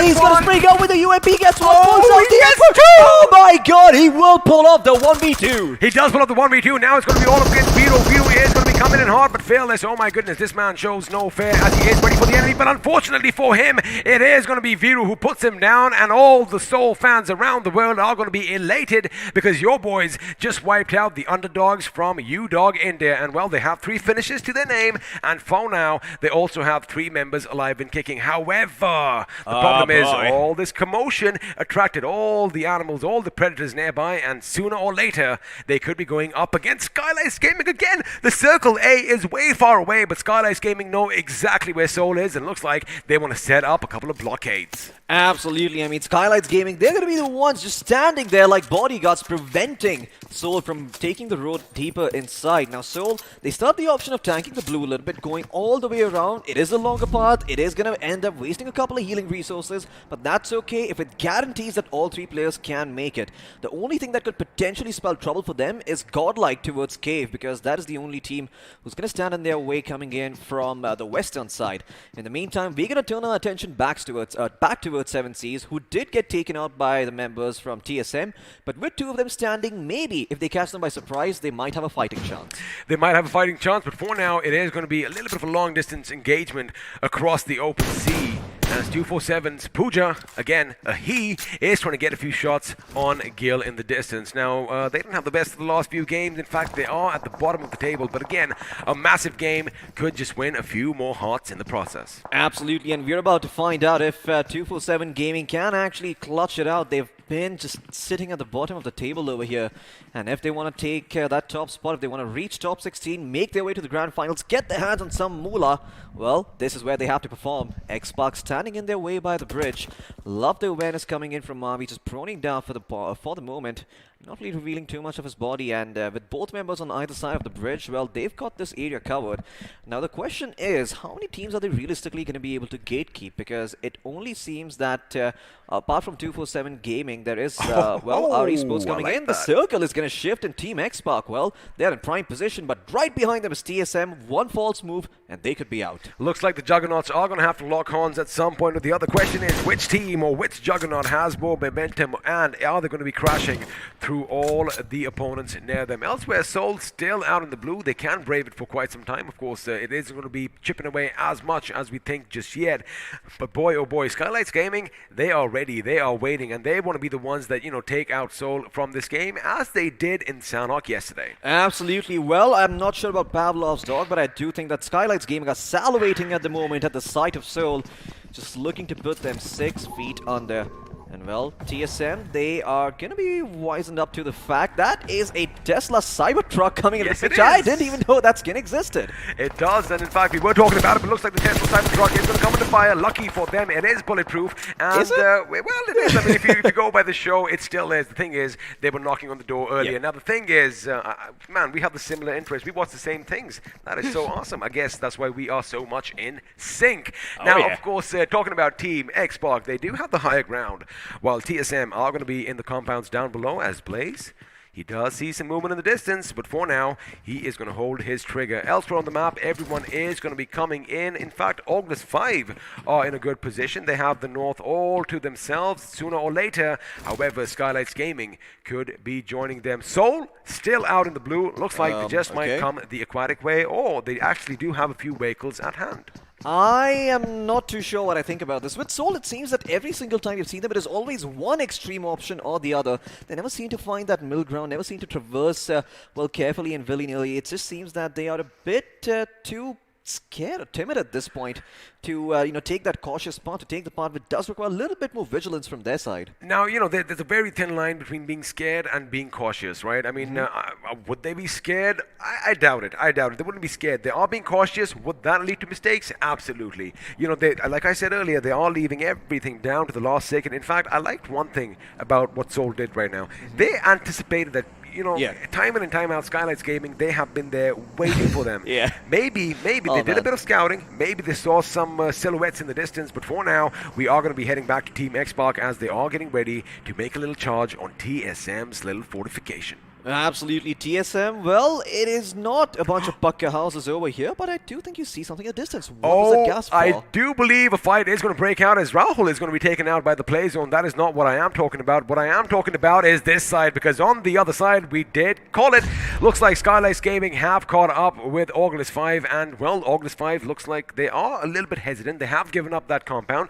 Of course, that compound is atop this little hill. Of course, all the terrace farming around, make sure that you have a good lay of the land. You have a good 360 vigil. But also, what can happen is grenades can come bombarding in, and, well, in those enclosed spaces, shrapnel is very difficult to avoid as Mavi is going to be taken down elsewhere. Absolutely, and now Kilo is just going to make sure that he's got Bomber's flank covered over here. Making sure no one can slip through the cracks. But once again, August 5, they give up that little piece of high ground. Now, maybe Skylights Gaming can move in, and they don't potentially need to rotate out over here. But they're going to have the advantage taking the fight from the high ground. There's something else that I kind of noticed that is pretty amazing. So now, Tactical Esports, the tactical team that they are, have 3 members in the circle. They aren't fighting yet, but one of their members is out in the blue. He's making sure he loots every single house, probably the insurance policy. Oh, yeah. Because I'm pretty sure Val69 is going to be kitted to the guilds with first aids. But for now, looks like Mental Yam is going to get the better of the opposition. But now, looks like SG are moving in. They are going to be spotted, and Kilo is going to get the Gumbler Boy. Now, that is when the remaining members of OL need to push in. There you have it. Zigzor is going to make his move, and Bomber, well, he could throw a few bombs of his own, and from this prime position, Kilo is getting some amazing angles. Lucky for him, this massive boulder is going to make sure the grenade falls to the other side of it. And, well, for now, OL, look at that. They are moving in. Question is, are they going to pinch their lives out? Well, I'm curious to find out, but in the meantime, we are going to turn our attention towards X-Park and TSM as well, who do seem to be in a bit of a tussle, but back towards the fight at hand. Skylights Gaming, well, it seems that they are one member short now, and August 5, they've got a decision to make. Do they press with a man advantage, or do they back off? Both options are not wrong, but the question is, do they have the vehicles to go out of this? This could be dangerous. This is weird coming in from August 5. They need to drop a couple of smokes right now, because of Skylights Gaming peak, these are just slabs to the slaughter here. And also, speaking of tacticals, while 69 looks like my game plan was not correct, because he probably did not find any first aids, because the play zone has taken him out, which means Tactical are now down to a 3-man squad. As the circle is going to be shifting just a wee bit to the west, a few teams are going to be happy. And once again, Godlike, they have been quiet thus far. They haven't really made a lot of noise. They haven't really even, rotated towards the opposition. But now, when they come under heavy fire, when they are under pressure, that is when they thrive. And Clutch God, oh boy, I think he might just retaliate in a few minutes. Man, I really feel we need to watch our tongues. Every single time we say a team has not been in the thick of the action, all of a sudden out of nowhere, they find themselves in a very top spot, and the Caster's Curse strikes again. It is just about as ominous as you make it sound. And Team EXO, well, it doesn't seem like they're about to break the curse just yet because Fierce has a very good position in the thicket over here. No one can really spot him out. In fact, he sees Z-God still holding his trigger. This man is so disciplined. He's waiting for the extra information to come through. Will pull out the M4 for now. He's waiting for the side of Godlike to make one false move. Jonathan standing up a bit too strong. Sensei watched, but can he convert that knock? The answer is not a yes at this point, but where's the rest of EXO? You know, the thing is, they might just be leaving it a bit too late as Godlike are going to get the better of the opposition. There you have it. Pokara is going to be brought down. EXO now coming into fire. Sensei is going to be taken down. And, well, Punks, his position has been given away. Jonathan hits the deck. Lucky for him, that Molotov grenade is actually going to force Punk to move just a wee bit to his right. And now he's going to be on the defensive. He is on the back foot. He does have a grenade being cooked. Oh, this in could fact, be big. This could be dangerous, but looks like he is going to get shot at from elsewhere. And that is all she wrote because TSM from behind like a ninja in the shadows. Ninja Jod just eliminated Team EXO in the 15th position with 4 finishes to their names. Oh man, you better watch your backs Wow. on the map of Sanhok because this is exactly what can happen if you're not careful about your surroundings. The team can come in from the back and before you know it, all 4 members have fallen and all of a sudden, you're down in 15th place with no points to boot. Tactical Esports might be sharing a similar fate because Hitman is down on his knees. They've got, I believe, another member standing, but expecting him to clutch things out might be a bit too much. Elsewhere, I do believe that there is a fight brewing outside of the current circle.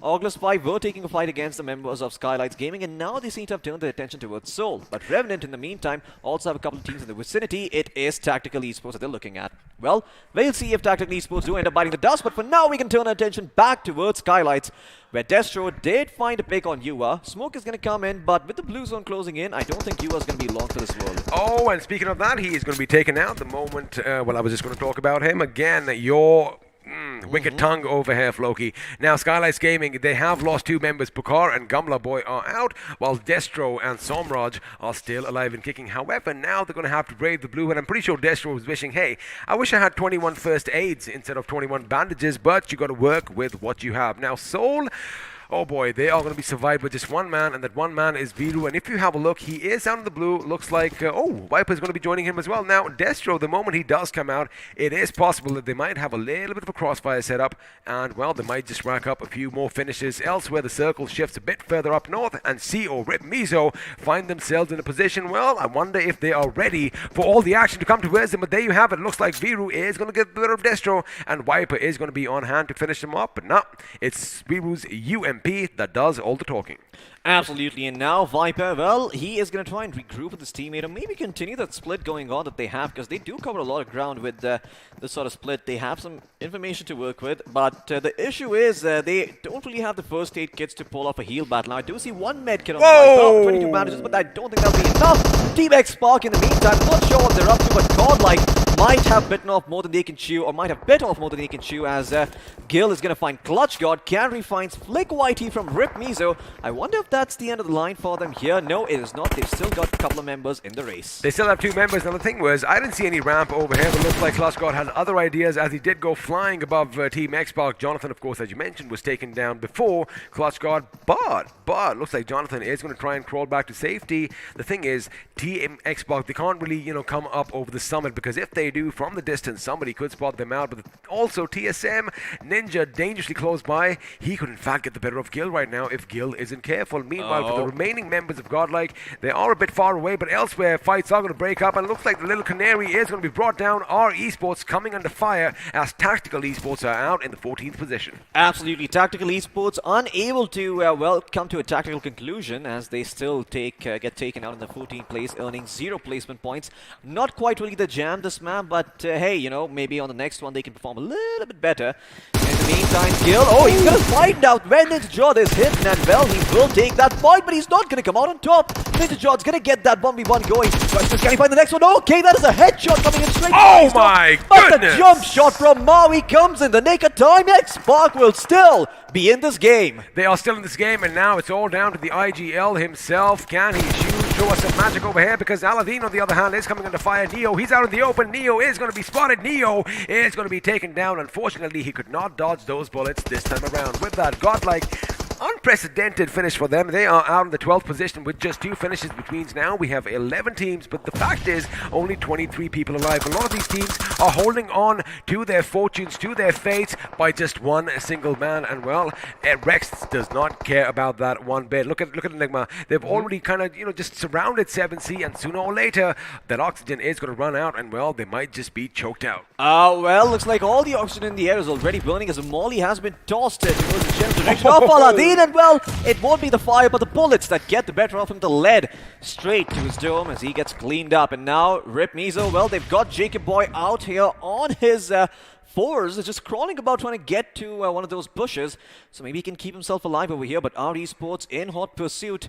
Do they see him over here? This could be big. Jacob Boy has a line of sight on both of them, but still he's waiting for them to stop moving so he has a better shot. Maybe he can find both of them, but it doesn't seem like our esports have come into his line of sight just yet. I like that Jacob Boy is hiding in the bush, but something that did kind of, pique my interest just moments ago is a couple of teams are out in the water, and of course Hyderabad Hydras are there. I was just going to bring up Soul Viru, but looks like Soul is going to be eliminated in the 10th position by August 5 with 4 finishes to their names, and well, it looks like that could be all she wrote for the team as far as the grand finals are concerned, unless they get 50 in the next one. For now, Jacob Boy still in the position we left him, but the thing is, he could be spotted from behind as Enigma are going to be driving past them. Now, if I have a look at the circle, it is going to be all hilly terrain as Hero is going to live up to his name, brings down Mental Yam. On the other hand, Encore, oh baby, we just heard some big guns go off. It is an M24. I want to see that in action as 247, they bite the dust. Absolutely, and now it's only teams with just one member's keeping them in the race. It could be problematic for Rip Mizo and Hyderabad Hydras to try and win this one out. It does seem that, well, the last member of Hyderabad Hydras, Striker for the win. Okay, he is moving inside the circle, so he doesn't really have the first aid kits to go for a heal battle. He will stay alive, but I think it's going to be a little bit hard for all the other teams to discover where he is. And before that, we might see some other teams being eliminated as we speak of that. Jacob Boy spots out the members from our esports, still holding his trigger. Wait, no, he doesn't. In fact, our esports are still circling around him. Now they're going to move up. Now they're going to come into his line of sight, but Jacob Boy still hasn't pulled the trigger. Oh, he still hasn't pulled the trigger. He hasn't moved a muscle. He hasn't batted an eyelid. He's just making sure he looks at the same direction. Now, Hero, oh boy, he is low on HP, but again, I like what he's doing right now. He knows the moment he lets loose a few bullets, well, A, his position is going to be given away, and B, I would want to have a UMP or something in this situation because that barrel is sticking out just a bit too much. Jacob Boy again with some intense, immense trigger discipline, but wait a second, Hero might just spot him out because again, when you see something shiny in the bush or in the grass in front of you, chances are it could be someone lying in wait. Elsewhere, if you have a look on the right side, we have another fight breaking out as Enigma are trying their best to fend off attacks from 2 fronts, RNT at one, and well, on the other, we do have our esports coming in, and again, it could be a 3-way tie between these teams. Absolutely, Enigma. They're trying to play King of the Hill over here, but, well, when you're the king, everyone comes for your head. Jacob Boy is still somehow surviving. Still hasn't switched over to the SMG, by the way, but, oh, well, our esports, they've turned their attention towards the supply drop. Have rattled off a few shots, but haven't really found anyone. They're doing something similar to what they did early on. They did get those placement points. For now, he is guaranteed 8. Of course, he wants to make sure it's a lot more as Jadu from a distance is going to come under fire. There you have it. Rex finally spots Jacob Boy, and that is all she wrote. It wasn't our esports that got him. It was Enigma who did put him 6 feet under. Now they are going to have another fight breaking out. Top Dog does get the better. No, it's going to be Hero who gets the better of Sagi, and that is from distance as well. Enigma Avi taking some much needed cover behind that rock. This is when Revenant can move in. This is when they can practice what they preach, and there you have it. Top Dog coming in from the right. He should know that someone could be lurking behind. In fact, he might be confused, but he does the best thing. He wants to jump over. He's got to be careful though. Look at Eggy. Look at Rex. They could be shooting him from the distance. Question is, why is Top Dog doing this alone? Where are his teammates? Well, they are right behind him. I think one of them is going to go for a heal off. Oh my god, this is actually a bait and switch coming in from Top Dog. They see him going away. They might not anticipate Austin Bot, but he's in fact looking in another direction. He will go up on the boulder and spot him out. Looks like that play will be punished as Avi gets the headshot, and now he can rest back Sagi up on his feet. That nade could be big, even if the vehicle pops at this point. Both of them are going to bite the dust, and Avi, well, he's going to get his teammate back up on his feet, and it seems like they might have a fighting chance here. Turns out it was a flashbang, but right now Avi is going to be back up on the rock, and now he's going to be shooting at Top Dog, but Top Dog, woof woof, is going to bring him down, but from the side, it is going to be Sagi who moves in and, well, snuffs his life out. Now they are still trying to find the enemy, but it looks like that is all she wrote. Enigma Gaming getting the chicken dinner here in Sound. Let me tell you something. They do have a lot of finishes. I believe they end the game with a total of 11. Wow, that is a lot of finishes to have at this point, but I do want to point out something. Now, if you were paying attention during the map of Miramar, Enigma were the only team... it's alright, I'll tell you what happened. So, Enigma were a 4-man roster. Of course I was paying attention. Come on. Yeah, well, so you're messing with job. me now. Oh, alright. I see how this is going. But, yeah, so there were 5 teams remaining in the final circle of Miramar. Enigma was the only roster with 4 people alive, and they were up against 4 other members with just 1 man each from their roster. So it was them against 4 other people, all from different rosters. All they have to do is play patiently, right? They do not do that. They instead push the 2 members who are trying to fight against each other, and the 2 members are like, alright, well, I guess we'll team up and guess we'll kick Enigma's butt. And, well, that is exactly what happened. But now if you missed any of the action, because it is Sanhok, it is fast-paced, and, you know, we can let a few things slip through. It started right at the beginning, and, well, reverse Pollard over here. He didn't even touch the ground, although his corpse did splatter on impact. Absolutely. And the only reason I was pointing that out about Enigma earlier is because now they finally get their revenge. They get that chicken dinner. Redemption, as you say, is on the cards over here. And, well, not much of an enigma anymore as to why they couldn't perform in that match, as I'm quite sure this one is gonna, you know, make all the fans forget about what happened on Miramar. But once again, a lot of fights breaking out on Sanhok, albeit a little bit slower than usual. It took a couple of minutes to get that party started, but once it did, boy, did it not stop. As, well, it's... Alright, never mind then. I'm quite sure you guys might have caught that from the corner of your eye. But, yeah, Team X-Spark, I believe they also played really, really aggressively. They really did a number on all the teams they were playing against. In fact, I believe they had 8 total finishes to work with, 5 of which were on Gil. 5 were on Gil, of course, Gil being instrumental, and I think you're going to have to take over for just a second. I seem to have something stuck in my throat. Oh, yeah, well... It seems that U-Dog in the meantime, Fearless, almost pulled off this clutch. Man, this was so close. He gets the 1v2. And then there's Viru coming in the end, just rattling off, well, with his AR there. And he will finally put his opponent 6 feet under, as I believe there was a headshot that connected, allowed him to get that finish. But man, Fearless, he nearly 1v3'd the side of Seoul. Oh, he did, and well, that is all she wrote for him at that point of time. Again, we did see he did switch to his secondary weapon, did almost take them down, but it was Viru and his UMP that left him in the ground. Now the thing is, you know, Seoul, not a good day for them, but the thing is, now they have one big game. As far as making the top 16, again, they need a massive game, but you know what they can do right now? Give it their best, give it their all, play their hearts out. You never know, they just might get a few more fans out there. Of course, they already have a lot, you know, maybe leave some for the others. But now, as the action does continue in onto his later circles, we do see Viru getting the better of Destro over here, and Viper was on hand to make sure that finish was converted. But this move over here, if you had a look, Clutch God was the rider, and Jonathan was piggybacking behind him. Unfortunately for him, Jonathan was taken out, the bike spun, and with that, 2 members from Godlike, well, they weren't so godlike after all. Absolutely, I mean, they fell high from the skies, and well, it seemed that today just wasn't Godlike's. Well, Sanhok, to be honest, it has been Godlike's day. They have been playing very, very well, but this map didn't seem to work out for them, which is a bit of an oxymoron when you think about it, because this is the one map where Godlike is always like, you know what, doesn't matter if you have to tank the blue, we will literally go out there and get a bunch of finishes if we have to, as I do remember that happening in the quarterfinals.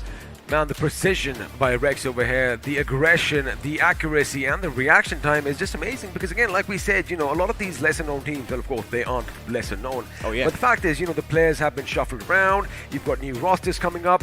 Man, the future for esports in India looks good. Absolutely. I mean, you look straight at the sun and your eyes are bound to get burnt, and that is pretty much all the teams over here in the semi-finals. And even though we're only going to see 16 qualify, the competition is neck and neck. I mean, save for a few top teams, it seems that everyone down there is struggling to get up on top and give these big teams a run for their money. The best thing that worked for Enigma in this case, now as you mentioned, you know, they were a 4-man squad going up. That 2-2 split is one of the reasons why they are victorious. Because again, you know, if you have both the mountaintops, you know, in your advantage, you can easily see the enemy coming up. So even if one of your members is down behind a boulder, say, you can still get shot at from behind. That's exactly what happened with Revenant.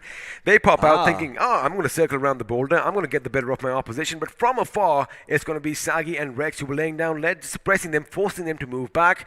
their teammates were picked up, and well, that is all she wrote. Now we know who won the chicken dinner. Oh, buddy, let's have a look and see how all the teams did, because the point standings are popping up on our screen. Can you spot your favorite team, and are they in the position you were hoping for? Well, we're about to find out as Enigma. Well, they redeemed themselves with 26 points to their name, 11 of which came from finishes, of course. And then you've got Remnant Esports in second place with 17 total points and 5 finish points. Again, a team that, well, didn't start off very, very strong, but they certainly seem to be maintaining their spot. R Esports with 16 and X-Spark with 12. And then you've got everyone else in the single digits. Rip Miso with 8, Hydras with 7, August 5 with 6, and Soul with 5. Unfortunately, if my math serves me right, I don't think they're quite going to be making it. Well, they might not make it to the grand final, but let me tell you one thing, they've definitely left an impression on all of us, and despite, ups and downs, the best thing is, if you have a fan base that loves you for who you are and what you do, they are never going to go away. But now let's have a look at who is going to be crowned the iQOO MVP. It is going to be Gil from Team X-Spark. Absolutely, Gil, 623 points of damage done, 5 finishes to his name. This man has been instrumental for the success of his team. I did point it out earlier as well that he was responsible for getting a lot of finishes over here. And Team X-Spark, it finally seems that they have found what the cojones are, and well, it seems that they're finally, upping the ante here. And well, let's have a look at the top 5 players over here. This time we are going to have 2 members joining in from Enigma, and finally Soul.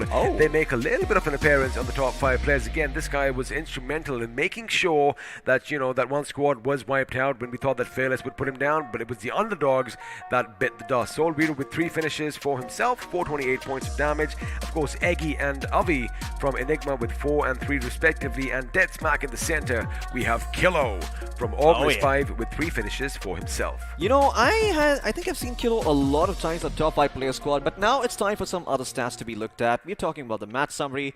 Grenades used and grenades converted into finishes. Out of the 74, only a measly 1 resulted in a finish. However, a majority of them did knock people down to the bloody knees, and that's when the teams rush in. This is Sanhok, right? You can close that distance pretty easily. You knock him down, take your weapons out, and let your bullets do all the talking. But again, the healing is going to be on the higher side for Sanhok. Again, we did kind of expect some heal battles going off. Looks like that wasn't really the case this time around. Now, let's make it a bit easier for you. Let's put some visuals on. Let's go for the finish to damage performance graph, and well, it is going to be a bit low down. And although all teams, the majority of the teams, did get a taste for some blood, a couple are going to be standing head and shoulders above. Of course, I'm talking about Team X-Spark and Enigma Gaming. Absolutely. Well, 1,400 and 1,300 points of damage respectively. In fact, I think it'd be injustice to say 1,300 because it is 1,395, very, very close to that 1,400 mark. And they've also got more finishes to show for, so certainly a very, very good performance by Enigma. And, once again, a great performance by them due to the fact that Miramar, it didn't go the way it was supposed to. I am going to point it out. I am going to be the devil's advocate over here. But, if they learn their lesson and they perform well in the next game, all can be forgiven.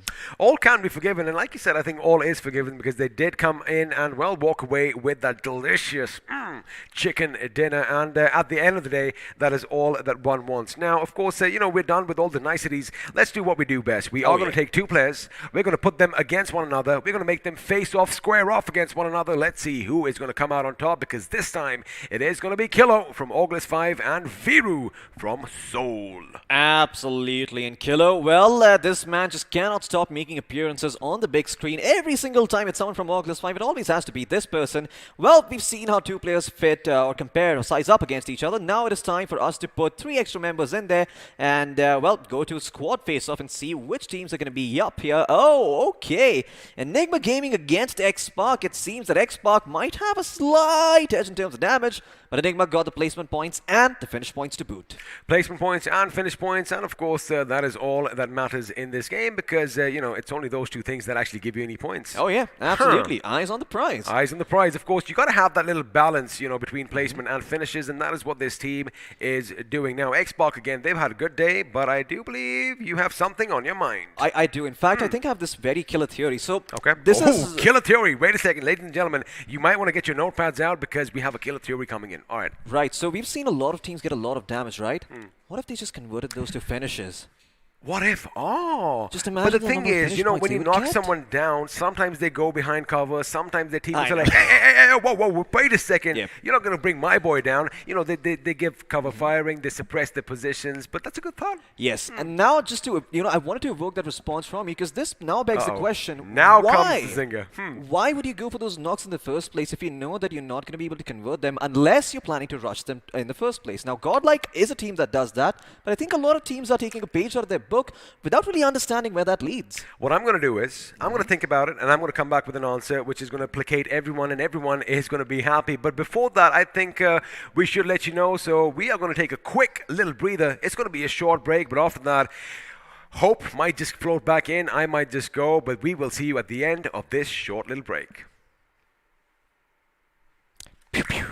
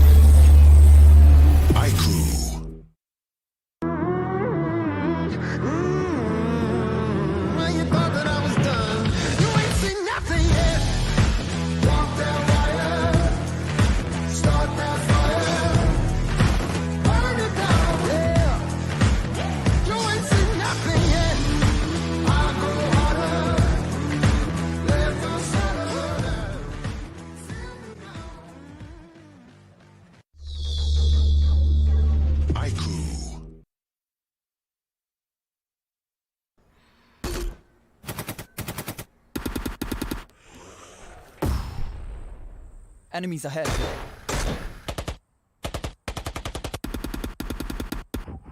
No more non-stop gaming. Introducing Battlegrounds Mobile India with OTP control, 3-hour limit, and other gaming checks.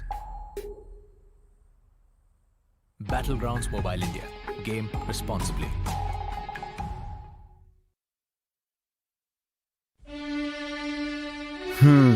वो एक दोस्त game में फंसा, कोने में बसा, gang में अकेला, दिन का भूला.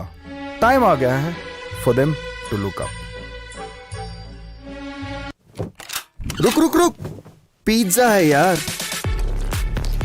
हाँ, ये बेटर है. ध्यान से. ओके ओके, फोकस कर. अरे ऑसम यार. कोई नई स्ट्रैटेजी ट्राई करें. क्या बात है. श्योर, एकदम श्योर. मतलब मान गए गुरु. तो जैसा मैं कह रहा था, जब ये हद से ज्यादा हो जाता है ना, तो फन, फ्रेंड्स और लाइफ से ध्यान हट जाता है. तो कुछ भी करो, पर कैसे भी मेक देम लुक अप. अरे वाह, जल्दी समझ गए. Well done boys.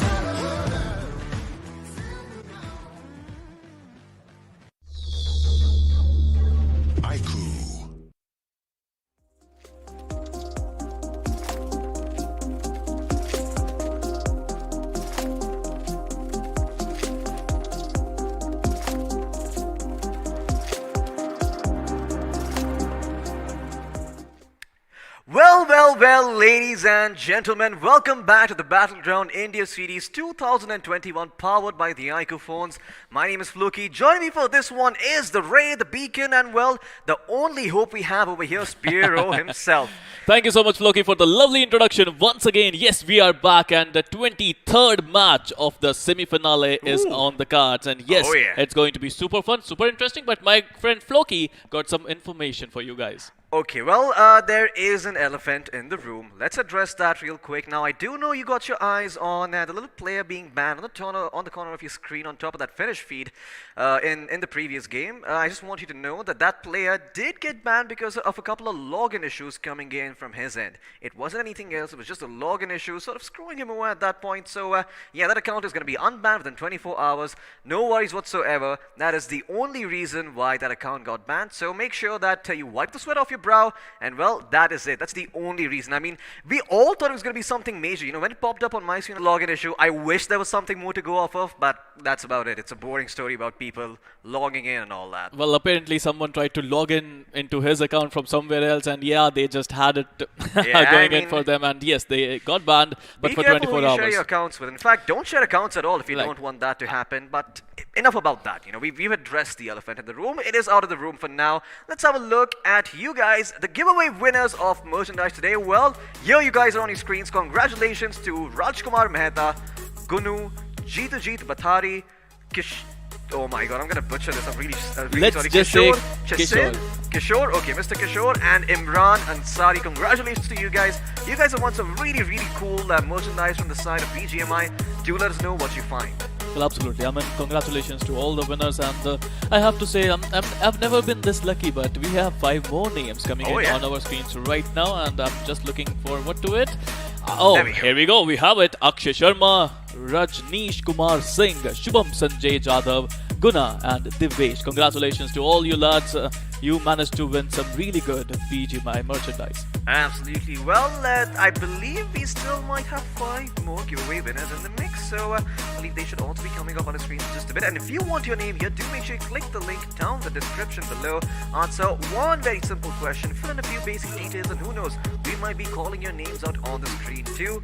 Well, let's have a look at the next 5 merchandise winners. We've got Subodh Pawar, Chhatrapal Negi, Pranay Khosalkar, Rishikesh, and Lakshi Malviya. It seems that you know someone. I know that guy. Oh, you do? Yeah. Well, congratulations to both Pawar, and a special congratulations from Spiro himself. Congratulations to both. But meanwhile, talking about other guys, Chhatrapal Negi, Pranay Khosalkar, Rishikesh, congratulations to every single one of them. They managed to win some really good goodies. Absolutely. Well, do let us know what you end up finding, because I don't think the deliveries are going to be here just yet. But while you're waiting for the deliveries, we've got a wonderful set of matches waiting for you. So let's jump into the matchup and see the teams playing at hand.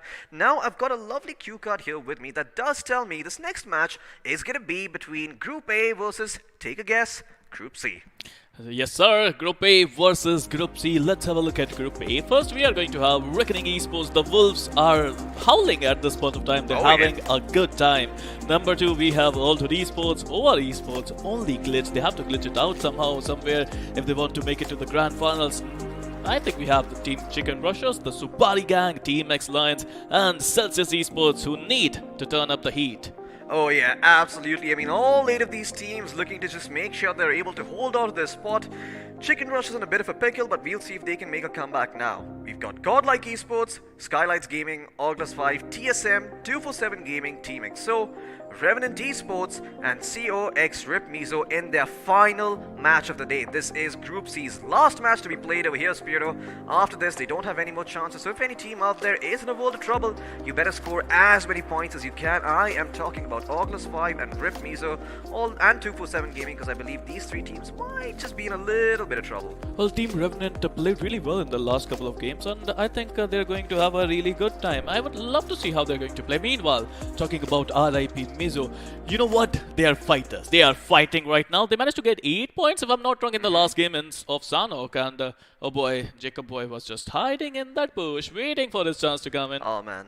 feels really bad for Jacob Boy, right? Because it wasn't even the members of our esports that found him. It was actually Enigma from the other side that saw his feet sticking out, and well, he got taken out a little bit too early. But I mean, it's maybe Rip Miso could have played a little bit better. Maybe they could have dropped in a little bit early, changed up a couple of things. It's very, very easy to look at these sorts of end game situations and blame luck. But the truth is, maybe you could have done something about it.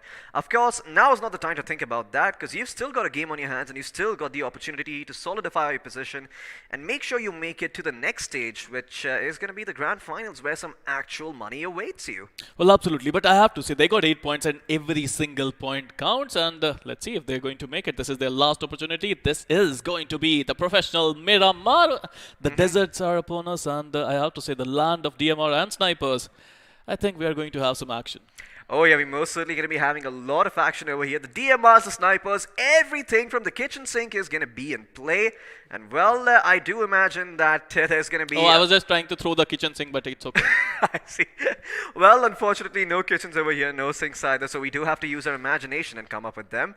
But yeah, I mean, I do imagine that there is going to be a fair amount of sniper and DMR action. We saw Winchester knock. I just want to see some Kar 98K action, man. I really, really enjoy, people using that gun, because I myself am not good enough, but I've got a lot of respect for people who constantly hit those shots. In fact, every single day I get carried, it's one of you two guys with the sniper rifle just going out there and getting all those knocks. That's not me. That's Ocean Sharma who uses sniper. I am more of an assaulter. I use... You do snipe, though. A little bit, and not much. Not much, though. But it's okay. We are going to play tonight, and we are going to see if I can snipe or not. But talking about these players, they need to snipe. They need to use DMRs. They need to use assault rifles. They need to use SMGs. They need to use those nades if they want to win. Absolutely. Miramar is one of those more unforgiving maps if you do end up making a mistake. And you have to be a little bit careful with how you approach the whole situation, because once again, if you don't get yourself those DMRs and you don't get yourself those sniper rifles, it can be very, very hard to hold on to certain spots. Now, of course, if you are towards the western end of the map near San Martin, you're occupying those high cliffs, it really, really helps to have something like a Mini 14. But if you don't have your hands on any of these sorts of weapons, it can be sort of hard to watch over the areas and the surrounding roads that, pass us by. And, well, if you don't have those weapons, you might just give up a couple of finishes. Well, they are long-range weapon for a reason, right? I mean, Miramar is a big map with big compounds, big mountains, and big players gonna play really well, it seems. I mean, experienced players, big players, they just come, they just conquer. And yesterday, if I'm not wrong, it was Team X Spark Scout who came in Miramar. Oh yeah, he did. He clutched it out. Yeah, he clutched it out. He managed to get a lot of frags, managed to get a lot of value out of it. But right now, let's go. Let's have a look at a beautiful Miramar, and the deserts are sometimes actually good. Yeah, I mean, the deserts have a couple of beautiful sights of their own, so let's see what they look like, as I do believe it is a beautiful day out in Miramar. But no, we're actually going to be having a holiday in the mountains right now, and hopefully there's some sunrise. I'm just trying to, just go off of the words I see on the screen at the moment. But yeah, it should be fun to see where Miramar heads, because once again, the last Miramar of the semi-finals. This is it. If you're a team that has been practicing this map, you better pull out all the strats that you've been kept, that you've kept in hiding for now. Especially if you're a team that has struggled to make it past the initial few stages. Well, we'll see if they're able to get themselves a couple more finishes to work with, a couple more points, and maybe solidify their position. I am, of course, talking about Rip Miso as well as August 5. Could be in a world of trouble, but maybe not. Rip Miso, though, I feel like they do need the points from this map. Desperation calls, and when you're desperate, when you're under pressure, sometimes you just play at your 100%. But right now, if you ask me, they have to play at their 110%. They have to give it all. They have to make sure that they qualify. It's a lot of dreams are on the line, a lot of fans, a lot of players. They want some response. Absolutely. I mean, they certainly want some response from these guys. They should be able to, just... Well, once again, just play their hearts out over here, because this is the final Miramar of the day, like I said earlier. And if they don't perform now, then there's not going to be any second chances. In fact, like I said earlier, this is the last set of games for Group C. And Rip Miso, this is their final chance to solidify their position. Make sure that no one from Group A or B can start rising up and snatch away that top spot from them. So hopefully this time around, Rip Miso, they can live up to the expectations that the fans have of them. And well, we're going to be jumping straight into the game as we hear your cries and begs. Casters, stop talking, start game. The game has started, the flight is in the air. Or rather, the plane is in the air. And well, we'll see what the flight path looks like. It's going to be leading all the way from Impala towards El Pozo. And boy, oh boy, every part of the map is accessible, Spiro. If you're, say, Rip Mizo, where do you want to go? Well, if I'm Rip Mizo, I'll go into the zone because I mean that is the safest space there. But we have to see, we have to wait and watch where the zone would go. For now, Rip Mizo would go to their normal spot. But talking about Group C, it's a really difficult group, right? Floki, it's a wonderful group. And in Miramar, Scarlet's Gaming got toppled up by Team OR Esports, who managed to get 79 points in Miramar. Looks like Jelly and company playing really well. Of course, Jelly, the IGL of OR, is #1 player in Miramar. A very, very early drop coming out from OR too, right? They're making their way towards Puerto Parecio, and hopefully they're able to, kit themselves up and, move out and maybe even make their way towards Los Leones early on. Although it does seem that EXO have already made their way there, and I do imagine OR will have a decision to make if they want to go further up north or a little bit towards the west, as the circle will be forming once all these teams have dropped out. I do believe that maybe we see one of these teams trying to make their way towards Toria Humada, that is Reckoning Esports, because, they are a team that does like that spot.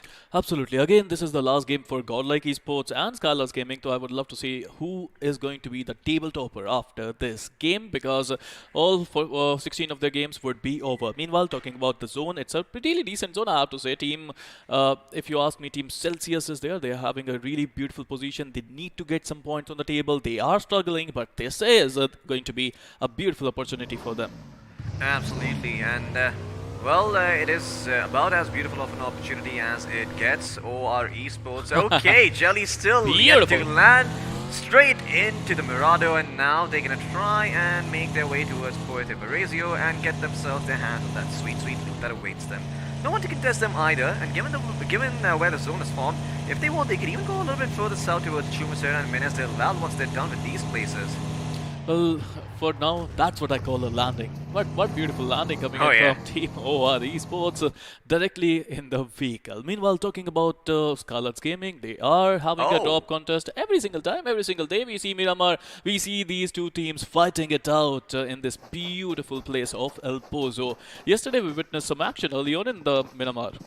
We most certainly did it. This time around, it seems that Pucar is going to take the fight to his opponents here. He's got the Thompson in his hands, and he's got himself a shotgun on his back too. A lot of good close-range weapons to work with. But the question is he actually going to go for those engagements right now? Well, it does seem that he is not very afraid and is moving out, so we might just see him take a couple of shots if the opportunity does present itself. But for the time being, Scarlet are just looking to make sure they've all got something to work with, and when they feel comfortable enough that they've got themselves a couple of vests, a couple of first aids, they're going to go out and try to kick TSG out of El Pozo and take up all the loot that they have for themselves. Look, Scarlet Gaming, they won't mind attacking, right? They are on tabletop. They don't care about points that much. They just want to qualify, and they already did. But for TSG, they want to prove a mark, right? It's a young team. It's a new team. Nickel, Krish, Desync, Daddy. The way they played in quarterfinals is just immaculate, but they need to put up a show every single time they come here. So now, if they beat Scarlet Gaming, that's great. If they go out of here, that is great. The only bad thing for them would be if they get taken out by Scarlet Gaming. Absolutely. Skylights Gaming, well, if they do end up being taken out, they're not going to be too bothered by, because they're already at that top spot, so they've got very little to lose over here. TSG, on the other hand, I mean, they would like to maybe establish, a little bit of dominance over this map, because once again, if they are constantly dropping into this part of the map near El Pozo, it is likely they're going to do that in the future too. So winning a fight against the side of Skylights Gaming might force them to reconsider their options and might force them to, go back and look at the drawing board and see where else they can drop and where else can they find some good loot for themselves. As Skylight's still not too keen on taking a fight, they've just gone around the map and gotten themselves a bunch of stuff to work with. And now we're going to turn our attention towards the members of Old Hood Esports, who do seem to be a little bit further up north near that water treatment plant, and somewhere between that and Torre Humida, looting those compounds in between. Get their hands on a couple of first aids, a couple of decent vests and helmets, but their main priority right now is probably going to be to get inside the zone, because, if they don't, then they could end up being gatekept by Chicken Rushers or Reckoning Esports, who've already made their way inside. Well, not Chicken Rushers, but Reckoning Esports have.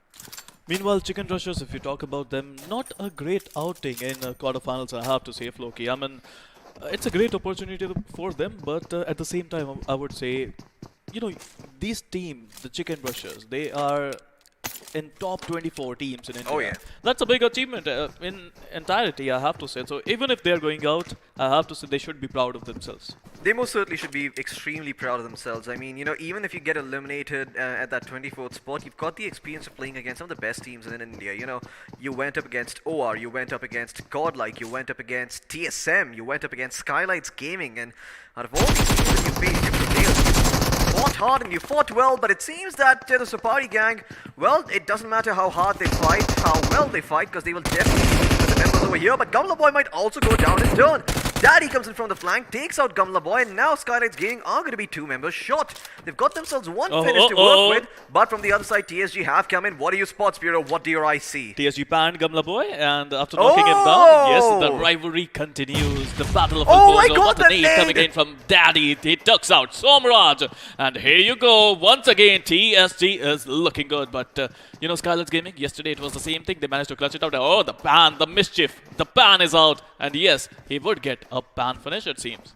Absolutely, clang goes the pan, and TSG add insult to injury, leaving only Destro scared, running with his tail between his legs, trying to save himself the humiliation, as well as, well, all the trouble that's going to come along with it, as he's just going to try and get some placement points for his team now, but Destro's still surrounded on multiple sides. He has got nowhere to run, nowhere to hide, as everyone from the side of TSG is eyeing him up. Well, we'll see if the side of 247 Gaming can do with this 2-3-man roster at this point, because they've already lost one, and as we saw earlier, one of the players did get their account banned. Unfortunately, that does mean that they will be playing with a 3-stack. But yeah, in the meantime, I do believe another team has joined the fray over here. As Revenant, well, they're going to go right around the corner, and they know for a fact they will knock down 247. They've already lost one. In fact, oh my god, Yam is actually going to be able to find 2, but he's going to be knocked out over here. His teammate Pooja back up on his feet, but he doesn't have first aid kits to heal himself back up. Only bandages, and that is not enough. He will be cleaned up by Revenant Esports. 3 easy finishes to their name, but they lost the toppest of dogs in the process. Absolutely. I mean, Team Revenant, as a team, it's a brilliant gameplay coming in from their side. Right, Floki? The way they came, the way they waited for their cavalry to come in. I mean, it was supposed to be a 2v2 battle, but they waited for their players to come in, then made it a 4v2 battle, then they managed to win it. But I have to say, 247 Mental Yum, he managed to get a couple of knocks. That was beautiful. The only problem was he wanted to finish them as well. Absolutely. I mean, Mental Yam in that position, if he just had any first aid kits to work with, maybe that fight could have looked a little bit different. I mean, he did get dressed up, but you know, he didn't have any first aid kit, so he's like, what the hell do I do? Might as well just take this fight, and he didn't have enough HP to work with. In the meantime, we're going to turn our attention towards the members of RGE and TSG, and reckoning, well, they do hear the X-Lines roaring about in their vehicles, but they will not bounce. In fact, let's have a replay up on our screens to see what kind of action we've missed out, and well, there you have it. Here you go. Daddy against Skylights Gaming. He knocks a couple of players. I mean, and then he finished them with a beautiful ban. I have to say, finals are going to be super fun, Floki. The way these mind games are being played between amazing teams. I mean, Godlike been panning a lot, 7C been panning, Skylights Gaming been panning, and now it's TSG who is also panning. Absolutely. I mean, everyone has got their pans out over here, because it's no longer about, well, you know, the points. It's no longer about the placements. It's all about that added mental damage that you can deal to your opponents. You know, just tilt them a little bit more so they use their emotions to think and not their heads. As the circle's going to shift upon, well, it's going to implode upon itself, and it's going to go a little bit to the northeast over here. And right in the middle, we've got San Martin, Graveyard, and Power Grid as the prime areas of interest. Let's see who gets there first. I mean, you were talking about the mountain there. I mean, Floki, you had some kind of clairvoyance. I mean, some future predictions. I mean, you were talking about the mountain near San Martin. Absolutely. I mean, you know, so I once went to a carnival when I was 7, and I paid around 50 rupees for a fortune teller. He told me that on this very day, on the final day of the semi-finals of BGIS 2021, on the final map of Miramar, the circle will shift towards San Martin. So that's my secret, Spiro. Wow, I mean, next time you go to a carnival, take me with you. Meanwhile, talking about RFP Mizo, important game desperation calls against Team Celsius, who are also under a lot of pressure. 2 great teams, 2 young teams fighting it out for the final spot in the grand finals. Absolutely. Well, in the meantime, we're going to turn our attention towards the side of Godlike and TSM. As Shadow OG will heal himself back up. I believe he was knocked down by one of the members on Godlike, but now Godlike have to be a little bit careful because TSM are well spread out and, well, they might just take down the juggernauts that are Godlike. Godlike out in the open. Clutch God will be revealed, but a couple of shots coming from the rest of their members. Z-God still stands strong. In the meantime, Sultan has taken out a couple of members from the side of Only Glitch. In fact, Only Glitch, have they been eliminated? No, they've not. Only 2 of the players have been knocked down. And TSM will continue to take the fight against the members of Godlike, but Godlike might have bit off more than they can chew. Once again, as Jonathan's going to get caught out in the open, being eliminated first by Blaze. And now that Nate being prepped up, well, it might have Neo's name on it. Is it going to find its mark? It might. Whoa. Well, just a little bit too long there. And once again, Blaze will try for, well, the luck a second time around, and iQOO did find Neo in the meantime. Looks like Godlike, they might not be long for this world. Z-God, the only person still standing. Oh, the pads come out. Oh, the justice. Oh, the revenge. DSM pull out the pads and they should right back to Godlike space as Z-God, the only member standing, crawling, scared, surrounded. The pads are coming out, but finally the AKM will come out. Oh, he waited for the pad. Ninja Jord, well, he tried, but in the end his teammate came and saved the day. TSM, they will not take it lying down. They will dish it right back to Godlike. I think I just broke the chair. I'm just jumping down, up and down. What just happened there? The revenge has arrived. It was sweet, it was sweeter, and boy, oh boy, that was amazing. But TSM, they need to get ready for the third party because Chicken Rushers are rushing in at this point of time. Sniper on the back of that buggy with that M4 trying to rush in, and he made a mess out of it. But what happened? He lost 50% of his HP. This is not a stunt show, Sniper. Be careful. Oh my god, he moves out of a moving vehicle. That's on the scope and loses a bunch of HP, and that is actually going to back to it. Blaze able to get that knock. But now, Team Chicken Rushers, they smell weakness in the air. In fact, do they? It does seem that TSM was still standing strong as iQOO has found 2 players knocked down over here. And from the other side, Team XO are looking to join the fray themselves. Chicken Rushers, with 3 of their members down, they've got a decision to make. And XO, well, okay, well, that buggy is a little bit too weird. But there you go, Nate's being lobbed in by XO. They want to rack up all these finish points for themselves. Can they find iQOO? Yes, they can, but Blaze is back up on his feet. Not for too long, because XO will clean them all up. The entire credit will go to the side of, well, Chicken Rushers for at least 3 finishes. Well, Team XO, they joined this party uninvited, but you know about uninvited guests as well, Floki. I mean, they are just amazing. They just came, they just conquer every single thing. Now, Chicken Rushers, they only got a couple of players still remaining, and Team XO, they are hungry for more. Oh yeah, Team XO, they're gonna go up high ground over here. No fear whatsoever against Chickens. Well, it seems that the Chicken Rushers are gonna do what chickens do best. They're gonna run around without their head. And well, that's where the phrase headless chicken comes from, as Team XO, they're still looking to go in, they're still looking to push in with those nades. Vampire and Notorious, they're trying to fight back over here, utilize the high ground advantage, but it seems the only thing they're going to be eating for breakfast is going to be a bunch of lead. As, well, I believe Pierce delivered it straight to their dome. So no, it was actually Bunky who got that headshot in. And now he will also clean up Vampire, hiding behind the shack, but he will be taken out. Absolutely amazing. Team XO, they came in, they took out a couple of teams, they managed to get 6 finishes and they conquered this mountain, it seems. Bunk with a couple of finishes to his name, got a level 3 helmet as well, but right now another uninvited guest is coming in. I mean, that is going to be Team OR Esports. Again, the battle for the #1 position still lives on in this Miramar. Absolutely, the battle for the #1 position continues. And we'll see if the members from OR Esports are going to be able to take out XO for their sins, as I believe this is, well, how many teams have joined the fray over here? I counted 2. XO came in, that was 3rd, and now a 4th team is joining the fray. I mean, this is just turning out to be quite the battle over here, as OR Esports now eyeing up XO. I would love to see 7 sins here, but it's okay. That's not a thing, right, in this game? But nah, 7 Cs aren't here. Unfortunately, not really there. Not the C. Oh, 7 sins. Oh, 7 sins. Oh, yes, okay. But meanwhile, talking about Team XO, they're still holding their on their own. They're waiting for their chance to come in. They're looking for an opportunity. They're not rushing Team OR as of yet. Yeah. They want to get the first knock in, and after getting the first knock, we might see some action. That is a nice smoke. Good arm on Sensei, making sure Punky has got some cover to work with. And EXO now are, well, unsure about what to do, as they are waiting for a push from OR, but OR is just very, very happy gathering up all this loot. Look at that, he was just like, oh, well, a little bit of this, a little bit of that, you know, a little bit of Jessica by his side, a little bit of Erica for the night, and well, that's Mambo number 5, but in the meantime, EXO are going to continue to, well, hold on to this hill, and OR Esports, well, it doesn't seem like they've got the best position, but Bonky on the flank could be massive. Well, Exopunk with that beautiful flank, he is just waiting. He's just waiting for his chance to come in, and he just spotted Jelly. Is he going to be Jelly? Is he going to be taken out? No, he can. He can actually take out Evo as well. He's just waiting for a perfect opportunity. Oh and my yes, God. he got the perfect opportunity. Gets the first knock in, gets the second one as well. Tries to get the third one now. Would he be able to connect Jelly? No, he won't. And Jelly would get the retaliation done. A beautiful fight, Floki, but right now, Jelly, would he be able to get the clutch down, because OR is losing this one. Absolutely, OR have got 2 members down. EXO will be able to revive Punkyu, while Sensei holds guard, stands vigil, stands strong, acts as a sentinel for the team.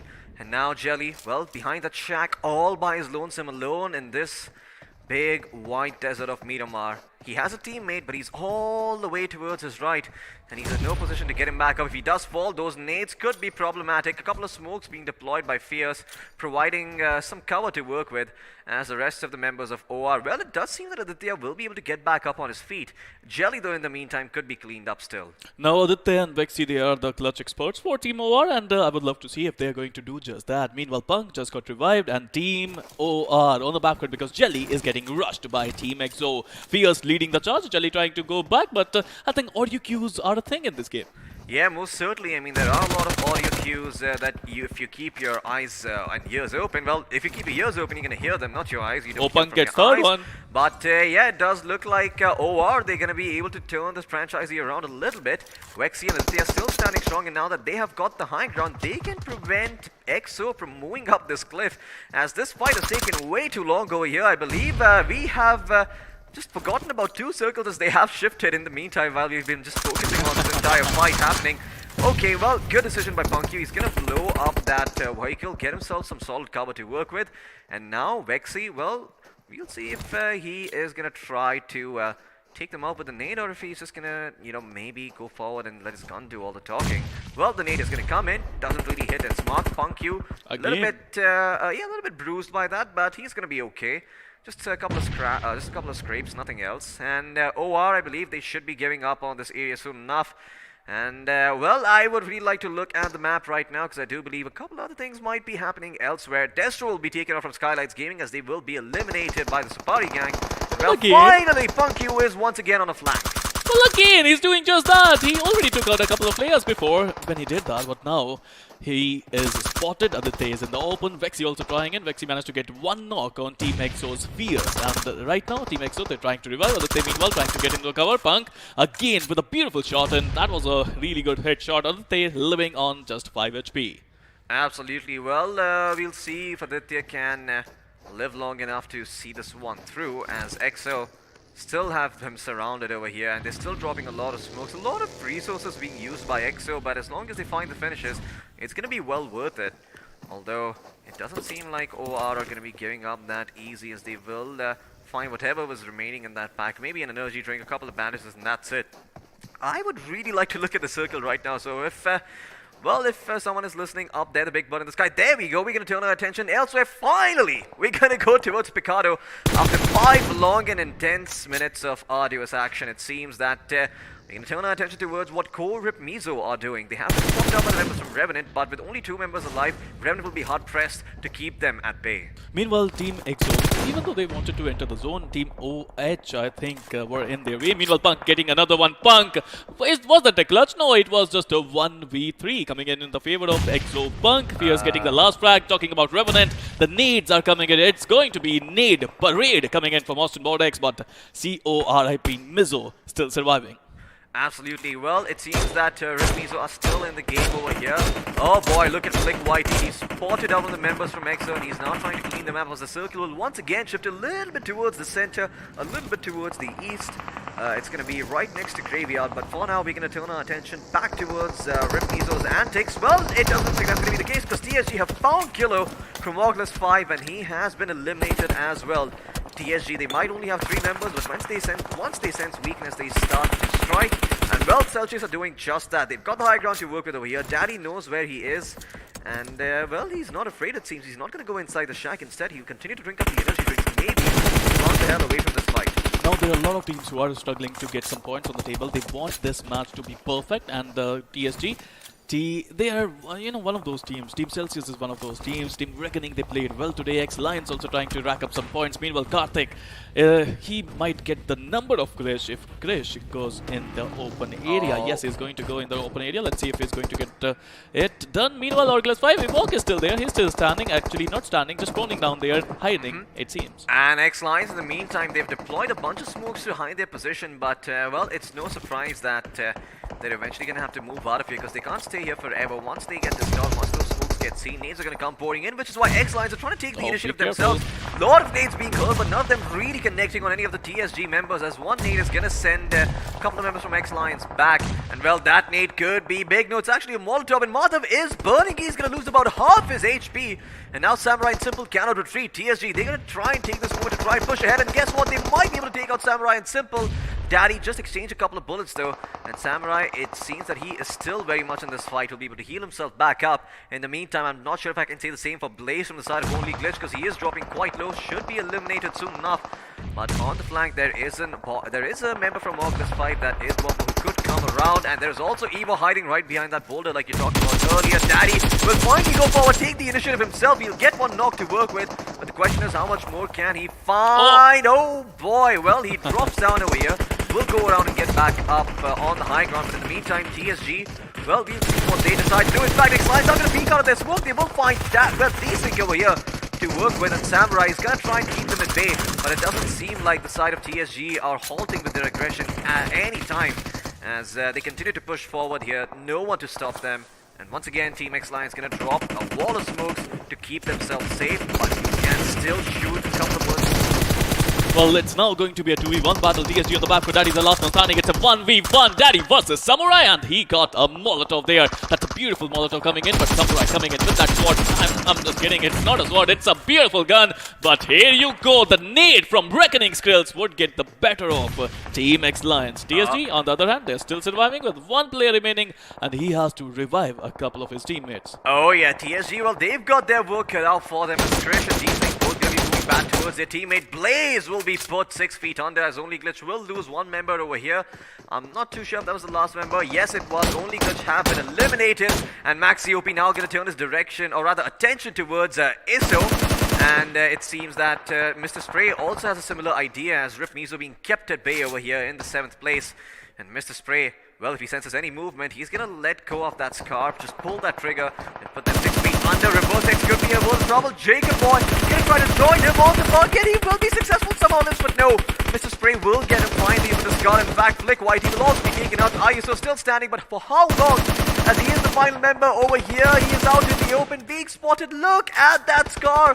My god, it's doing a lot of work over here, but he's not able to connect. Evoke will take out Krish in the meantime, and it seems that Orglas 5 will pay for this heavily. Evoke will be cleaned up by the rest of the TSG members. Rip Mizo get eliminated by the side of EXO in 7th place, leaving only 5 teams for that final spot. Now, it was their last game. I don't know if they're going to qualify or not. They didn't even get a single finish in that game, so it is going to be hard. It is going to be close, but a lot of RIP Mizo fans would be praying right now that they qualify. Talking about other teams, Orglas 5 Bomber is still surviving, and he wants to get some points for his team. Meanwhile, TSG, they've been really aggressive today, Floki. The way they're rushing in, the way they're pushing, they are relentless. But you know what? Team Reckoning, they got 4 members still surviving, and Skrills, even though he managed to jump off a cliff, he just broke his ankles, not his life. Absolutely. I mean, only a couple of ankles were broken, nothing a couple of bandages can't fix up. But in the meantime, oh well, these things will spawn out. Bomber get the clutch, almost does get it, but Reckoning coming from behind. They lay down a little bit of support, but now soon enough, they were friends while their enemies lasted, but now that their enemies are gone, they are back to being enemies themselves. As Skrills with the M4, he's trying to find the last member from TSG inside the smoke. Doesn't really see anyone just yet though, so we'll take this time instead to get the energy drink going, get his stamina up, and then he can try and run in to get those finishes. That volley, well, good walking through coming in from him, but Daddy will be spotted out, should be cleaned up. Not much he can do to stay alive over here, as Daddy gets cleaned up as well. And in the meantime, meantime, All Hood Esports Sultan could be doing some work over here as he is on a rampage with 5 minutes to his name. Good spot on Skrills as well, will lock him down. What a beautiful headshot from that man. And now he's going to continue moving forward, take out the rest of the members from Reckoning Esports. As Sultan still standing strong, Immortal inside that shack. Has to be careful. If he gets discovered, a single nade could put him out of his misery.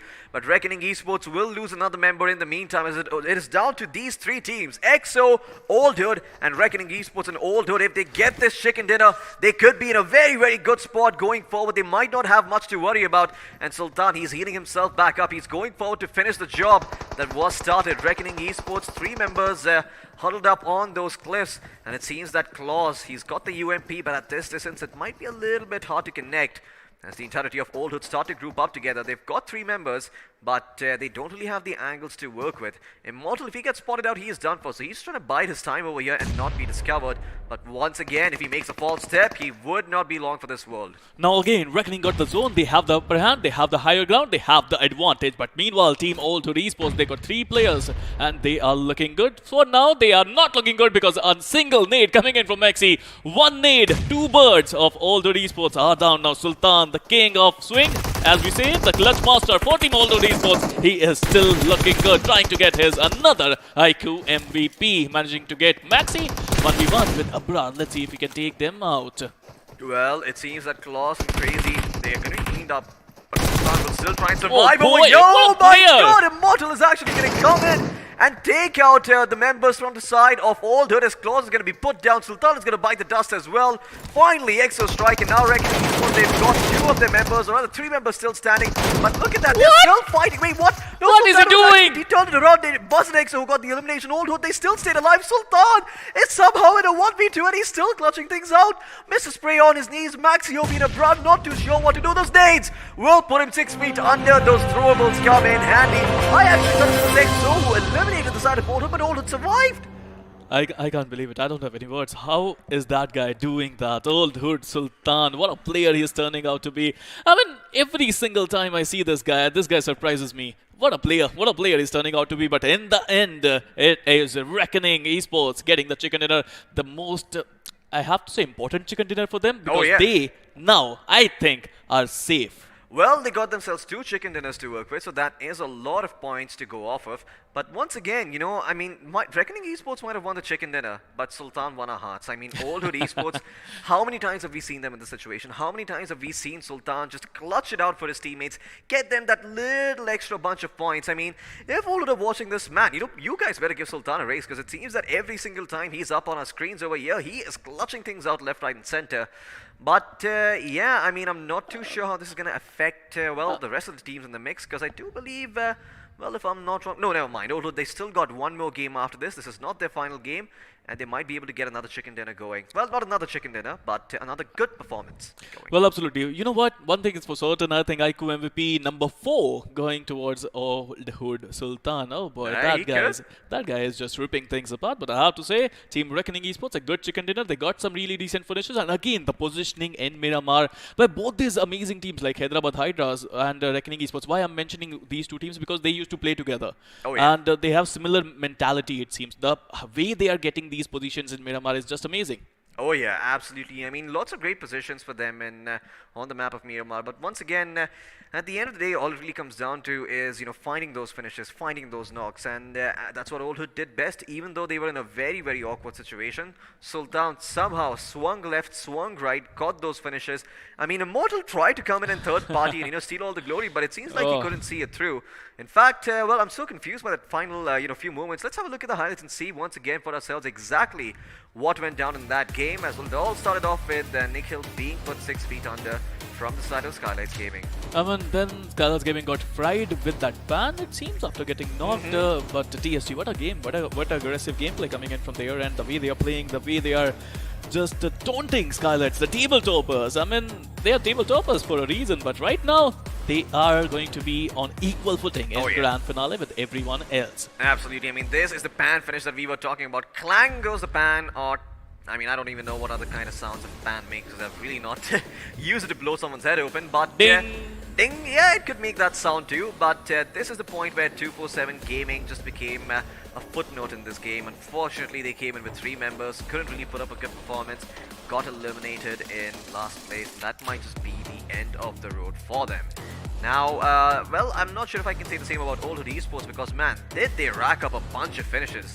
They rack up a bunch of finishes. They managed to get a really decent position at number 2, and I think if I'm not wrong, Sultan managed to get 7 finishes. Meanwhile, the battle of behemoths, Godlike versus TSM, and boy, the revenge is sweet, Floki. Oh yeah, revenge is most certainly sweet. Look at that ban coming out. Sure, Ninja they John wanted got to knocked ban. down. They He wanted really to ban. wanted to ban him, but you know, they still knocked out Godlike and they still got a ban finish. So in the end, they did get their revenge. Chicken Rushers, in the meantime, they needed a much better outing. What the hell happened to that buggy there? Just wasn't long for this world, as it said it wanted to go off on a mission of its own. You know, But, apart from all the jokes, you know what happened there? I mean, that was miscommunication. He wanted to get out of the buggy. He was telling his driver to stop the vehicle, but he was not stopping. That was a miscommunication. It happened with me all the time. A lot of Absolutely. times. Well, you know, I mean, I am your driver at the end, so I do see those, you know, little slight It gaps happened coming with in. us that Oh, yeah, day it in did. Erangel. Yeah. I know why you bought that up. I know why you bought that up. Spear, you think I'm not wise to your ways? Nah, I'm just messing with you, man. But yeah, I mean, once again, that miscommunication between that driver as well as the passenger did cause some issues, as well, that's what happens on Uber as well. So make sure you communicate things clearly. But EXO, once again, they were the ones coming in hot. I mean, they were the ones who were supposed to clutch this one out. And they really got themselves a bunch of finishes over here. But it seems that in the end, they took a bit too much time with those fights.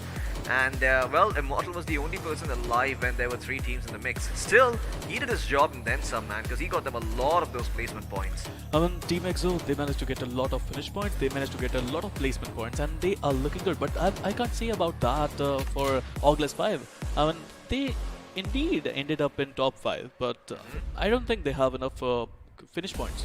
Absolutely. I mean, they have. I'm not too sure if they've got enough finish points. In fact, I didn't quite do the math myself. But if you have, well, you're gonna know who's the top 8 and who's not. You're gonna know who's qualifying and who's not. So continue going at it, math nerds.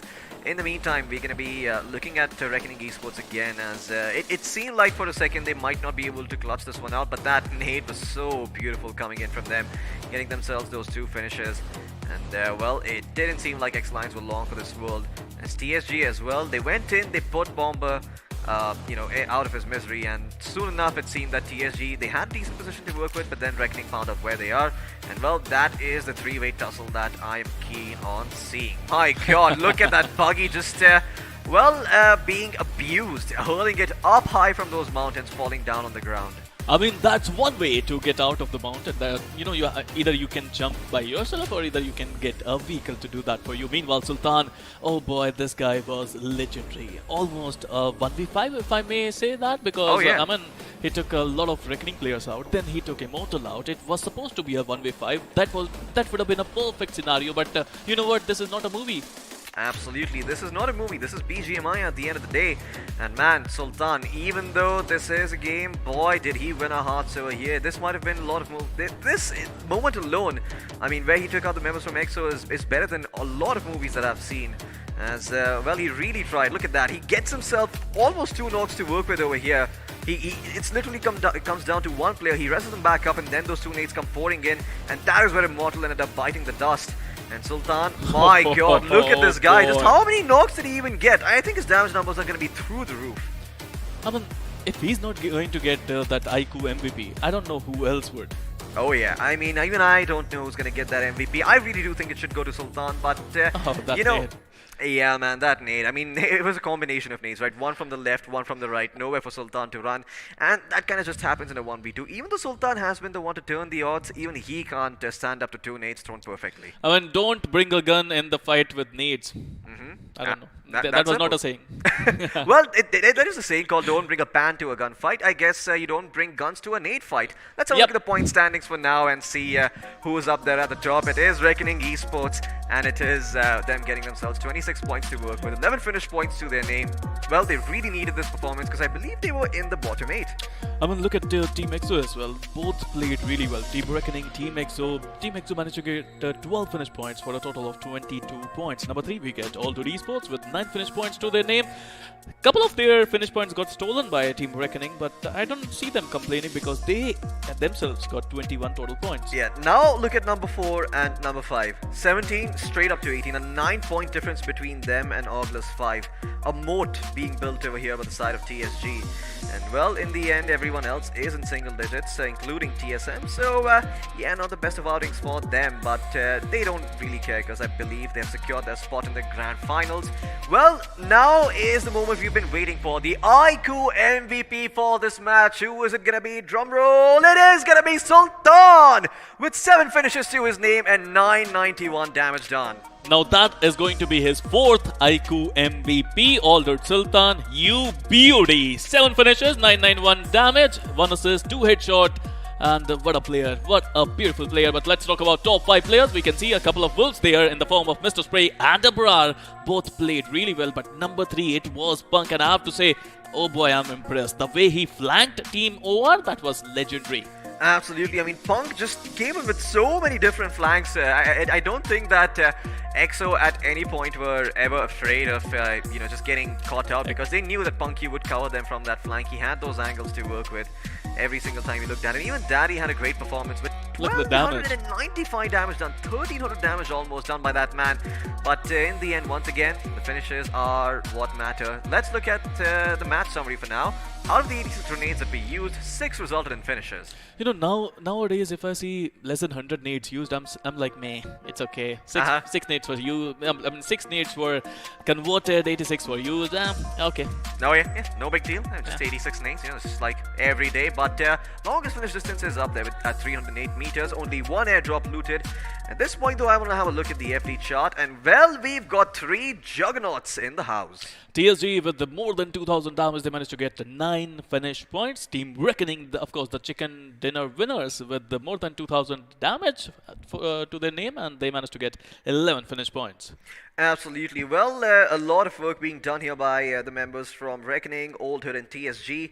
As they did get themselves a lot of damage done, as they did get themselves a lot of damage points, but in the end, it is all about those finishes, and that is where EXO reigns supreme with 12 finishes to their name, 1758 points of damage done. I mean, look at Godlike. They did a massive number of 476 damage for 0 finishes, and Team EXO just came. Team TSM just came and they just took all the finishes. Oh yeah, I mean they got banned in the end. Godlike, not the way they imagined themselves going out, but unfortunately that is going to be the final game for the side of Godlike as well as Rip Mizo, as well as TSM, as well as EXO.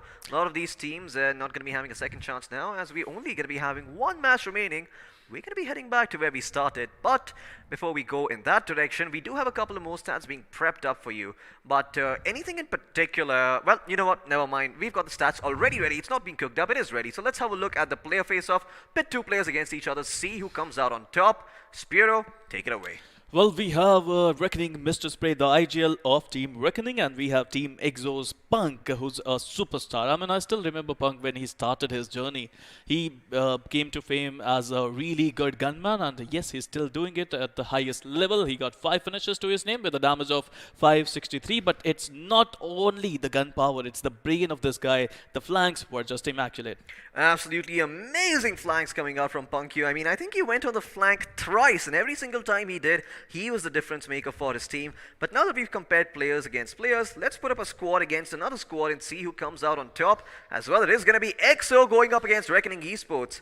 Well, it seems like EXO has the edge in a number of finishes, but Reckoning Esports has slightly higher damage done. Well, Reckoning Esports also got more position points as compared to Team EXO. They managed to win the chicken dinner. Their survival time is also really good, but both these teams, I just can't wait for finals already. I mean, imagine TSM, Godlike, Reckoning, EXO, and all these amazing teams who are qualifying through to the finals. This is going to be a hell of a contest. Absolutely, and well, I think I know who's responsible for the majority of the damage on the side of EXO. I believe 500 plus was done by Punkyu himself, so he has done a third of the damage on the side of EXO. Once again, just showing how good he is on that flank. Reckoning Esports, it was more of a team effort, and I think that's one thing that is really cool about Reckoning. Every single time you see them perform, it's, well, sometimes there is a couple of players standing out, but it's also always, them working with each other, setting each other up for success. As even in the end, if you notice, the way Sultan went down, it was 1 nade to his left, 1 nade to his right, no way he could have moved.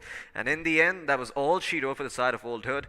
but they still got one more game, and that's going to be played out on Erangel. Now, before we go on to Erangel over here, anything you might like to say to all the teams who played their final match and who might not be making it? Well, those who are not making it right now, I just want to say that be proud of yourself. You guys did an amazing job. I mean, how many players were registered? 1 lakh plus players were registered for this tournament, and if you can make it in top 24 teams, oh boy, you played well. You most certainly played well. In fact, pat yourselves on the back for that, because it's like Spiro said, Respect making plus it plus. here- Exactly, respect plus plus. I mean, well, you know what that, you know where that's coming from.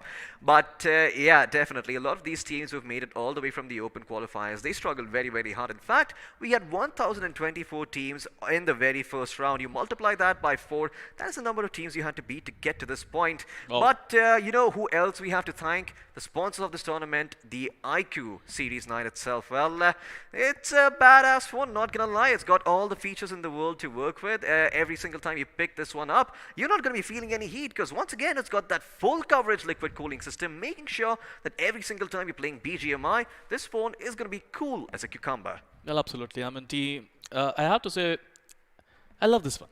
That's it. Plain and simple. You know what? That is all we can really say about this phone, because, well, the guys from iQOO, they just do it so much better. So let's hear it from them, what the iQOO Series 9 is all about.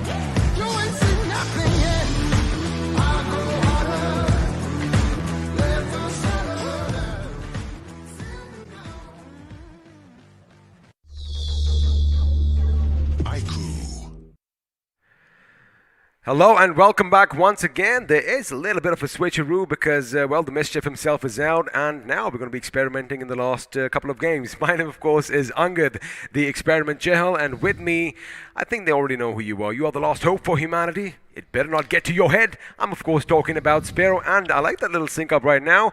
We do cast games, and you can find us on Instagram as well. I go by XPcast, and this guy goes by Spirocasts. Thank you so much, XP, for the lovely introduction. Right now, we are off to a wonderful start. I know, I mean, you are excited, but I'm right now nervous. You know why? Because these teams, I mean, last match, a lot of dreams are going to get shattered. A lot of dreams are going to get crushed. But at the same time, some new legends are going to be made. That's what it's all about, you know. I mean, for some to basically reach the top of the mountain, others have to topple. Now, let's have a look and see which teams are going to be playing the final game here in the semi-finals as Group A takes on Group B. And, of course, to kick things off, the winners of your last game, Reckoning Esports, Old Hood Esports, OR Esports, Only Glitch, Team Chicken Rushes, the Supari Gang, Team X Lions, and, of course, turning things up a bit in the, well, the temperature department, it's Celsius Esports. And, well, Group B on our screens. Spiro, these are some bad boys coming in. We have Hyderabad Hydras. Of course, we got 7C Esports who are struggling to get some points. They need some points. This is their last opportunity. Of course, it's a wonderful thing. Let's see if they can get it. We have some tactical teams as well. In the name of Tactical Esports, they would love to get some points in the last game. We have Team X Park who is just ripping things apart today. And, of course, joining them, we got Enigma Gaming, U-Dog India, R Esports, and Soul. Now, the thing is, you know, about Soul, it is the last game. I mean, let's be honest, unless they do get like a 50 bomb or something, they aren't going to make it. So, you know, basically they want to put their best foot forward and give it their all, because if they have one good play, that is, again, going to go down in history, and we're going to be reliving those moments again and again and again. But this is it. I'm nervous right now. I mean, normally I joke about the shakes. No shakes. I've got those steady hands, but again, I can feel that adrenaline coursing through my body. Oh, boy. Imagine XP, if you're nervous, think about the players who are actually playing playing this game? I'm nervous and anxious. Absolutely. I mean, their hands must be slipping. Their hands must be, well, all the way down. But that wouldn't happen if you had these bad boys in your hands because, as you saw the promo moments ago, man, that liquid cooling makes sure that only the heat is turned up in the game and not on your device. But now, before we jump into the final game, before we jump into Erangel once again, what can we expect? Because let me just paint a picture for you. The first game, no action for quite some time. The second Erangel was like, wait a second, are they playing Sanhok?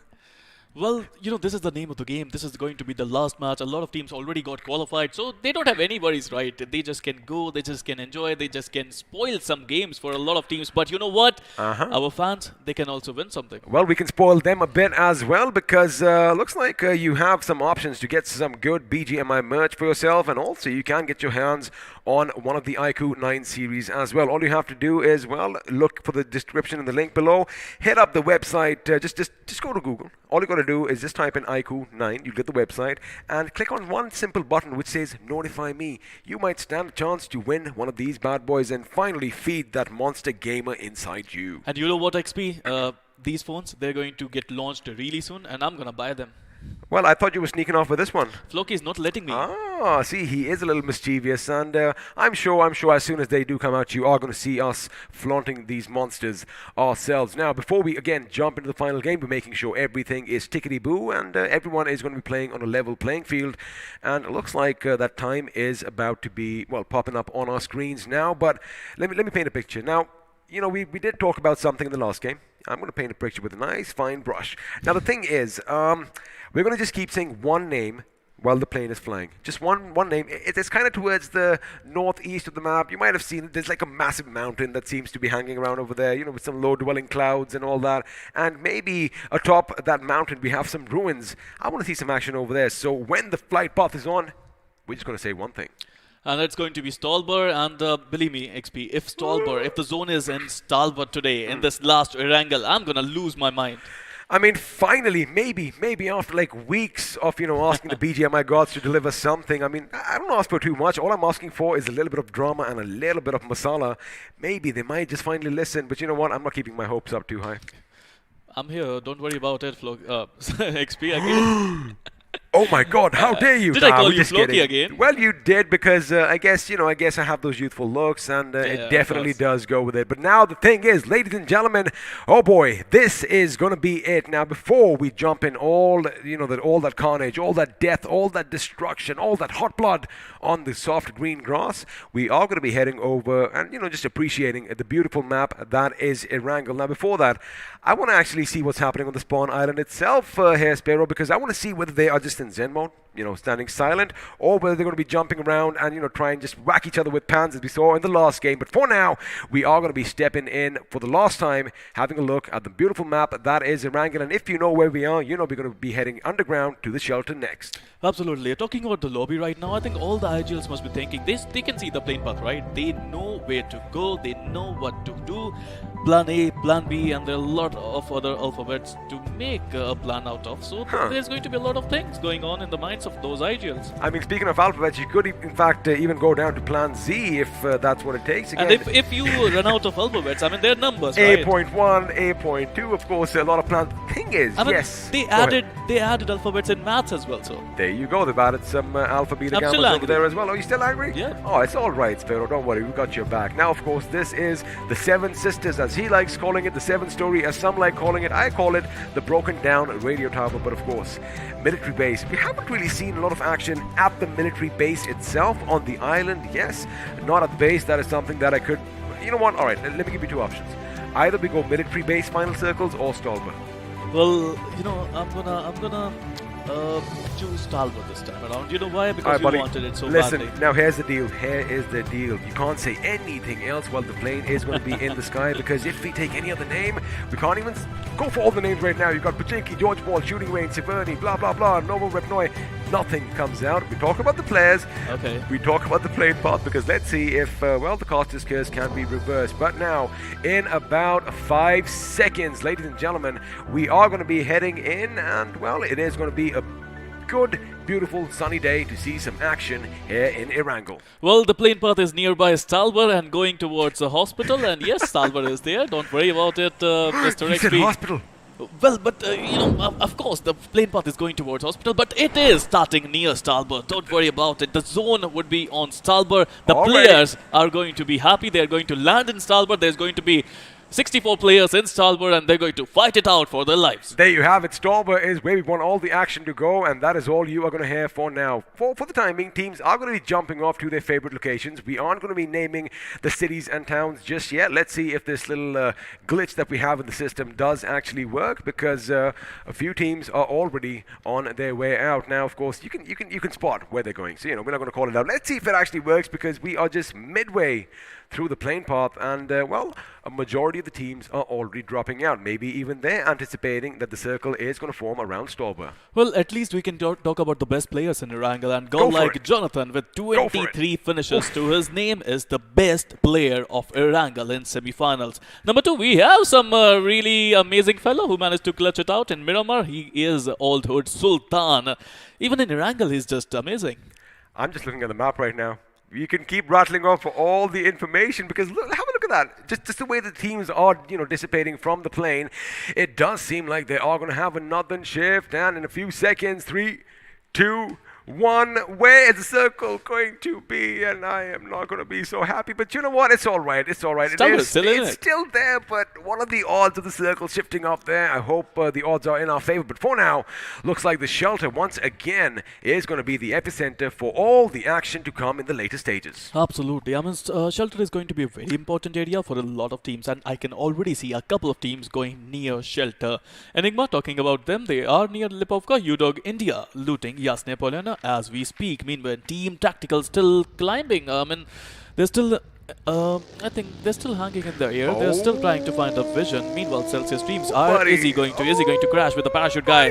Yes, he is trying to do that. He got his car as well. And here you go. The mouse is down, and the mouse is done and dusted. Well, looks like Dreams is the big cat over here right now. Forget about big dogs, because, well, the cat just caught the mouse out in the open, and that is all she wrote for a member from Team Chicken Rushers. They aren't going to be rushing anyway as a full squad now. Let's see if they can do something with a 3-man roster. Now, Celsius Dreams, well, normally, he's found himself living a nightmare. This time he is after that dream start. Well, again, Team Celsius, they are under a lot of pressure. They need a 20 bomber at least. They need a chicken dinner if they want to qualify. I mean, everything is on the line. I've seen this team grow from the bottom, and it's a wonderful team. It's a brilliant team. But you know what? Only the best of the best, top 16, are going to go through. Well, they started from the bottom, and now they are definitely here, but Seoul are doing something different. I think they wanted to take the fight to the opposition, because normally we would see a team over here, which have, I do believe, played all their games. That means Skylights Gaming are not going to be at this location, which means, well, Seoul have moved in. They are the new tenants here in Pochinki, and the fact that, Pochinki is still in the first circle means, they can actually take their time. They can position themselves well, maybe scout out around, that church that seems to be at the north of the city, while of course TX are going to be uncontested once more in Water City. And just appreciate that. Have a look at that crystal clear water. Soon it might just turn red if someone heads their way. Well, you know what? I hate Water City. I don't know. I've never liked Water City. It's so hard to walk in the water, and it takes so much time. But meanwhile, you can do some parkour upstairs, because if you jump from roof to roof, there you have it. Gil is going to show you the way, Sparrow. Well, absolutely. I mean, Gil is showing the way to X-Park as well. The way he's playing, the way he's performing. But I still feel if Gil can, come back in form, he's still not in form, if you ask me. Well, while Gil shows people the way, looks like action might break out sooner or later, or rather, that is what we are hoping for, because back up in Georgie, northern Georgie to be exact, looks like a few teams are going to be coming in each other's proximity zones, and, well, sparks might fly, because we do have Reckoning Esports in the north of the city at one end, and at the other, of course, we have Hyderabad Hydras. Now, the thing is, they're not really going to fight, because they've been doing this ever since the semi-final started. They know exactly where the teams are, and what Hyderabad Hydra does is, they in fact go even further up north, beyond that massive bridge that is north of the city, and then they'll make their way to the circle, and, who can really blame them, because no one is going to be in their way at the shooting range. There you have it. That's what I'm talking about. Sparrow, paint a picture for all our viewers. Well, absolutely. Let's have a look at the zone. But talking about, I would like to add a point there. Reckoning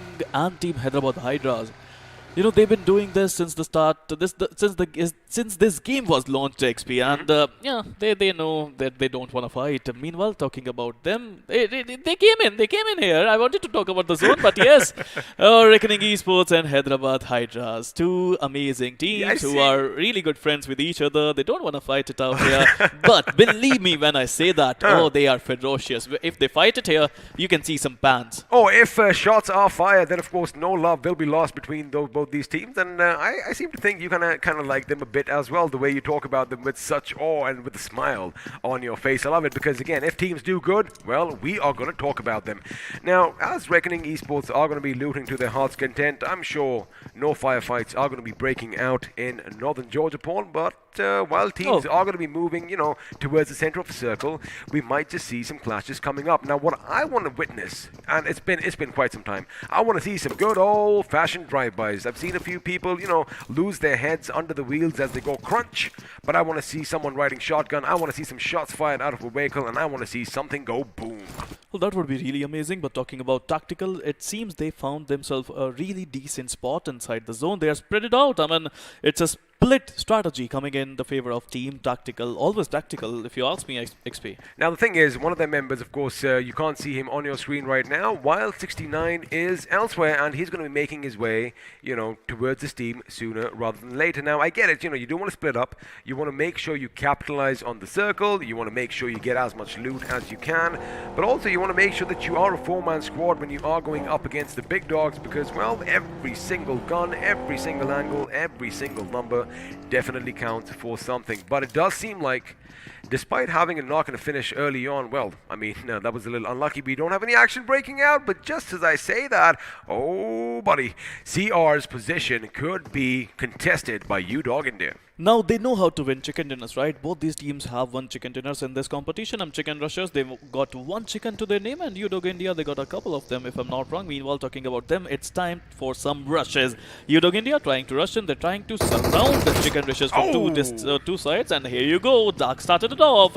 Now Chicken Rushers with only 2 men surviving. Let's see if UDOG India are gonna rush in or not. Now we've got Rambo at one end, and Fearless is going to be making his move. Of course, grenades are going to be coming in, defying gravity a bit the way it went. Zig and Zag, that could be a big one. That is a big one. And there you have it. Rambo is going to get the better of Vampire and Notorious once again. And now Sniper is the last man standing. Can he fend off a Danston? Because looks like Fearless, boy, he is Fearless. He has a pad in their hands. They want to ban him. They're going in for it. And the grenade is not going to stop them. They are going to be hitting him. One of them goes down. But finally, it is going to be Rambo, I do believe, who gets that final knock. And there you have it. Fearless with the pan, making sure they make a statement. I love the fact that, one team starts it, and, us humans, we are like sheep. One person starts it, everybody else follows. Is this the new meta?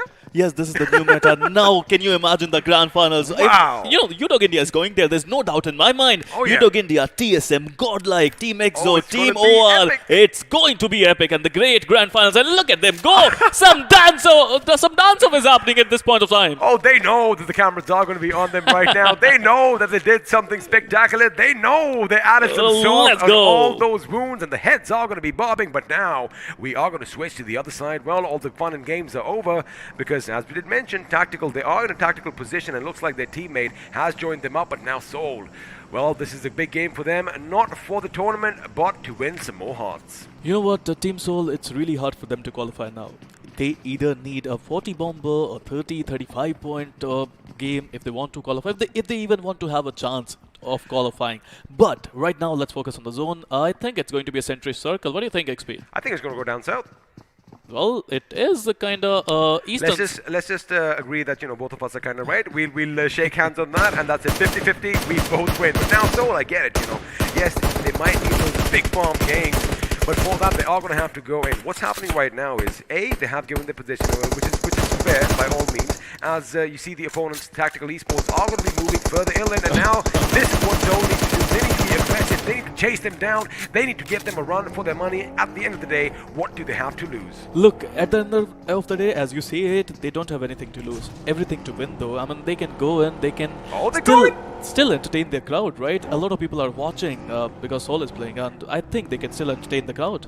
they can still entertain the crowd. And of course, you know, like I said, for all the fresh meat out there that are making a name for themselves, I mean, this is natural, right? I mean, you can only reign for so much longer. At some point, even the king has to die, and then the new one takes their place. So for Seoul, I guess this might just be the end of the ride for them in this tournament. Maybe they come back a bit harder elsewhere. Now, speaking of elsewhere, U-Dog are taking the fight to the opposition, but it's going to be Jolly who gets the better of Clutch from Tactical Esports. Now, Tactical, they have moved to another location, but there you have it. There is coming in, Rexy's coming in, Evo's coming in, grenades are going to be flung, and sooner or later, this room is going to be full of shrapnel. Oh my goodness, Kid took a massive hit, and we have a Mosin Nagant in play, but wait a second, Tactical, that is it. I mean, they've already lost 2 members. Oh my goodness, how is Wild surviving this? Because Hitman seems to be a little far off. Well, the nades are coming in. Here you go. Another one bites the dust, and Vexy was at a beautiful position. Now, Tactical, you know, it was their tactic, right? One player was separate, only 3 were here, and he would manage to survive. Let's see how many points he's going to get. Elsewhere, we do have a fight breaking out between the Lions. They are finally roaring, but looks like the underdogs want to join the pack as well, and only one team is taking the brunt of both those attacks, and that team is Enigma Gaming. They have lost one of their members.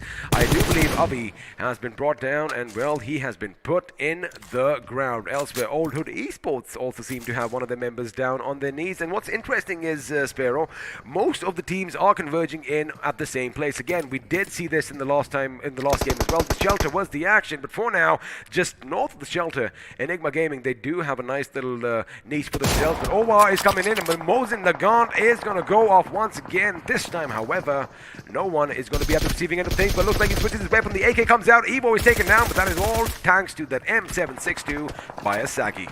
That was beautiful, but the Team Enigma, they're still fighting, they're still surviving. They know they have the upper hand. They know they have the best players in the zone at this point of time. This compound is quite easily defendable if you know where the players are coming from. Meanwhile, talking about Team Soul, they would love to be aggressive today. They've got to be careful. Have a look at Bot Slayer, have a look at Blaze. Now, if they only are short-sighted, well, I guess Levi and his teammate DD69 aren't taking any chances, and you can't blame them because Soul definitely do want to put up a show. Elsewhere, Dark goes down by a dit there, which means U-Dogs are coming under fire. There you have it. We just called it out. Viru realizing, uh-oh, there's someone in the distance, and he goes undercover in the nick of time. Now we have an M24 on the back of Bot Slayer. Question is he going to be slaying the opposition with that weapon, or is it just going to fizzle out? Because looks like his buggy did come under fire and sold. Well, I wonder what would have happened had they played this aggressive from the beginning.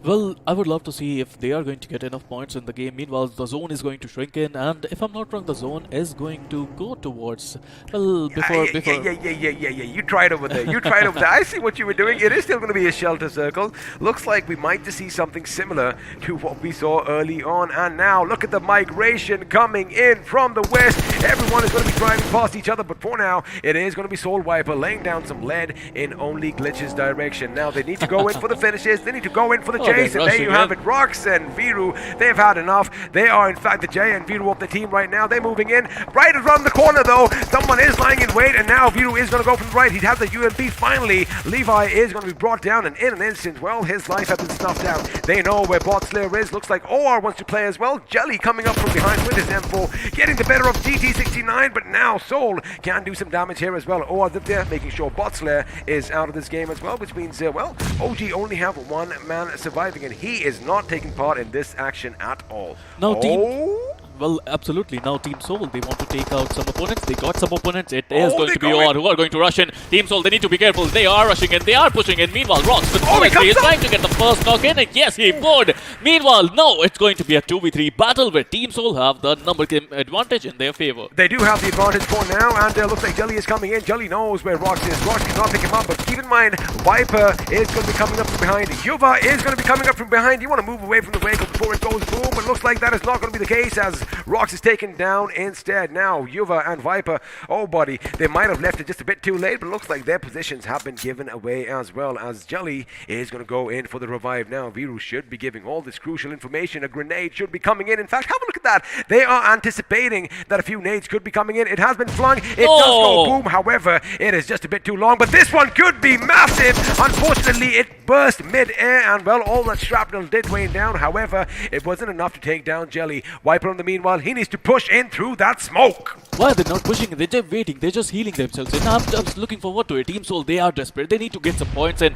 Viru just got taken down. Team Soul losing players one by one. Jelly coming in, getting the better of Team Soul. You are now. It's going to be a 1v1 battle where Jelly, the IGL, is looking to take on Viper of Team Soul. One versus two, it seems. It's not a 1v1. That's what I was going to bring up. He still has a teammate over here, Sparrow. And the thing is, Viper does have that big bad gun. He does have some meds, but he can't really apply anything. But now he goes inside. He almost gets one, but there you have it. Soul! Oh boy, this is going to tug on your heartstrings just a little bit, ladies and gentlemen. They have been eliminated in the 15th position with one finish, which means, well, we are going to have to say goodbye as finally the Souls do leave their bodies. But what a fight by OR. I mean, the way they came, the way it was a 3v4 situation, the way they came, the way they get, Team Soul under pressure. Finishes, buddy. They just attacked them. They just came and they just attacked brutally. You know, Veni, Vidi, Vici, they came, they saw, they conquered. That is exactly what OR Esports is doing. And of course, at this stage, when you've already wiped out 2.5 teams, you know, I am not going to be disappointed at all. Now, the circle once again does shift back to the shelter, so I'm sure all of you have been witness to this circle, you know, plenty of times. As OR Esports, they are on a high, and in fact, they have the high ground as well. Now, keep an eye out on OG Blaze. Remember, he is the last man surviving from only Glitch, and well, they are in a predicament themselves. If they want to make sure they get to the finals, they have to get those position points elsewhere. Team Xbox coming under fire. Mavi caught it in the open, but looks like Ultron is going to be on hand to deploy some smoke. The problem is his position is being taken as well, and oh, crazy. Oh, he knows what he wants to do, and he's going to use Mavi as bait. Well, they're trying to spray in the smoke, but it's not working for them. Ultron, who is trying to revive Mavi, I don't think he would be able to reach Mavi at this point of time. It's better to leave Mavi and go towards the zone, because all the respawns, they are coming in hot. They are coming in hot indeed, but it looks like they might just drive past because, you know, they want to make sure they have a nice little niche for themselves in the circle. And speaking of Ultron, looks like you can only outrun bullets for so long as CP28 comes in, and, well, he gets taken down. Now, Mavi is going to be taken down as well. That was a beautiful reload sound. That is the bolt action sound that, of course, I did just hear. That it was just amazing as Mavi finally got a bullet put in his body. Now, Ultron is going down as well, which means, well, Team Xbox only survived by 2 members. One of them is a man who is a bit too overpowered. He goes by Scout, and the other is Gil. And now he's looking for his opponents. Now, you know, even Team Xbox, they know that they are qualified enough. They have enough points on the table, and now they can be aggressive. They can be ruthless, and that's where Scout comes in. He's rushing in, he's pushing in, and he's trying to take out Team Enigma. Again, Team Enigma, they have no idea about Scout there. They want to take the fight inside the zone, and Tactical Hitman is in front of them. He is in front of them, but again, the problem is he is the last man standing. Now, sooner or later, Enigma might just divert their attention towards the back, because you do have the 2 members from TX rushing up that hill. And speaking of rushing, looks like Scout is going to unleash some lead on the enemy, and Eggy is going to be brought down, which means now, finally, Enigma realizes, uh-oh, we have somebody at the max, and if they look at the kill feed, they know it is Scout and Gil. Now, Gil, on the other hand, is going to make sure he puts as much pressure as he can. In fact, the Mini 14 is going to be coming in as well with the suppressor fire, trying to make sure his location isn't given away, as Eggy is going to be finished, and, well, the confirmation does come in. Well, Team Enigma versus Team Xbox. Both teams have a couple of players still remaining, and it's going to be a 2v2 battle where Gil is pushing in. He has that information, he got that need. It's all about a good cooked nade, and would he be able to cook Enigma? Yes, a little. I mean, he's just warming them slowly and steadily. Keep in mind, there is still a vehicle by those rocks over there, and that vehicle is dangerously close to exploding. This grenade might just be it for Enigma Saggy, but it is going to be on the other side of that rock. However, looks like someone is going to be shooting at their position, and it is going to be Rockstar from OR Esports who wants to join the fray as well. Rockstar coming in from the other hand. Tactical Hitman, oh boy, buddy. He is in no man's land, but that's it. That is all she wrote. It is going to be grenades flung by Gil that are going to put Enigma Gaming in the ground, and with that, Team Xbox, they are looking good. Elsewhere, Broad with a massive grenade. Boy. Oh my goodness, forget a massive grenade. He threw a couple of grenades. All of them hit their point, but it's going to be Mr. Spray who comes in with that final finish. And, well, Reckoning Esports, boy oh boy, 3 finishes in the blink of an eye, all thanks to those hot potatoes. Well, absolutely, Team Reckoning looking really good. But talking about TSG Gaming, now, this is a team who impressed me a lot. The way they played, their aggressive stance from day one was just amazing. I still remember that Sanok XP. Oh yeah.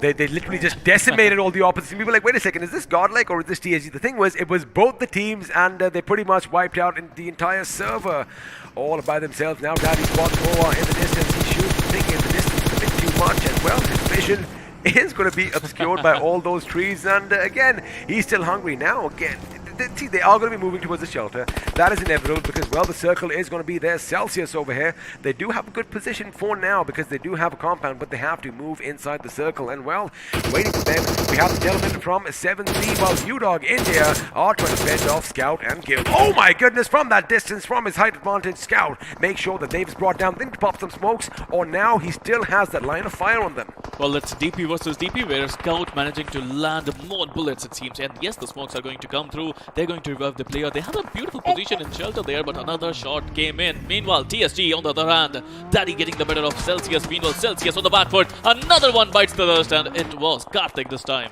It was Karthik, and that, oh my goodness, these grenades are going to be relentless. Daddy with another grenade. Bixky goes down. Dream is the last man standing. Here comes the cavalry, but they are not going to be coming towards them. They are going to make sure they have a secure footing in the next circle. But looks like D-Sync is going to be brought down because our esports were on standby, and well, they pretty much walked right into their trap. Now Nickel is going to be coming down. They know they lost two members. Chris is out. D-Sync is out. I think that was a bit of an oopsie coming in, because at this point you should anticipate every single rock, every single boulder is going to have someone or the other lying in wait behind. Well, that's what TSG do. I mean, they always do some kind of shenanigans there, XP, and this time around it was not worth it. Meanwhile, Team Xbox Scout still going on. He managed to get another couple of nades down. Knocks down, I beg your pardon, but meanwhile he's pushing in, rushing in. Dave is trying to use that nade to perfection, but yes, he would manage to get Scout, and he would. Now, actually, it was not him, it was our esports, Jadu, who managed to get Gil. Fearless got Scout, however, Jadu got Gil from afar, and that's what the game is all about. Anything can happen. You got to make sure you are not short-sighted, because, well, enemies from the distance could knock you out, and MC are going to find out just about now. However, Sarang is going to get into cover in the nick of time. Now, Canary, he is going to let that gun do all the singing. Question is he going to rack up a few finishes? Well, we'll have to wait and find out, as the Sapari gang, as aggressive as they were, Sparrow, out of the 10th position with 3 finishes to their name. Now again, Team 7C and Team RE Sports, both these teams, they want to get some points. Both these teams are looking to get into top 16. Meanwhile, Tactical Hitman, he could be really troublesome for Canary.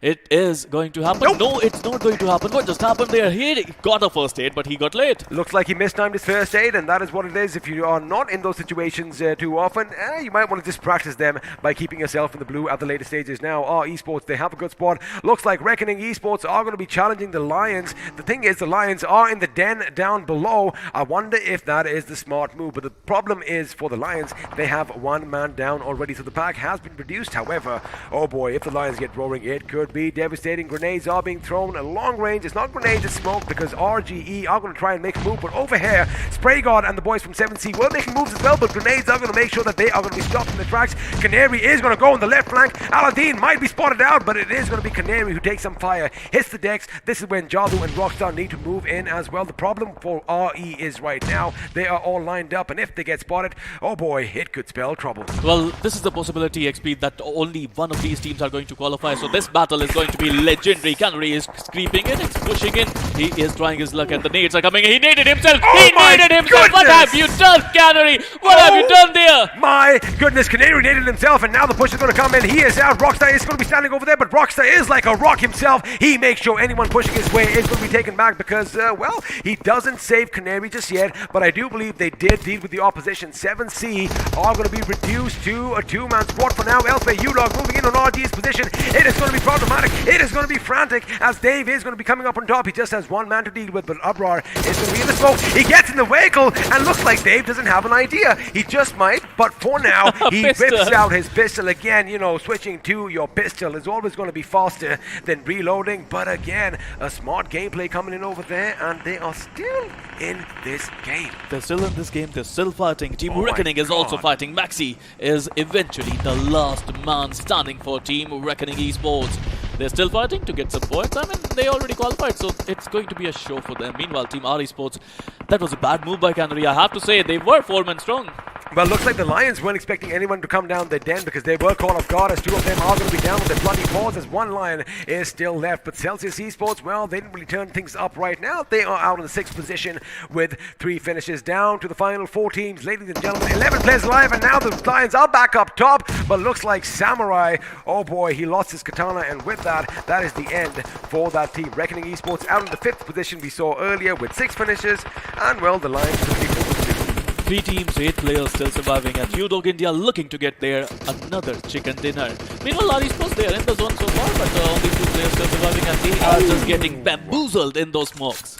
They are going to get bamboozled because if you see smoke, chances are lead is going to be coming your way as well. And if your position is given away by a hit marker, well, you're going to readjust your aim and try and do something better. Fearless, there is no one in the sky anymore. You better make sure you aim on the ground because that is where all the danger is. Rockstar over here is going to be picked up by Jadu. Looks like the magic is still alive for this team, but it does look like iQOO are looking good. In fact, Fearless is Fearless. He spots the enemy. He's trying to run them over. He's trying to give the position away. He might get taken down, but no, he gets out. Yes, he does get taken down, but this is when his teammates should have been coming in as Sarang is going to get the better of him. Now, of course, if this does come to bite them in the backsides later on, oh boy, Fearless is going to be holding his head down, but for now, Dave, Doc, and Rambo have the option to still use grenades. And speaking of grenades, looks like smoke are going to be deployed. Prince working for his teammate, making sure his position is still concealed. Well, you don't give a chance to a team like 7C. If you give them an opportunity, they are going to take it. Nades are going to come pouring through. Nade parade is going to happen. Sarang getting a lot of damage with those sharpnels. Meanwhile, our esports, they're coming and they're pushing, and it's going to be a super important journey. As Nade would come in. Prince would Nade. Sarang, what's happening here? Oh my goodness, looked like they were going for the smokes, but it was an accidental grenade, and Prince took his teammate down, and now it is back in favor for iQOO. But again, our esports, they could come in, they could steal everything else because Rambo does spot Jadu, but Rambo is going to be taken down by Prince, and now iQOO have made a massive blunder. In fact, iQOO are out of this game, ladies and gentlemen, in the 3rd position. Yes, good 9 finishes, but oh my goodness, how the tables have turned. 7C Prince, is he the Prince of Darkness? Is he going to do it for his team? Because he's going to get shot at from both ends, and you can only do so much. Oh my goodness.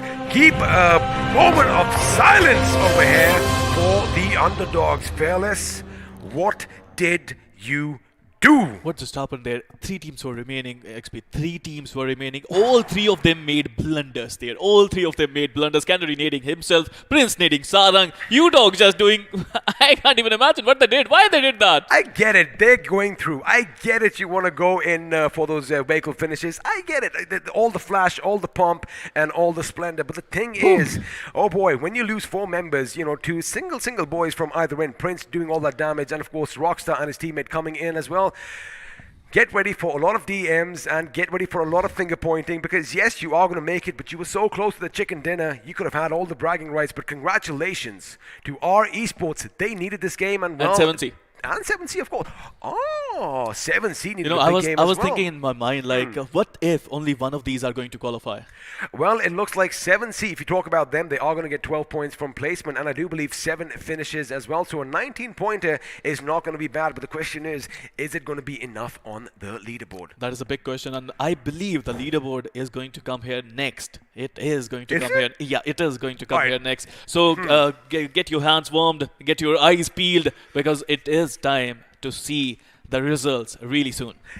Wow. You just built that up so well. He built that up so well. Even I was like, wait a second. Normally, even I have voices in my head. I didn't hear anything. And I was like, okay, better sit up straight. But looks like he's just teasing you again. It's going to come. It is going to come. I mean, it has to come because we all want to find out, you know, who goes forth. But what if you know, BGMI does a little U-turn on them? What if we end the show now and then post it tomorrow? Oh my goodness, that would be devastating. Of course, that won't happen because as we are talking, as we are going to try and waste some time, all the numbers, all the points, every single thing is going to be compiled in the offices wherever they are, and well, it is a waiting game. I'm not even joking right now. I want to find out who's going through.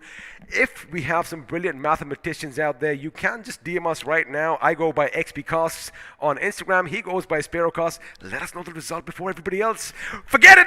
All right, this is it. I told you. This is it. I told you. Hold on, people, because the overall standings are going to be popping up on your screen. I'm getting to the edge of my seat at the tippity top. It is going to be EXO, who did topple Spylights Gaming, but still 9 points shy of 200. 191 points for them. Number 2, we got Scarlet Gaming. I mean, we say that, it's a good day, it's a good thingy, but for Scarlet's Gaming, it was a good week. Oh, yeah. They managed to get 175 points in 16 games. Number 3, we got Godlike Esports. Now, again, without a chicken dinner, with 100 total finishes, 62 position points, they end up with 162 total points. No wonder they gave up in the fight, because they were like, you know what, recalculating, we already have 100. 101, nah, it doesn't have the same, zing to it as 100. But in 4th, we have OR finally climbing up the leaderboard once again with 159.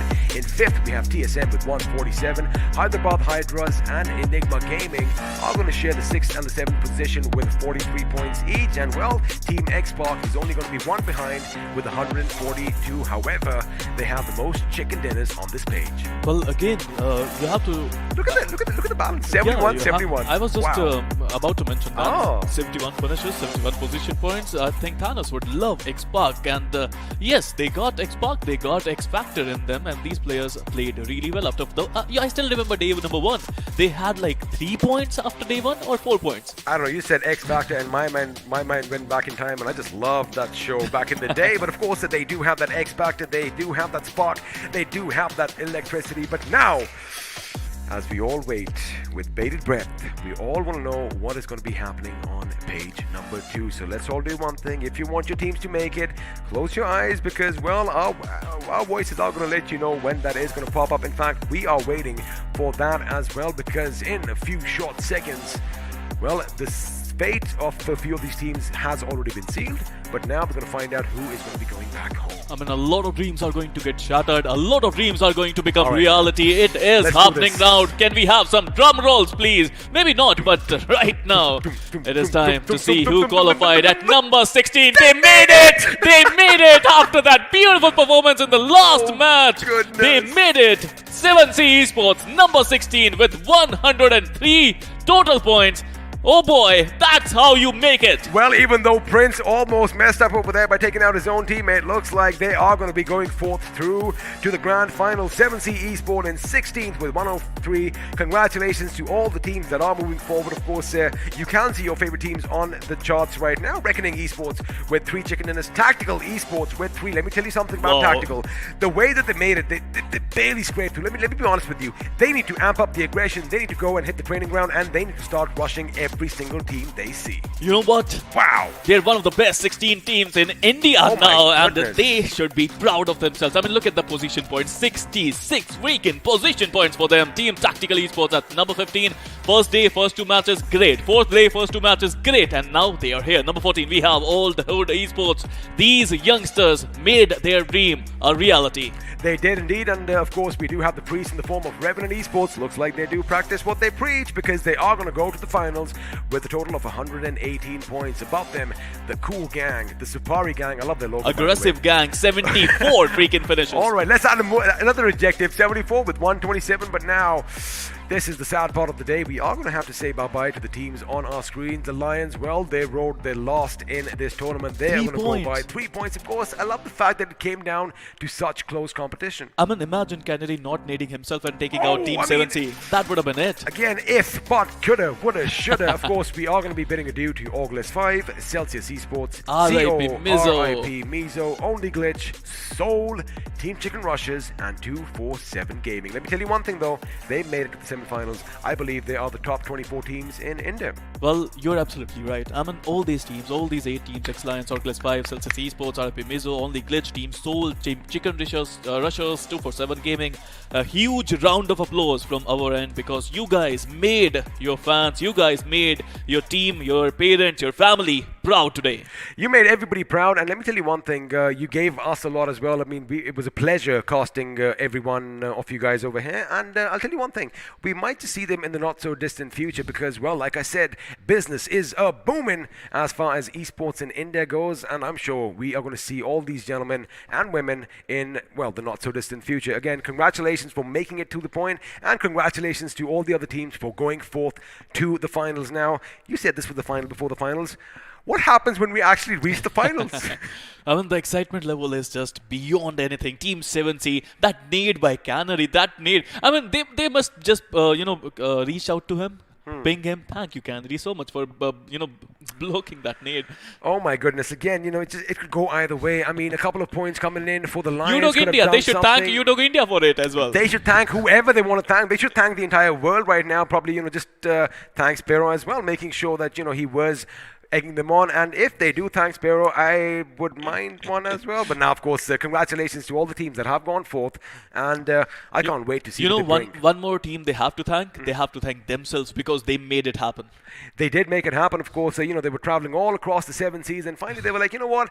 I think we'll give BGMI a try. They did, and well, let's see if they do something else in the future. Now, of course, 16 teams are going to go forth, and oh boy, I wish the finals were starting tomorrow. But the thing is, we are going to have to take a 2-day break. You got to make sure everyone is rested, and you got to make sure everyone gets these monsters, because you want to have the best gameplay at your fingertips. Now, before we rush off from your screens, let's actually put the spotlight. Let's shine down on one squad.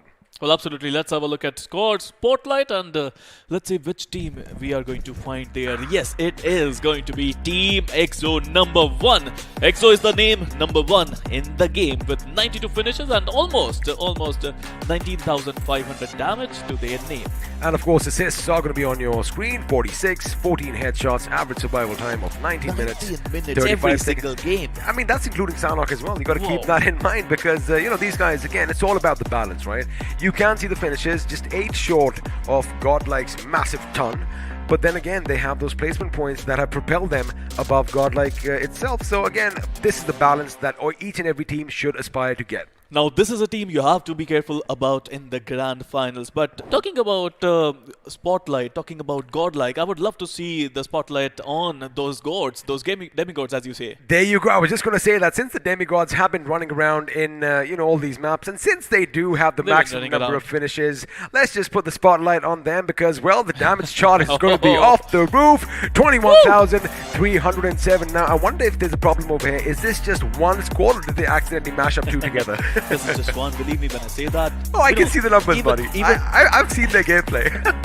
Even in semi-finals, they were not they were not serious. They were just like, okay, one day they got enough points, next day they were just rushing everyone, banning people, playing mind games, learning new things, and they are in the grand finals, probably the favorites to win BGIS. Alrighty, now I do believe we are going to see something else coming up, because now that we're done with squads, let's have a look at the top 4 players from the semi-finals. And well, ladies and gentlemen, are your favorites over there? Because at the tippity top, it is going to be the demigod himself. It is going to be Jonathan from Godlike with 37. But oh my goodness, I love the fact that Old Hood Esports Sultan, or the Sultan of Swingers I like calling him, is there with 33 to himself. There are 2 youngsters in this list. There are 2 youngsters in this list who made it happen. I'm an all-road Sultan, hats off to you, 33 finishes, 12 assists to his name, 3 revivals, and a total damage of 7,078.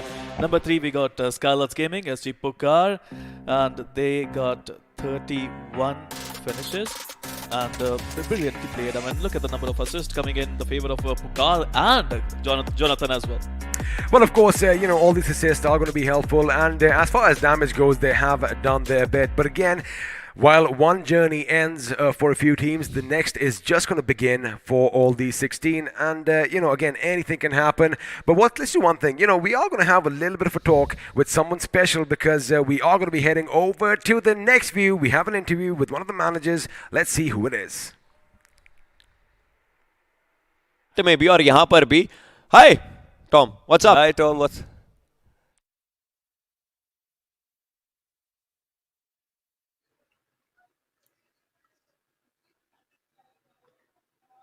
नहीं ऐसा तो कुछ नहीं, just games के बीच में Swiggy और Zomato. Tom आपसे जानना चाहते हैं कि जैसे कि हमारी बात भी हुई थी पहले आपसे कि अभी टीम जो है वो अपनी जो ए प्लान है, जो बेस्ट फुट फॉरवर्ड है, वो नहीं रख रही है। सेमीफाइनल जिसमें इतना केओस था, जिसमें इतना कंपटीशन, जहां पर कई टीम्स इनफैक्ट हमने देखा भी क्वालिफाई नहीं कर पाई, वहां पर टीम iQOO अगर अपना ए गेम खेले बिना ही क्वालिफाई करके जा रहे हैं, वो भी top of the table, I guess finals के लिए तो आप काफी ज्यादा प्रिपेयर्ड फिर होंगे। हाँ, वो तो अभी जैसे बेसिकली सेमीफाइनल्स में ज्यादा स्ट्रेटजीज पे इतना फोकस नहीं किया, नॉर्मल गेम प्ले खेला, क्योंकि अभी सेमीफाइनल्स पे मोस्टली जो अंडरडॉग टीम्स है और जो नॉर्मल टीम्स है वो स्ट्रेटजी रीड करती। जी जी जी। तो अभी फाइनल्स के लिए बचा के रखें स्ट्रेटजी, तो वहाँ पे अलग खेलेंगे। जी, तो आप जैसे कि आपने बोला कि ऑब्वियसली जो नई टीम्स आती हैं, जो न्यू राइजिंग टीम्स होती है, वो बहुत चीजें रीड करती हैं यहाँ पर, बट हाँ आप हाँ। लोग भी उनके गेम प्लेस रीड जरूर कर रहे होंगे, आप लोग भी रीड कर रहे हैं कि वो क्या कर रहे हैं क्या नहीं।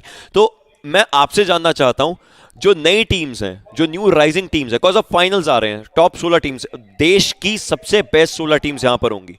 मैं आपसे एक क्वालिटी जानना चाहता हूँ उन नई टीमों की, जो आपको लगता है उन टीमों को इनवाइटेड टीम से अलग करती हैं। एक्चुअली क्या है कि मतलब मैं देखा बहुत सारे अंडरडॉग टीम्स में मतलब गन पावर प्लेयर्स में बहुत अच्छा है, जी बिल्कुल। बट थोड़ा सा एक्सपीरियंस लैक करता है। लाइक वो लोग जैसे 44 की फाइट्स में थोड़ा कॉन्फिडेंस कम होता है उनपे, जी कैसे पोजीशनिंग होल्ड करनी है, बस यही थोड़ी बहुत चीजें हैं। अभी आए हैं इतना ऊपर तक तो जरूर एक्सपीरियंस भी लेंगे और अच्छा करेंगे वो लोग। बाकी गन फाइट तो अंडरडॉग्स का बहुत अच्छा था, मैंने बहुत टीम्स को देखा है।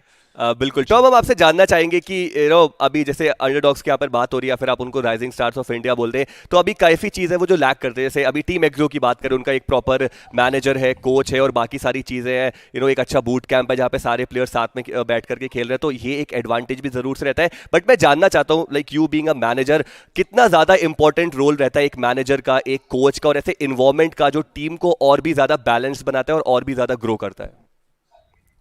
सबसे इम्पोर्टेंट चीज है कि जितनी सिनर्जी आप अपने गेम में रखते हैं चारों प्लेयर के बीच में, उतनी ही सिनर्जी आपको रियल लाइफ में चारों के बीच में रखनी पड़ेगी। डेफिनेटली। अगर वो अंडरस्टैंडिंग नहीं होगी तो वो थोड़ी बहुत टेंशंस, थोड़े बहुत सी प्रॉब्लम्स वो गेम में देती है प्लेयर्स के बीच में। बिल्कुल तो बिल्कुल। रियल लाइफ में अगर सब अच्छी सिनर्जी है तो गेम में तो फिर सब कुछ मस्त जाता है। जी चलिए, ये देखिए गेम वगैरह की बात होगी, अब थोड़ा सा टॉपिक से थोड़ा सा लाइटनेस पर आते हैं। आप इन प्लेयर्स के साथ रहते हैं, आप इनकी रग रग से काइंड ऑफ वाकिफ हैं, तो ये बताइए टीम में सोता कौन है सबसे ज्यादा? ऐसे तो कोई तो होगा। मतलब ऐसे कोई ज्यादा नहीं नहीं नाम ले but लीजिए, ये है नाम कि ले लीजिए। कोई तो होगा। फालतू में मतलब मैटर हो जाएगा। फियर ज्यादा सोता है। खाता कौन है सबसे ज्यादा टीम में? आज बातें खुलेंगी, आज हम टीम के बारे में जान रहे हैं, टीम लाइक प्लेयर्स के बारे में जान रहे हैं। खाता कौन है सबसे ज्यादा टीम में? नहीं, खाते तो सब ज्यादा है, इमोर्टल भले ही इतना नहीं बट खाते सब ज्यादा है। सही है। और आपको तंग सबसे ज्यादा कौन करता है, उसका नाम बताइए। अब मुझे तो लगता है यही तंग करते होंगे। मुझको तंग भी सबसे ज्यादा करते हैं, सबको ही। अच्छा, सभी करते हैं। और ये फिर बाद में सबको तंग करते हैं, यही चीज होती है। बट आई वुड से आप लोगों ने यहाँ पर बहुत ज्यादा बेहतरीन खेला, बट मैं अब आपसे जानना चाहता हूँ एक मैसेज अपनी कंपटीशन को, क्या रहेगा फाइनल्स के लिए? ऐसा